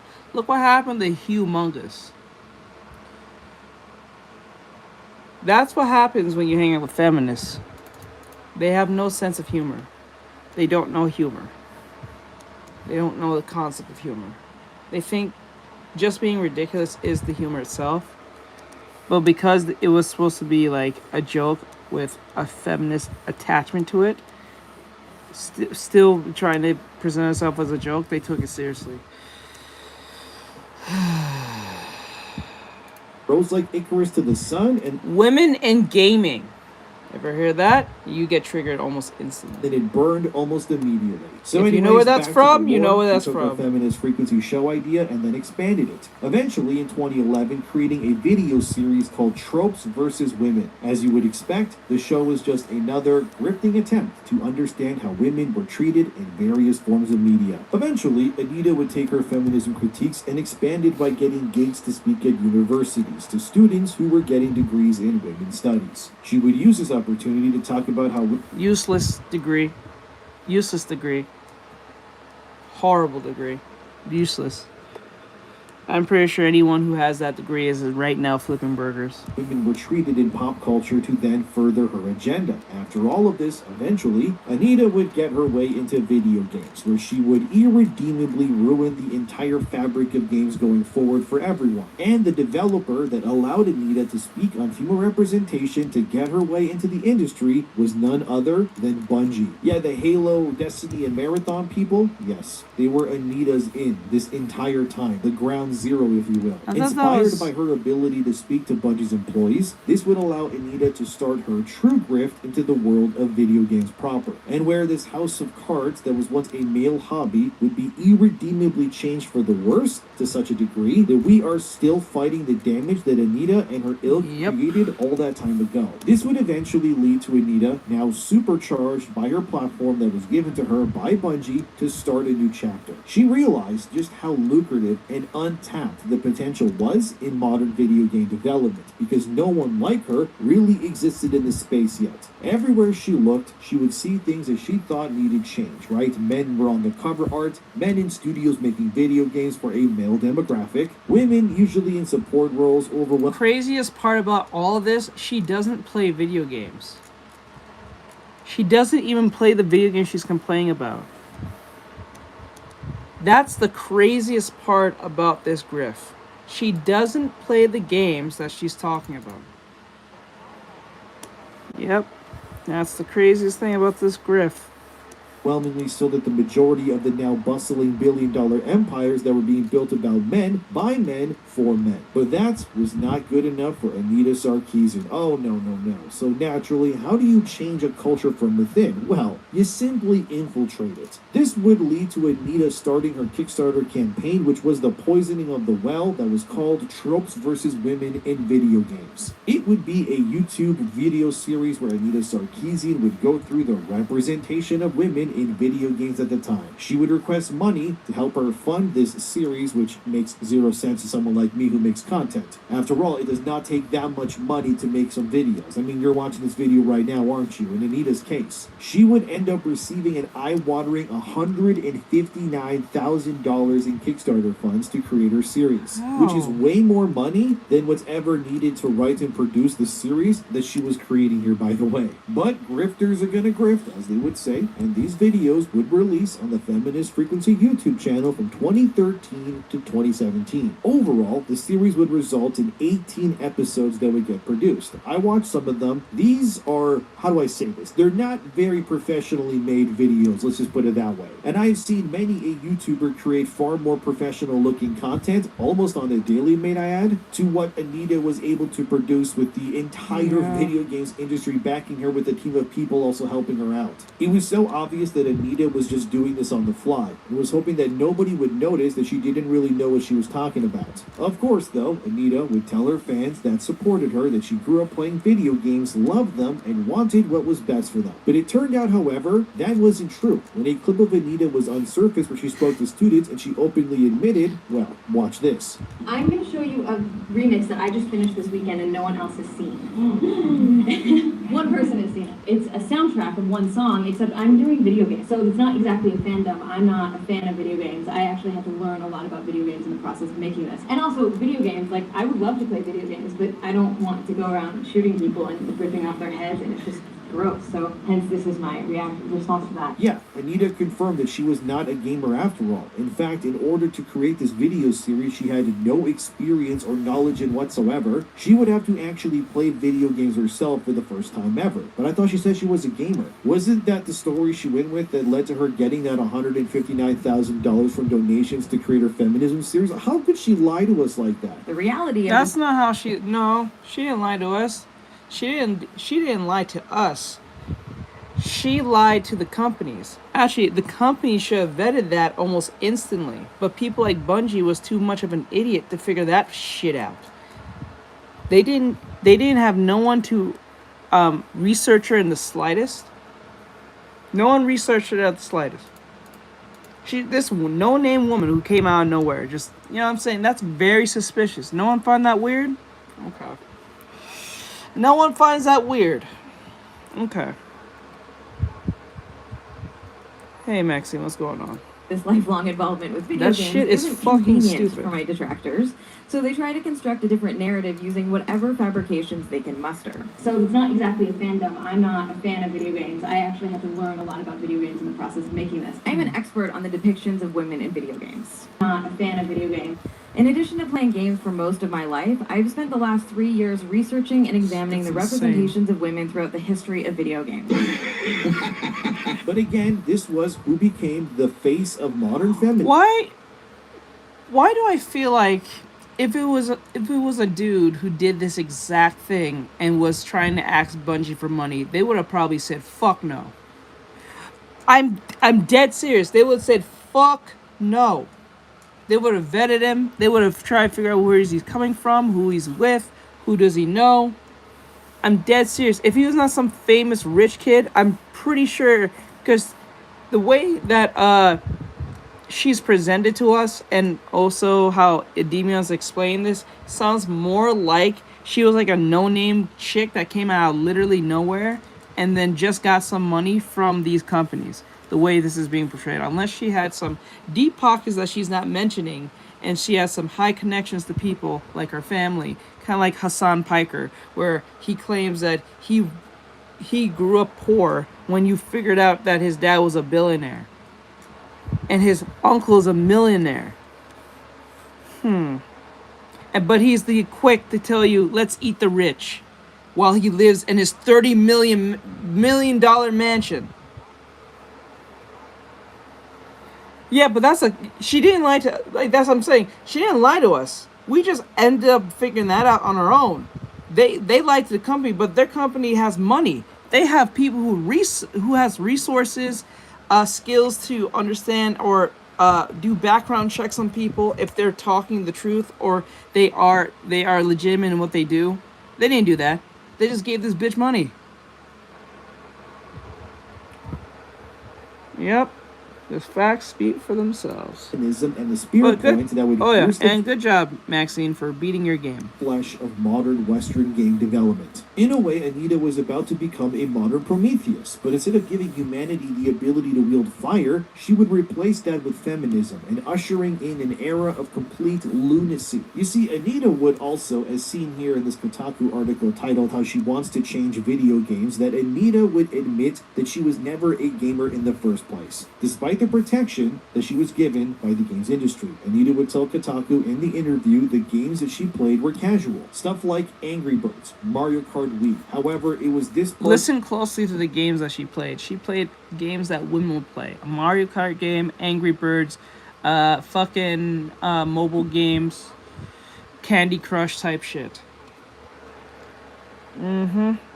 Or play Love Island or some shit like that. She remember, they like to play this bullshit game and tell you the lie that women makes 50% of the gaming industry. That is not true. Women make up a lot of mobile games. They do not make up for PC or console. But they definitely make up a lot for the mobile space. And what they did is they combined both like PC and gaming console and mobile at the same time to say they make 50%. But if you take that mobile out, they are so fucking small, it's not even funny. That number is significantly smaller than I'm giving you. In this interview, that shit is a lie. Anita was They about tell you 3 that lie years into all changing the video the games time. industry for the worse, That and is she a would lie. admit this as seen here. If you asked me at the time, I would probably have said I wasn't a gamer, Anita said. Under her breath, she added, I don't even know if I want to say that now, but whatever. Interesting. So the woman who would irreversibly ruin video games admits in a random Kotaku article to the public, no less, that she was never a fan of video games really to begin with, in her own words. So then why, pray tell, are we still listening to what she even has to say? This is someone who made a whole video series that effectively could be surmised as man bad, woman good, the end pretty much. But the problem was that the games industry, despite knowing that Anita was kind of a fraud at this point, they kept her protected anyways. She was really their messiah, her message clear, and it led to many a company changing their hiring practices and creating a space where the typical game developers, that being men, were quickly becoming replaced with women and people who identified as the entire kitchen sink at this point. From that same Kotaku article, as you can see here, Anita admits that she's actually repulsed by games like Call of Duty, God of War, or Why? even Grand Theft Auto. And also video games like... How do you get repulsed by something you don't play?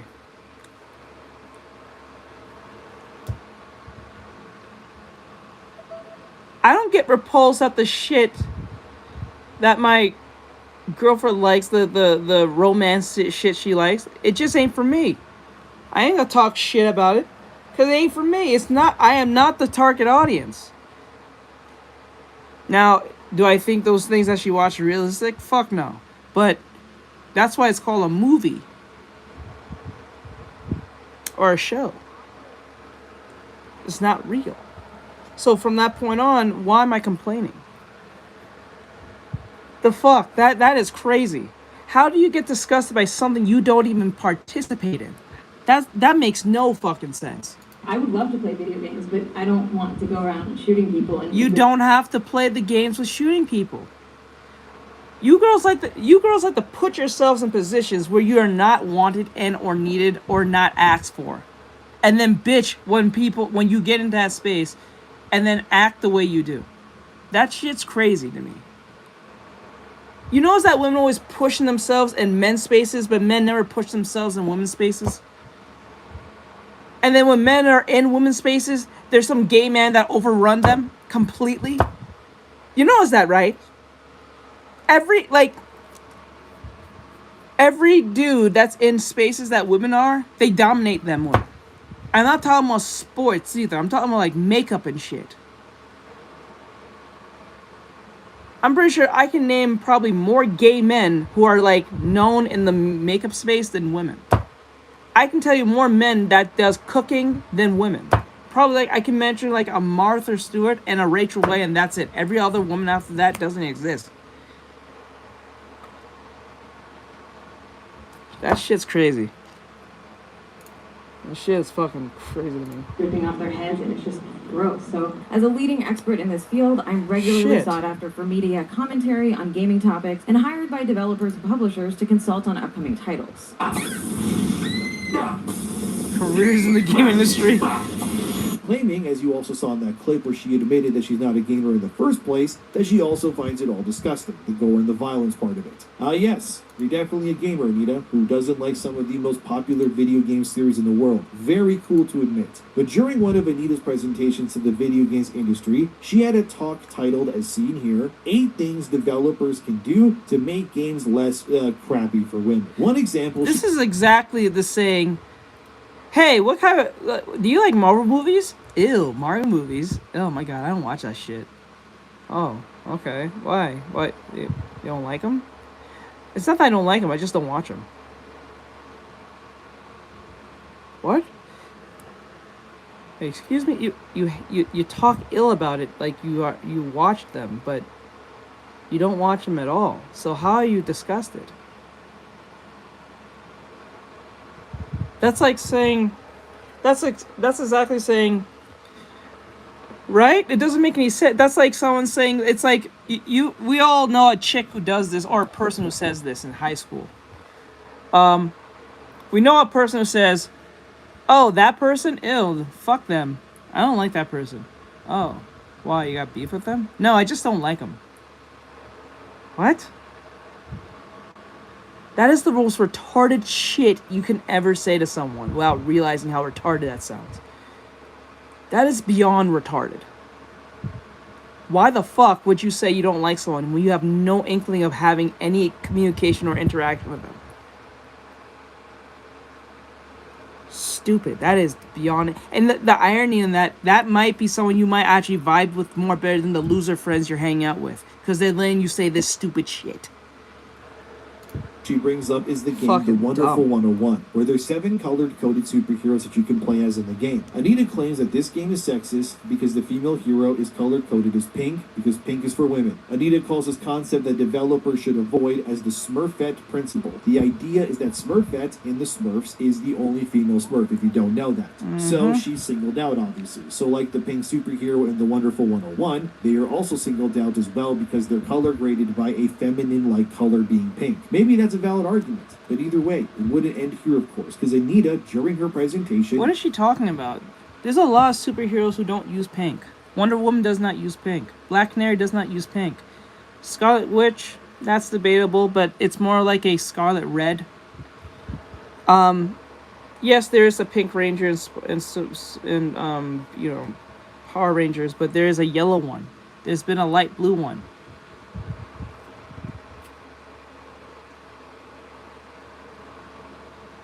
Like, what are we doing? Like, why, like, pink is not the only color that every superhero chick has been running around with. Starfire is like purple or some shit. No, like a purplish pink or some shit going on. Or, no, it's like a purplish. Like, Raven's like a dark blue purple. Oh, and a purple one. Yeah, there you go. Yeah, it should be a purple one. I know. There's so many superhero chicks that use different varieties of colors. Some of them are just straight up black. Some of them are straight up white. So I don't know where she's coming from with this pink nonsense. And it's funny how they use Smurfette, because she's straight up blue and white. What are you talking about? Smurfette principle. The idea is that Smurfette in the Smurf less crappy for women. One example she brings up is the game The Wonderful 101. Where there's 7 Blackfire, that was purple. Yeah, she like... No, Blackfire was a dark blackish purple. She was like a blackish purple. Raven is a darkish bluish purple. And then I think Starfire is like a more of a lighter purplish color. Lighter purplish. I didn't know how much purple was actually used in that. Yeah, like, because if you look at her outfit, it looks pink, but if you look hard enough, no, that's a purple in there. There's some purples in there. The game. Anita claims that this game is sexist because the female hero is color-coded as pink, because pink is for women. Anita calls this concept that developers should avoid as the Smurfette principle. The idea is that Smurfette in the Smurfs is the only female Smurf, if you don't know that. So she's singled out, obviously. So like the pink superhero in the She never watched any cartoons. That That is a giant fallacy. That is, I don't know where this bitch is getting that from. Yes, there were girls who did wear pink in certain, like the Powerpuff Girls. Blue, green, and red. Or like a hot pink. I was thinking red. What? Like, what? 101, they are also singled out as well because they're color graded by a feminine-like color being pink. Maybe that's a valid argument, but either way, it wouldn't end here, of course, because Anita, during her presentation, which wasn't made public as far as I know in video format, so I can really only go off of what Kotaku is saying here, complained that other games during this time also didn't have many female playable characters or diverse body types. Games like Borderlands, however, she did praise that did start to bring in more female heroes, but she did say that games like Team Fortress 2 were bad examples of how to make games because every character playable in Team Fortress 2 is a man. Ironically though, Team Fortress 2, in case you don't know, is still played by thousands of people daily on Steam, whereas nobody watches Anita anymore, so the joke writes themselves that time. Anita would say more during this presentation, like is seen here. Fixing this is of course incredibly easy. Just give players more diverse options. Giving players more playable female characters is the first step toward female characters, like their male counterparts, being defined more by who they are rather than simply by their gender. She would further say at least half of the options should be women, and really it would be great if it was more than half the options were women. And I know some people think I'm completely That is stupid. loony when I say that. Well, we already thought you're crazy. Unfortunately, the games industry would listen to Anita's words, as these days there's plenty of female characters, and in Sony's case, they went off the deep end, just erasing male heroes for female ones instead, franchise by franchise, as we all know. But Anita would also, as seen here, rally for game developers to make female characters that were less Victoria's Secret model-esque, as she puts it, and more diverse. Unironically, make them Anita fucking was sowing ugly. the seeds prior to Overwatch's release here, so that this carbon dates this speech to be somewhere in the 2014-2015 era of video games. But as we all know, You ever notice that dudes never ask for ugly dudes in the game? You never notice that women don't ask for fat men in video games? You notice that, right? Ever watch a Lizzo music video? All the men are buff. Or at least in shape. Because if they're gay, they're at least in shape. You notice that, right? Kind of weird. Kind of weird. Majority of the men are in shape. Yep. Look at Nicki Minaj. Look at Meghan Trainor. I think she has one gay man that dances. He's fat. But that was just because he was popular at the time, because he was doing some type of TikTok videos dancing. Now you never see him again. Look at every music video with women. Either the men are in shape, or if they're not straight, they're gay dancing. And they're never really like bad in shape. Unless on purpose. This advice would lead to a lot of disasters. Essentially, Anita was demanding for a game like Concord to exist, which wouldn't actually come out for another 9 years post this interview. Whereas the games that would work, like Overwatch, were originally against the very ideas that Anita would be pushing for, and wow, that game's still playable, go figure. Meaning that she was wrong in her assumptions, because anyone who believed or followed what Anita did would result in millions of dollars being wasted for seemingly no reason. All because they thought they had to listen to a woman who openly admitted that she never played video games or cared about them to begin with. This was all just a grift. A ploy to, pierce something that she knew that she could make money off of if she tried. Anita would also bring up a scene here that female characters needed outfits that would not emphasize their bodies, saying their chests would jiggle where they would move when men's parts wouldn't. Hilarious. But she does have a problem when men are are shirtless. With rippling muscles and six packs and all that stuff. She never bitches about that. Somehow she's asking for women to be looking like dudes and not looking as beautiful as they can be. Huh. That's weird. Or if they're in shape, they have to be ugly. If they're pretty, they have to be round as hell. I don't understand this. As we now know, in the future, Anita's claims would obviously fail, because games like Overwatch, which she was openly criticizing here years ago, would end up embracing their more ideal female body types with plenty of swimsuit-like outfits. And every new hero added to Overwatch in the last year or so has been nothing but idealized, oftentimes South Asian women. For example, Overwatch just added Demon to the game, another female character who's neither ugly nor fat, go figure, and games like Marvel Rivals have popularized the idea of giving ideal outfits. You know what's crazy? Remember when everyone was bitching about Onrun's face because that was important? And then they just kind of made the nose slightly up. Slightly up. They didn't even do anything to that face. If, honestly, Overwatch could have said, you know what, we're going to fix the nose.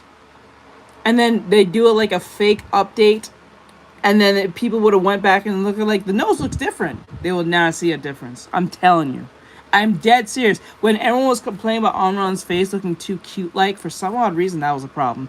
And then if Overwatch did an update like a month later about the Onrun face after they made that video by saying fixing her face, I bet you anything, most people wouldn't even care. Like, if they just waited that out for like a good 2.5 months and then did an update, they wouldn't have noticed anything, or people would have lost caring. People will not give a flying fuck. But because the voice actor had to open her stupid mouth for some odd reason, I don't know why.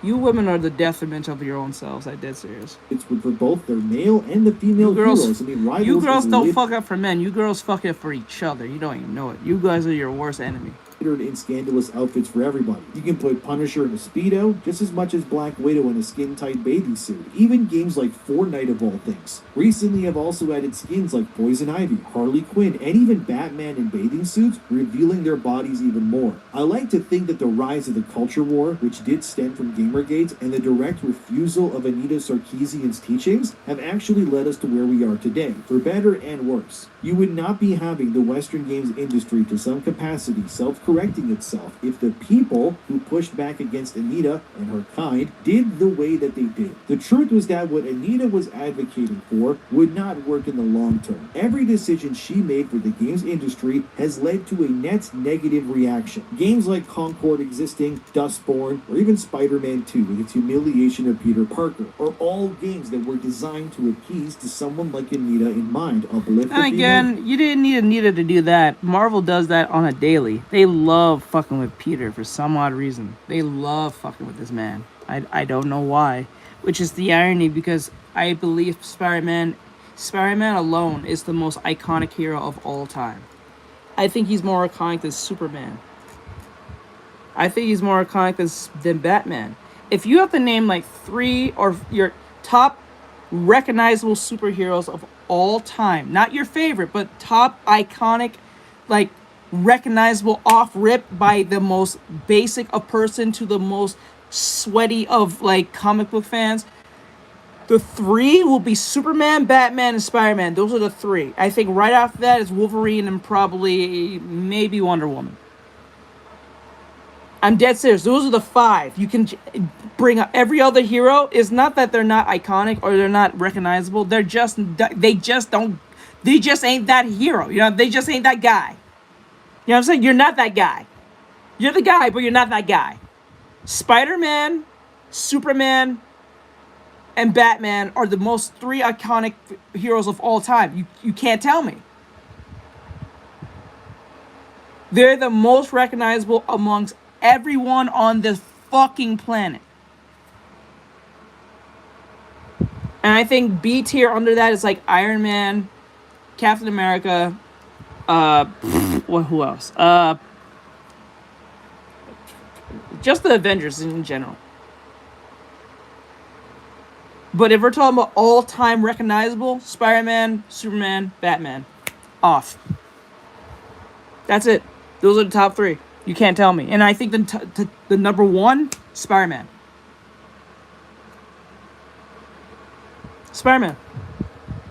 heroes, bring in diverse body types and people, and sideline the white male heroes with more diversity, and if the character is white, in Spider-Man's case that is, you have to publicly humiliate him at every given moment imaginable because the wrong people like your previous game too much, and that's This a is why problem. Yes. gatekeeping is a good thing. I think gatekeeping is a good thing. It's a form of healthiness because you can't please everyone and you can't take in everyone. Right? Not everyone's meant to be in the same space. I know a lot of people hate hearing that because it sounds rude and mean or what you want to call it, but it is. It's true. Not everyone can be in this space. Not everyone can, no. There's a place for everyone, but not everyone can be in the same place.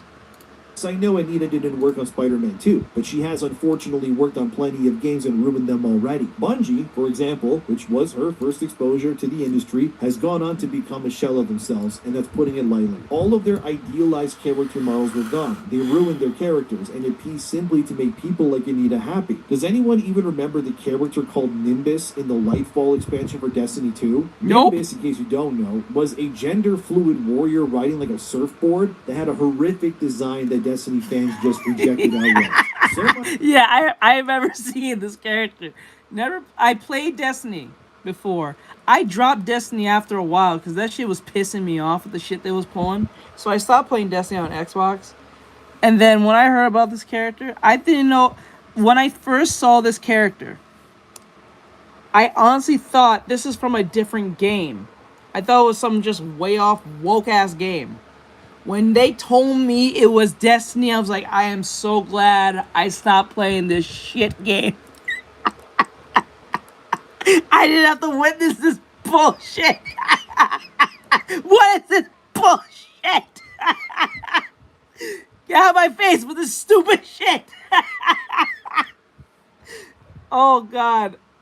The discrimination is there. Because it's like, you know what? It's my fault for having an Xbox. It's my fault for buying this game. It is my fault for supporting this shit game. This game is shit. For Destiny 2, Nimbus, in case you don't know, was a gender-fluid warrior riding like a surfboard that had a horrific design that Destiny fans just rejected outright. Yep. So much so that after the Lightfall campaign came out, Nimbus was pretty much forgotten about by Bungie. That character hasn't shown up since as far as I know. I beat the Final Shape expansion, and I don't recall Nimbus even showing up to help the Guardians, so Bungie knew that Anita's influence, even on their games, was becoming a net negative. And looking at the absolute state of Destiny, Marathon, and Bungie, if anything, Anita's teachings rose through that studio like it was a terminal cancer eating away anything that was good. Now Bungie is currently on life support. Their games are pretty much dead, or soon to be in Marathon's case, and they have no one to blame but themselves, and I guess Anita Sarkeesian. There is also another PlayStation game developer that really advocated and took Anita's teachings to heart, that being Neil Druckmann, the guy who wrote The Last of Us and Part 2. So much so that Neil Druckmann publicly admitted on stage while presenting... I think it's a Gundam who said it. He said, if a woman made something and it becomes a franchise, let her make all the decisions. But if a man made it and you give it to a woman, she will fuck that thing up on purpose. An award to Anita Sarkeesian, then her work influenced how he changed The Last of Us and the future games in Naughty Dog's design philosophy. Don't believe me? Okay, watch this. Unfortunately, the Kickstarter also triggered a rather large online intimidation and harassment campaign aimed directly at her. Her social media outlets this bitch. This man's a simp bitch. This man's a bitch. This man is a bitch. Neil Druckmann? He's a cuck, yes he is. Attacked with varying degrees of hateful and misogynistic comments, imagery, and even threats. Instead of ignoring the attacks, she documented and made them public, exposing the kind of vile internet behavior that is often directed to women and all too often dismissed. The attack... Okay, women are special. Men threaten each other all the time. You should hear a COD lobby thing. Oh, I don't think it happens today because they be monitoring for the way y'all be talking. So, like, I'm saying beforehand, I'm just saying, if you would hear two grown men go at it, let them have a bad day at work, on COD, and start playing the game. And let them both meet each other. Bet you believe there will be terroristic threats being made to each other. And they'll never, ever go through with it. I'm telling you, let him have a shit day at work. whether he's married or not, come home to the game and run to a dude who's having a shit day as well, playing some Overwatch, Marvel Rivals, COD, especially Rainbow Six or League, and you're going to have World War III almost instantly. There will be terroristic threats. People's children will be mentioned. The idea of doxing will be a good idea. Everything you can probably think of will come out of their mouths because they're that mad at everything that's going on in their lives. And you know what they're not gonna do? They're not gonna do that shit. So it's not just exclusive to women. It happens to everyone, to minorities, to the majority, the average woman, the average teenage girl, the average man, the average teenage boy, the average child, especially children. You should hear the crazy shit they be saying on VR chat. That shit go crazy. And there's no filter like that. Well, there's filter, but there ain't no filter like that. So It's brought further attention to the Kickstarter, and backers came to its support in droves. By the end of its run, the Kickstarter netted roughly $159,000 from 7,000 backers. Anita has since become a spokesperson for the dangers of online harassment and gave a TED Talk that has close to 500,000 views. Her story has been covered in publications like the New York Times and The Guardian. After months of research and work, the first video of tropes versus women was released on March 7th, 2013. God, you're just a poster boy for just blowing up and promoting this bitch. You bitch. Garnered over 1.8 million views. Game reviews and editorials constantly reference her work when discussing the treatment of women in games. Many developers now have a greater understanding of character tropes and the shortcomings they can lead to. I know for me, Anita's work was highly influential in my approach to writing for The Last of Us, greatly improving its story. With the amount of harassment she still receives on a daily basis. So, let me ask the question. Do you girls want to play with men or you want to play with each other?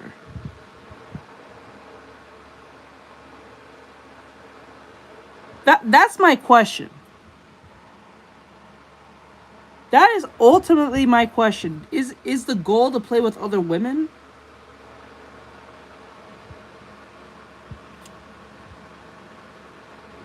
Because if you're getting harassed by I'm pretty sure it's a man thing. You're being harassed by men. Wouldn't it be more advocatable for you to ask developers to make a woman's? Well, that would suck, but then again, these days that doesn't really work because we don't know what a woman is anymore. So, would it make more sense to make games just for women that women want to play? Instead of taking the franchises that already exist and fucking them in the ass with some stupid feminist bullshit intersectional nonsense, how about you just ask them to make games for women?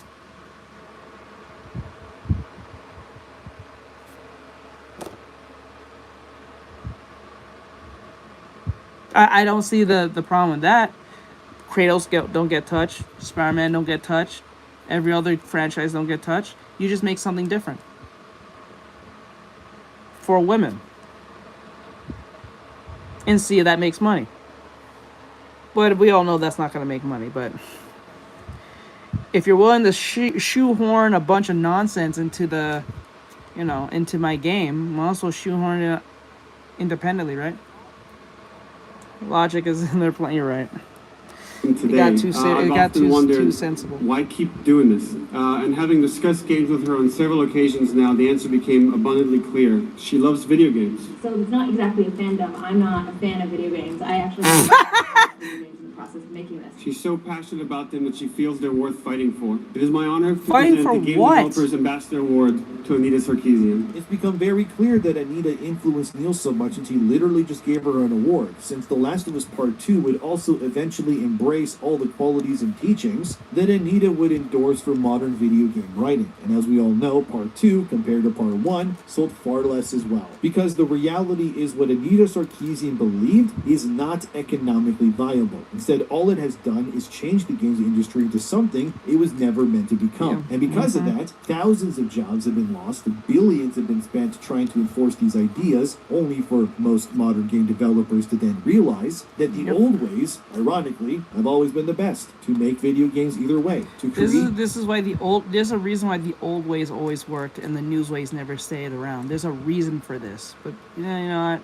everyone thinks they're special. Games that are free of There's a political reason agenda for has that. and always will be the greatest way to create art. It doesn't mean that politics can't exist within modern media, no, but the clear distinction here is that if you incorporate politics into your games, it's very important to ensure that those political structures are only things that exist within the confines of that world. A good example is the Witcher's world. You know, the Nilfgaardian Empire, they're oppressive, but Nilfgaard is not real. It's not a place that exists in our material world. The same way the Shinra Power Electric Company in Final Fantasy VII is a world-sucking business empire that destroys the planet, obviously, in which Final Fantasy VII takes place in. But it is not an allegory for, say, anyone. I just realized this says Shinra Empire is the sucking world. This is Shinra who stopped the Avatarasu from, well, nah, it didn't really stop it, but like, you get what I'm saying. Company. It is instead a unique entity within its own world, which is the point. The problem with today's media that they continue to forget is that people want escapism. They want to play something that doesn't remind them of how stupid the real world is. Anita's goal, however, with her teachings and talks was in direct opposition of that. She instead wants everyone to be constantly reminded of every little thing all the time, to never be able to escape or enjoy something where they can, in a sense, differ it from the real world.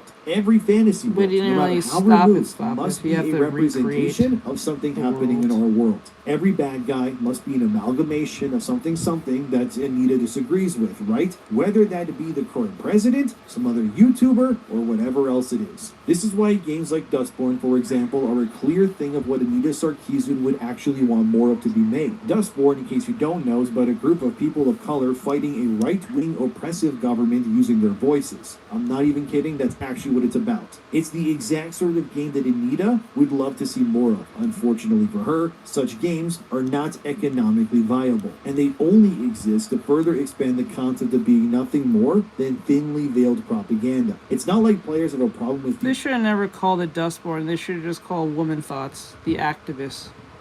No characters either. It just comes down more so to the idea that people are sick of female characters becoming these avenues for the writers involved in order to talk down to us. I have no issue with the fact that Nintendo, for example, has in the last few years made Zelda herself more prominent. Zelda, for example, is the main character in the Hyrule Warriors game Age of Imprisonment, which takes place between Breath of the Wild and Tears of the Kingdom. That's cool. Zelda has also gotten her own spin-off title called Echoes of Wisdom on the Nintendo Switch. Again, I have no issue with that, and I actually think that Nintendo should make more Zelda games where Zelda herself is playable. I have zero issue there at all. The problem is, however, not all the time, but a good portion of it. I think extreme liberal white women is the most downfall of all things.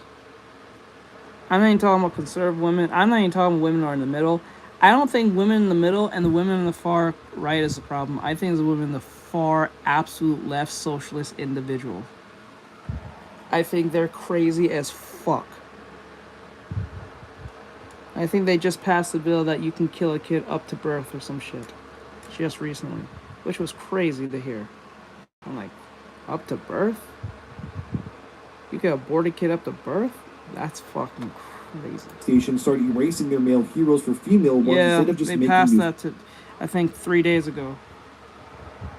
Yeah, you can have an abortion up to the kid even before birth. There's no like 6 months type thing anymore. The first 6 months, it's, or is it 6 months? The first 6 months, it's up to, if once the kid is like 8 to 9 months, you can still have an abortion before then. That's insane.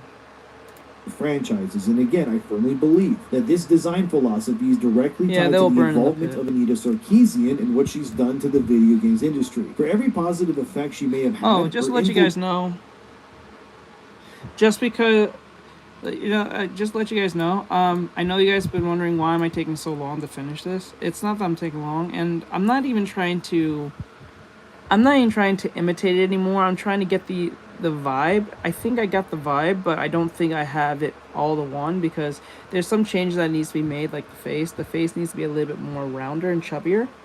The hair is all right, but I think it could be a little bit more sharper in certain areas. And the shoulder needs to be more defined. This is the original. She's a lot paler. She's a lot paler. And the eyes are a lot more vibrant.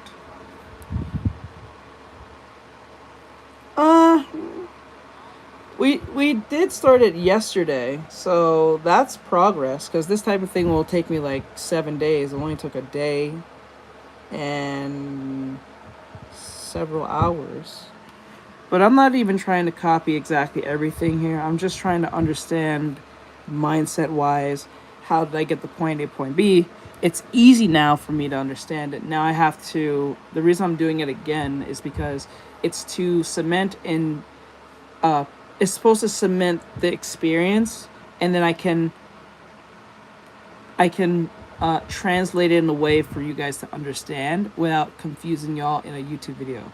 So just to let you know, guys know, whenever I'm doing these studies, I'm not just doing the studies just to show off or just to improve myself.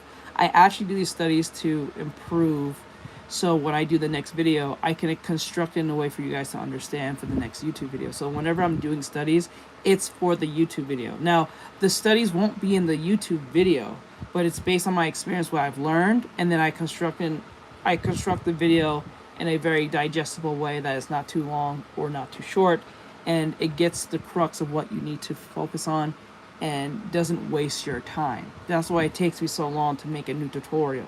So if you're wondering why is there not a new tutorial, that's why. And then within the time I'm not making a tutorial, I'm making a bunch of, you know, the speed arts and the fucking animatics and the reactions and all that stuff. So to give you a context on how I do things, that's why I do things. So every time I'm doing a lesson or I'm doing a study, it's for the YouTube video in the future. That's why. So since I think I'm getting better at this, I can probably teach you guys how I got to point A and point B. Now, I'm not gonna lie, this is beautiful, but I would not go for this type of work for my works. I will go for more like a rhino tuna.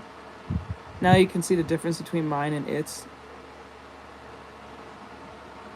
Mine is a lot more, if you can look at the face is a little bit more narrower, the cheeks, but this cheek is a lot more chubbier and it's more out there.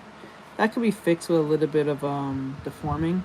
You can just kind of stretch this out a little bit and then round it off to just capture that. But the difference mainly is the skin color, because mine is a regular old skin color like Ariel from Little Mermaid, but this is just Mei from Naruto. But I think she's one of the Hokages. I forgot what was it, Kage, I think. No, I think that's the sand one, I think. Anyway, but the point is like, you know, yeah. Have you tried a manga cover challenge in the meanwhile? No, not yet.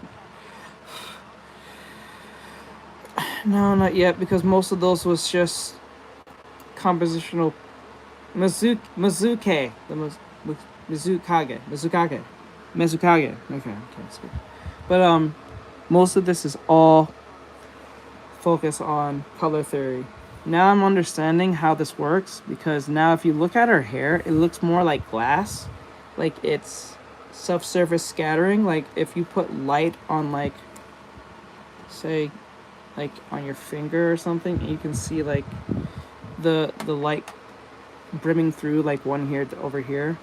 So they kind of treated her hair like it's like glass. And this is cool and all, but this is something I would not go for. I will go for like a rhino tuna. Like something like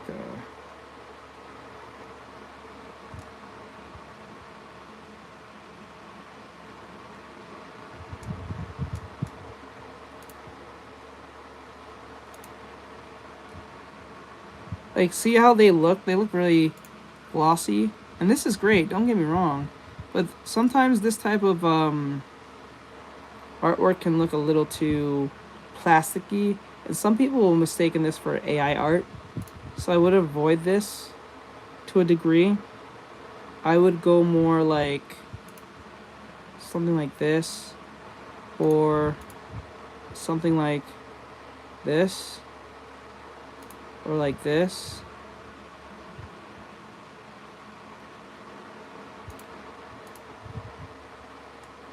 something that looks, or something like this. I wouldn't mind this, making stuff looking like this.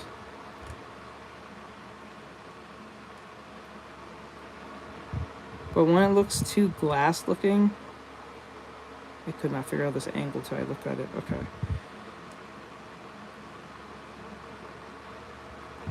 Let's see here.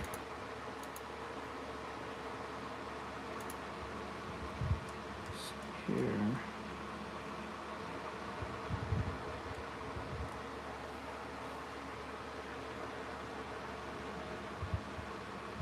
This one's not bad. Oh, this one's bad. Crazy stuff. Dazzler.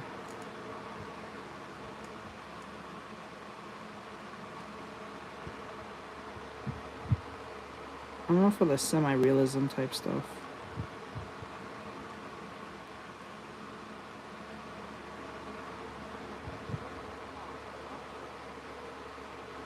Nah.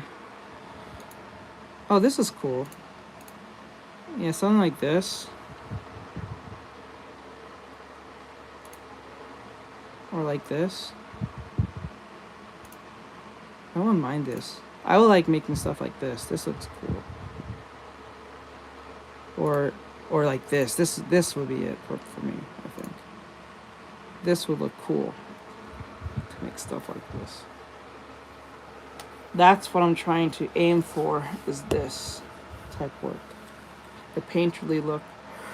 And not so reliant on line work. I think that's been my problem. That's why I've been really forcing myself to learn how to do painterly work. So yeah. The eye here is to... It needs to be much more, I think, feathery. I think it's too... I may have to just paint this one out. I may have to erase the lines. I will have to erase these lines because they're not going to be needed too much. And then soften them. I'll have to figure that out. Anyway. Influence has created 50 other problems that now need fixing, and her influence was left unchecked for so long that to this day the problem still persists. I wouldn't even joke when I say that she was one of the progenitors of the demise of Western games media as a net total. Places like Polygon, a news site, even called Anita Sarkeesian's online web series as something that everyone who makes games should watch when developing future games. And even companies like Intel, computers, would even sponsor Feminist Frequency during this time period as well. In order to help the games industry in recruiting more women and minorities into careers within video games to change how games were being created in a Western sense. Anita, at this point in time, around 2015-2016, was at her peak. She was riding her success and raking in the cash from everywhere by becoming the de facto voice that modern Western game development was listening to when it came to how they should be making their games. In 2016, Anita would eventually, through Feminist Frequency, launch another crowdfunding campaign for an animated series called Ordinary Women Daring to Defy History. It was also funded successfully as well, and that series came out in 2017. And also in 2016... And the irony on that, their logo was pictures of cute anime girls that was supposed to represent them, but they never hired anyone who was like a Tumblr artist to make them look what they really look like. His Frequency would also partner with Crash Override Network to create a support group for people who were victims of online game harassment due to Gamergate. Remember the bully hunters and all of that stuff? Yeah, unironically that sort of thing. Which also, yes, that is real, and this movement included people like Zoe Quinn. Yes, that Zoe Quinn. However, this gravy train would eventually come to an end. In 2023, Anita Sarkeesian would formally announce that Feminist Frequency as a brand would come to a close. The reason being exhaustion and burnout from her and those that were involved with it. If I have to guess, it wasn't actually burnout. It was probably just a convenient scapegoat to end the non-profit organization, which ironically swindled the games industry out of a lot of money actually once views began to dip and interest waned. If you actually go to the Feminist Frequency YouTube channel right now, the views are in the dumps. Barely anyone shows up for any of the new videos. And Anita might claim it's because they wind it down, but it was obvious that this decrease in viewership was happening long before Operation ceased. The reality was, come 2023 onward, the rise of modernity in video games and the grifting of swindling game studios out of money to consult on games began to run dry.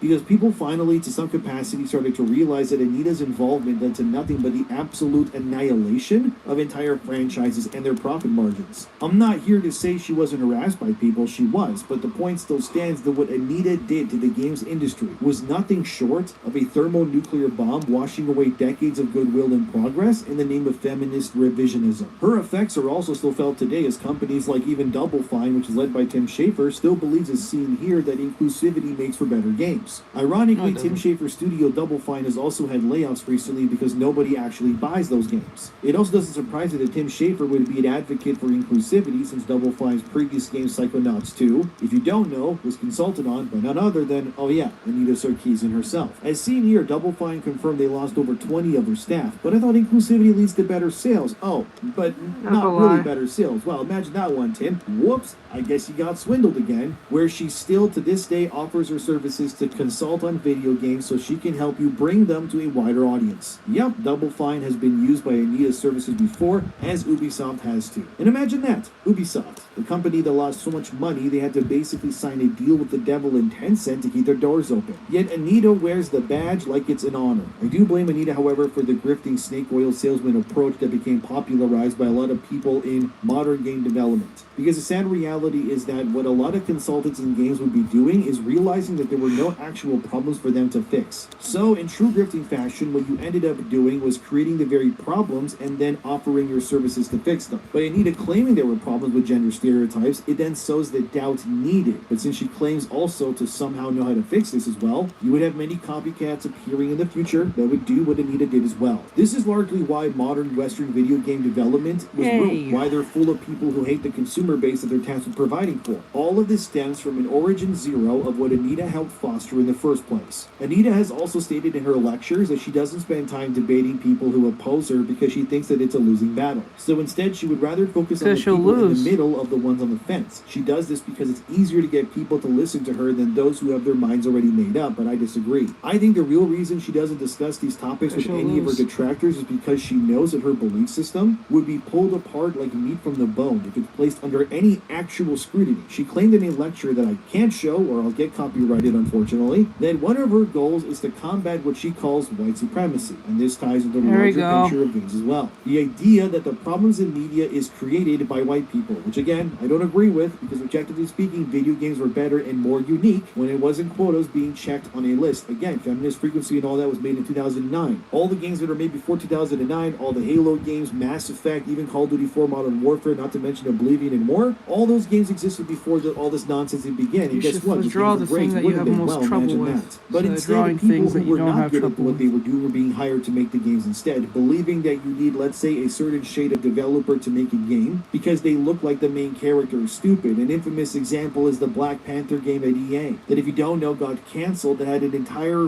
black development team for some reason behind it. To no one's surprise, the game didn't work. It got canceled before anyone even saw anything about it because obviously whatever they made was likely seen as brand damaging and not good enough for modern AAA. But this sort of mentality of we need diversity for no other reason than we do is not really helping anything. Japanese developers have been 100% Japanese for decades. Nintendo games are largely made by their in-house teams in Japan that also comprise of, you guessed it, Japanese people. Yet the Zelda games, Mario or Donkey Kong games continue to sell like crazy and do well creatively and financially too. But by definition, what Nintendo creates is made in a problematic sense to someone like Anita because the games are made by a low diversity team that is obviously all Japanese. But I would argue because it's made by Japanese developers only that it's incorporating what you're having trouble with incorporating what you have trouble with alongside what you're interested in helps even more. So like hands, for instance, if you have a hard time drawing hands, it's going to be hard to either be a character designer or making characters if you can't draw hands. So you can draw your favorite character, but make them use their hands. So focus just on hands. Or use those hands and attach it to something that you're already good at. So let's say you're good at drawing arms, but you suck at drawing hands. Draw the arms and then try to attach hands to them. Or draw the hands first and then put arms on them. I suggest draw the hands first and then draw the arms. Don't draw the arms, then draw the hands. You'll be better off. It might sound counterintuitive and weird, but it actually makes more sense to draw the hands first and then draw the arms. the same page culturally, philosophically, and all of that are likely far better equipped to make a great game than a group that comes from everywhere that doesn't agree on anything but what they want to put into games themselves. Anita can claim the opposite all she wants, but all the Zelda, Mario games, and then some prove this to be otherwise. Anita is also someone who spoke at the UN even, saying that being silent on issues means being complicit, and that there is no neutral stance when it comes to fighting something like Gamergate. And that right there, that is the actual argument of why majority of these kids are in the position they're in, because they've been told by their stupid professors who gets paid every tenure. Now these professors are scared of them to go against their belief system, because all of them has bred them to believe if you don't say nothing, you're part of the problem. That might be true to a degree, but not everyone has to talk. That might be true to a certain degree given certain situations, but that's not really true of every situation. Sometimes not saying anything is better than not saying absolutely anything.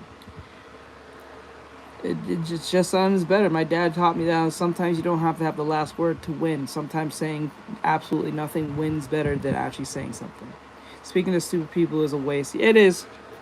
It really is. She has also called herself an activist of her own volition, and frankly, she made things political. It wasn't others. She even worked on consulting for games like Slay the Spire 2, which when people found out that she worked on that game, they tried to refund the game and even left negative reviews because they didn't know that she was a part of it. I think this user put it aptly where they said this: review bombing and refunding Slay the Spire 2 after it becomes known that Anita Sarkeesian is mentioned in the credits is a perfectly rational game theoretic response, because they are basically only two possible reasons for her to wind up in the credits of any game. The developer is willing to spend money to express contempt and hate for the audience, or there's implicit extortion going on. Review bombing and refunding the game reshapes the payout matrix on the extortion racket. Yeah, pretty much. Basically, if I find out Anita is involved in a game, I'm not going to buy it, full stop. Anything she touches should be treated like it's nuclear waste. We must put gaming before activism and players before activists, okay? Everything these people did to video games has, in my opinion, been a net negative for the games industry as a whole. She's not going to agree with that, obviously, but I firmly believe the rise of consultants in games these past 10 years has done nothing but ruin everything in the name of social justice that's just masquerading as grifting. It can be no mistake that the vast majority of studios that allowed Anita in led to their own demise. I mean, because eventually she wasn't simply analyzing games after they were being made. She was instead helping developers think about games while they were being made, and that was kind of the problem. Anita's team, via her own website, offers services to help with things like art, scripts, gameplay, character development, dialogue, player actions, and things like representation, involving gender, race, sexuality, ability, and even class. And her consulting then becomes so broad that she can effectively claim that she can make every part of her game better, which based on the results... their consulting is so fucking broad, it's insane. How? You're just consulting, right? You're just giving your opinion. If anything, they're paying for your stupid opinion. Why are you in every facet of the game? That's very odd. We're just asking for your stupid opinion, and then we kind of just work from that point on. Why are you in the character design? Why are you in the story design? Why are you part of all of this? Should you just being a general opinion? Why are you a part of every facet of the game? That is way too broad and way too hands in the cookie jar for you to just be a consultant. Fuck you. Fuck you. Does not seem like the case to me. One of the people she's worked with is TriBand, which made the game peak among others, and has frequently used Anita's services and has commented on how they plan to keep using her going forward. Anita's teachings even affected stuff like Arcane Studios, the makers of Dishonored. Because of her teachings, it led to the co-creator director at Arcane, his name's Harvey Smith, to take her words to heart so badly, and this is why Emily Caldwin was the main character in Dishonored 2 over Corvo Altano. And guess what else Dishonored 2 managed to do that the first one didn't? It became a financial disappointment and effectively destroyed the series after Dishonored 1 did so well. Wow, imagine that one happening. Anita also did gender seminars. Listen, don't get me wrong. I don't mind if a woman wants to give her opinion in a game, especially if she has knowledge of that. That's great. But when she has no knowledge of it and she doesn't play the game, why the fuck are we listening to her? Just like if a dude was giving his acknowledgement of a game and never played it, I'm not listening to that motherfucker. I'm not listening to him.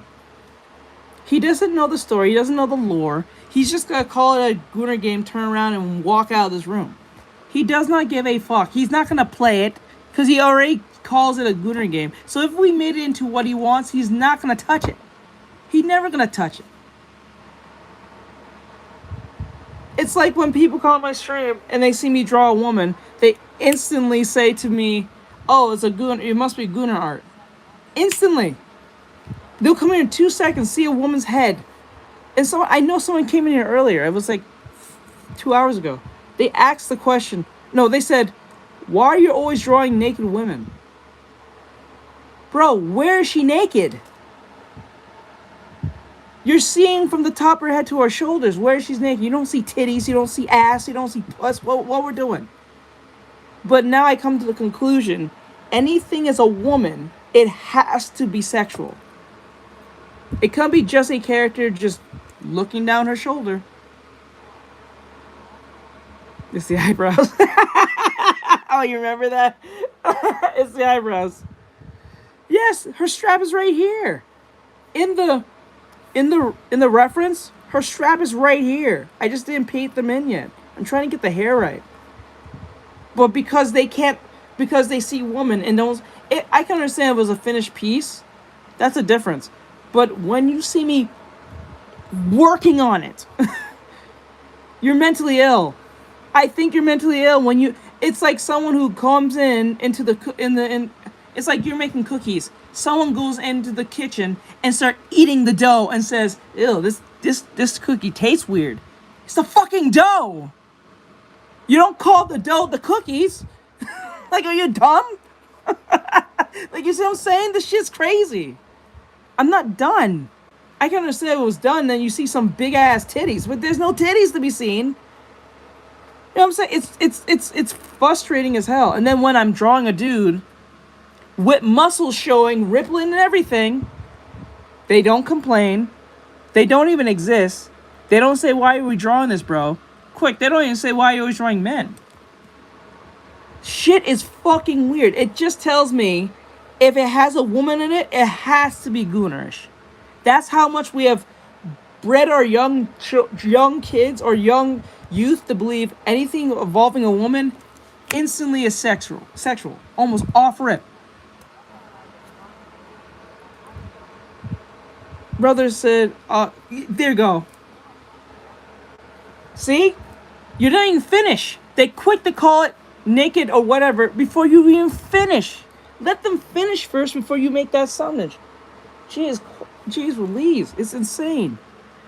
In EA, yeah, the people who do the Battlefield games. I mean, looking at Battlefield 5, which infamously had a woman soldier on the cover and had people who worked on it telling people not to buy the game if you don't like women in your Battlefield games. What happened again? Oh, it did worse than other Battlefields. Again, really? That's quite the surprise. Well, not really. Crazy. Even games like Firewatch and Hyperlight Drifter were consulted by Anita, and Hyperlight's sequel involved a certain consulting group called SBI that ended up gutting that studio too long into the long run as well, and gee, I wonder why again. So what we are left with in the end of all of this is a Western games industry forever changed by the radical feminist ideologies that people like an Anita Sarkeesian invoked upon the games industry because she wanted to. Video games were changed, profits fell, people walked away, franchises that could have been great were shot, and the effects of what Anita Sarkeesian caused the global gaming marketplace cannot be understated with how damaging and brutal it all ended up being. Some of the games used in this video even are shown because they are things that Anita consulted on. Her brand of inclusivity and diversity did not make games a better place. Again, we're seeing in real time the big companies and games actively working to create content that Anita would disapprove of. The fact that Fortnite, Overwatch, Marvel Rivals, and more have already pivoted back to scandalous outfits and revealing women shows that the industry embracing Anita Sarkeesian was nothing short of a grift of itself as well. In my opinion, nothing she did bettered video games in the long run. Everything only got worse for the most part. The bloodbath left in the wake of identity politics and the rise of what we better known as Gamergate began all in opposition of what Anita Sarkeesian's beliefs invoked. It was a woman with a degree looking at the land of video they games do that and all found the herself time. a It's unique annoying. victim that she could siphon for to fill her They bank don't let you accounts finish. and They not just care what it meant for the chalk it greater up to public you or the doing something future. weird. For someone who admitted that she's not a gamer nor even enjoys games, the games industry And then the was irony in that is, if you just draw dudes, some bitch is gonna come in the room and say, "You don't draw women."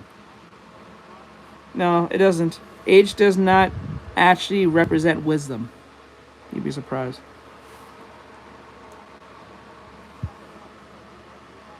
That shit crazy. Let me finish drawing it, and then you can make whatever statements. Then whatever happens after that. That's on me. But like, let me finish it, dude.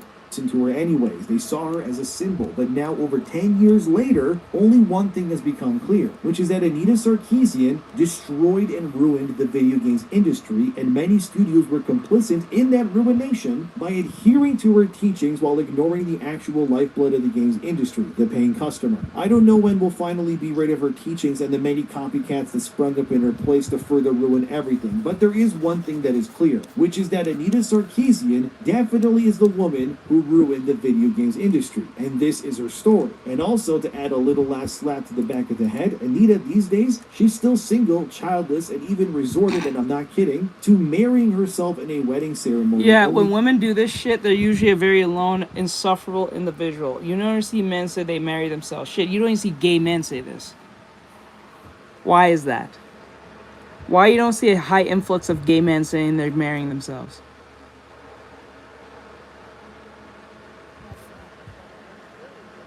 Yeah, I wish. I want it to look as good as possible, but I think I may have to make some changes to it a little bit. I need to fix the cheek. I gotta fix this cheek a little bit. Make it a little bit more chubbier so I can match that of the what I'm seeing here.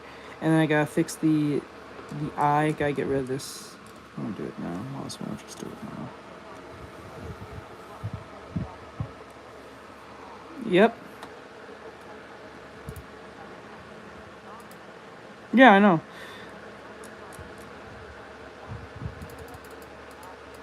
Yeah. Right there. Fix this. I'm gonna fix this because this looks kind of distracting. It looks like she got punched in the eye or something. A year or two ago, yes, the woman who hates anything not feminism never ended up finding a man or even another woman that would love her enough to even marry her. Like, So, you don't even see gay men do this. Why is that? You never see gay men say, I'm marrying myself. You don't see straight men saying that either. But the only people who do this is is she lesbian? I don't know if she's lesbian. If she's lesbian or some straight lady, I don't know if she's in between, but like, only women do this. Strangely enough. I don't even think trans men or trans women do this. Well, then again, they're like, what, 0.5 of the population, so it's kind of hard.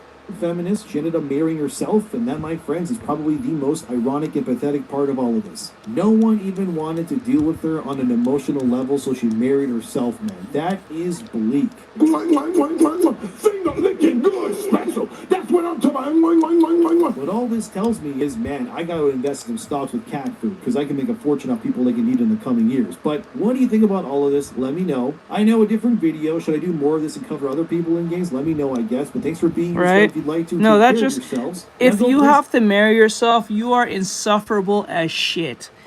You're probably mentally ill too, to a degree, to a very high-end degree, or you got a lot of issues you need to work out. You need therapy.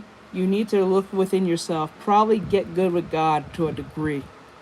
Maybe there's some lack of God in there. And then it's like, you probably have problems with your family. Yeah, it is. Being alone is a safety mechanism, but that's only shrouded in the idea of trauma. Most cases. That's usually what it is. It's shrouded in some form of like trauma somewhere because they've been hurt by others, hurt by family, hurt by friends, hurt by love people they was in love with or they liked. Or the frustration comes from the idea of or the frustrating of working with others.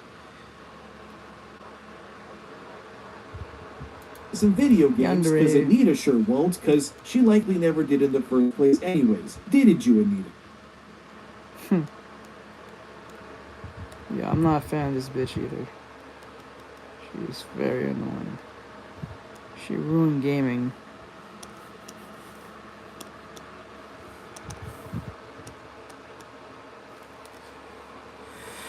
Alright, I'm gonna probably stop from here. It's already 9-something, so I'm gonna let you guys go. We will finish this tomorrow. The only thing I have to just do is just do a little bit more refinement. Especially around here and here.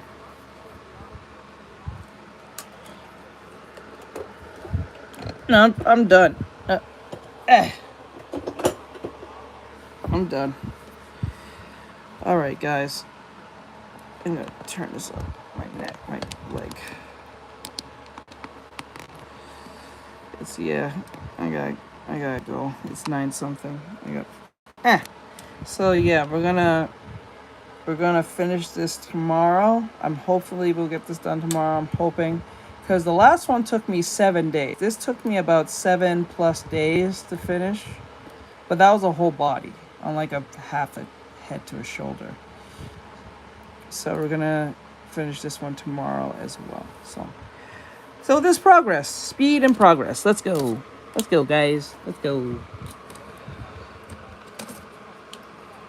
So yeah, I'll fix the main place we need to fix is the eyes, the coloring of the shoulder, and the distinction of this arm.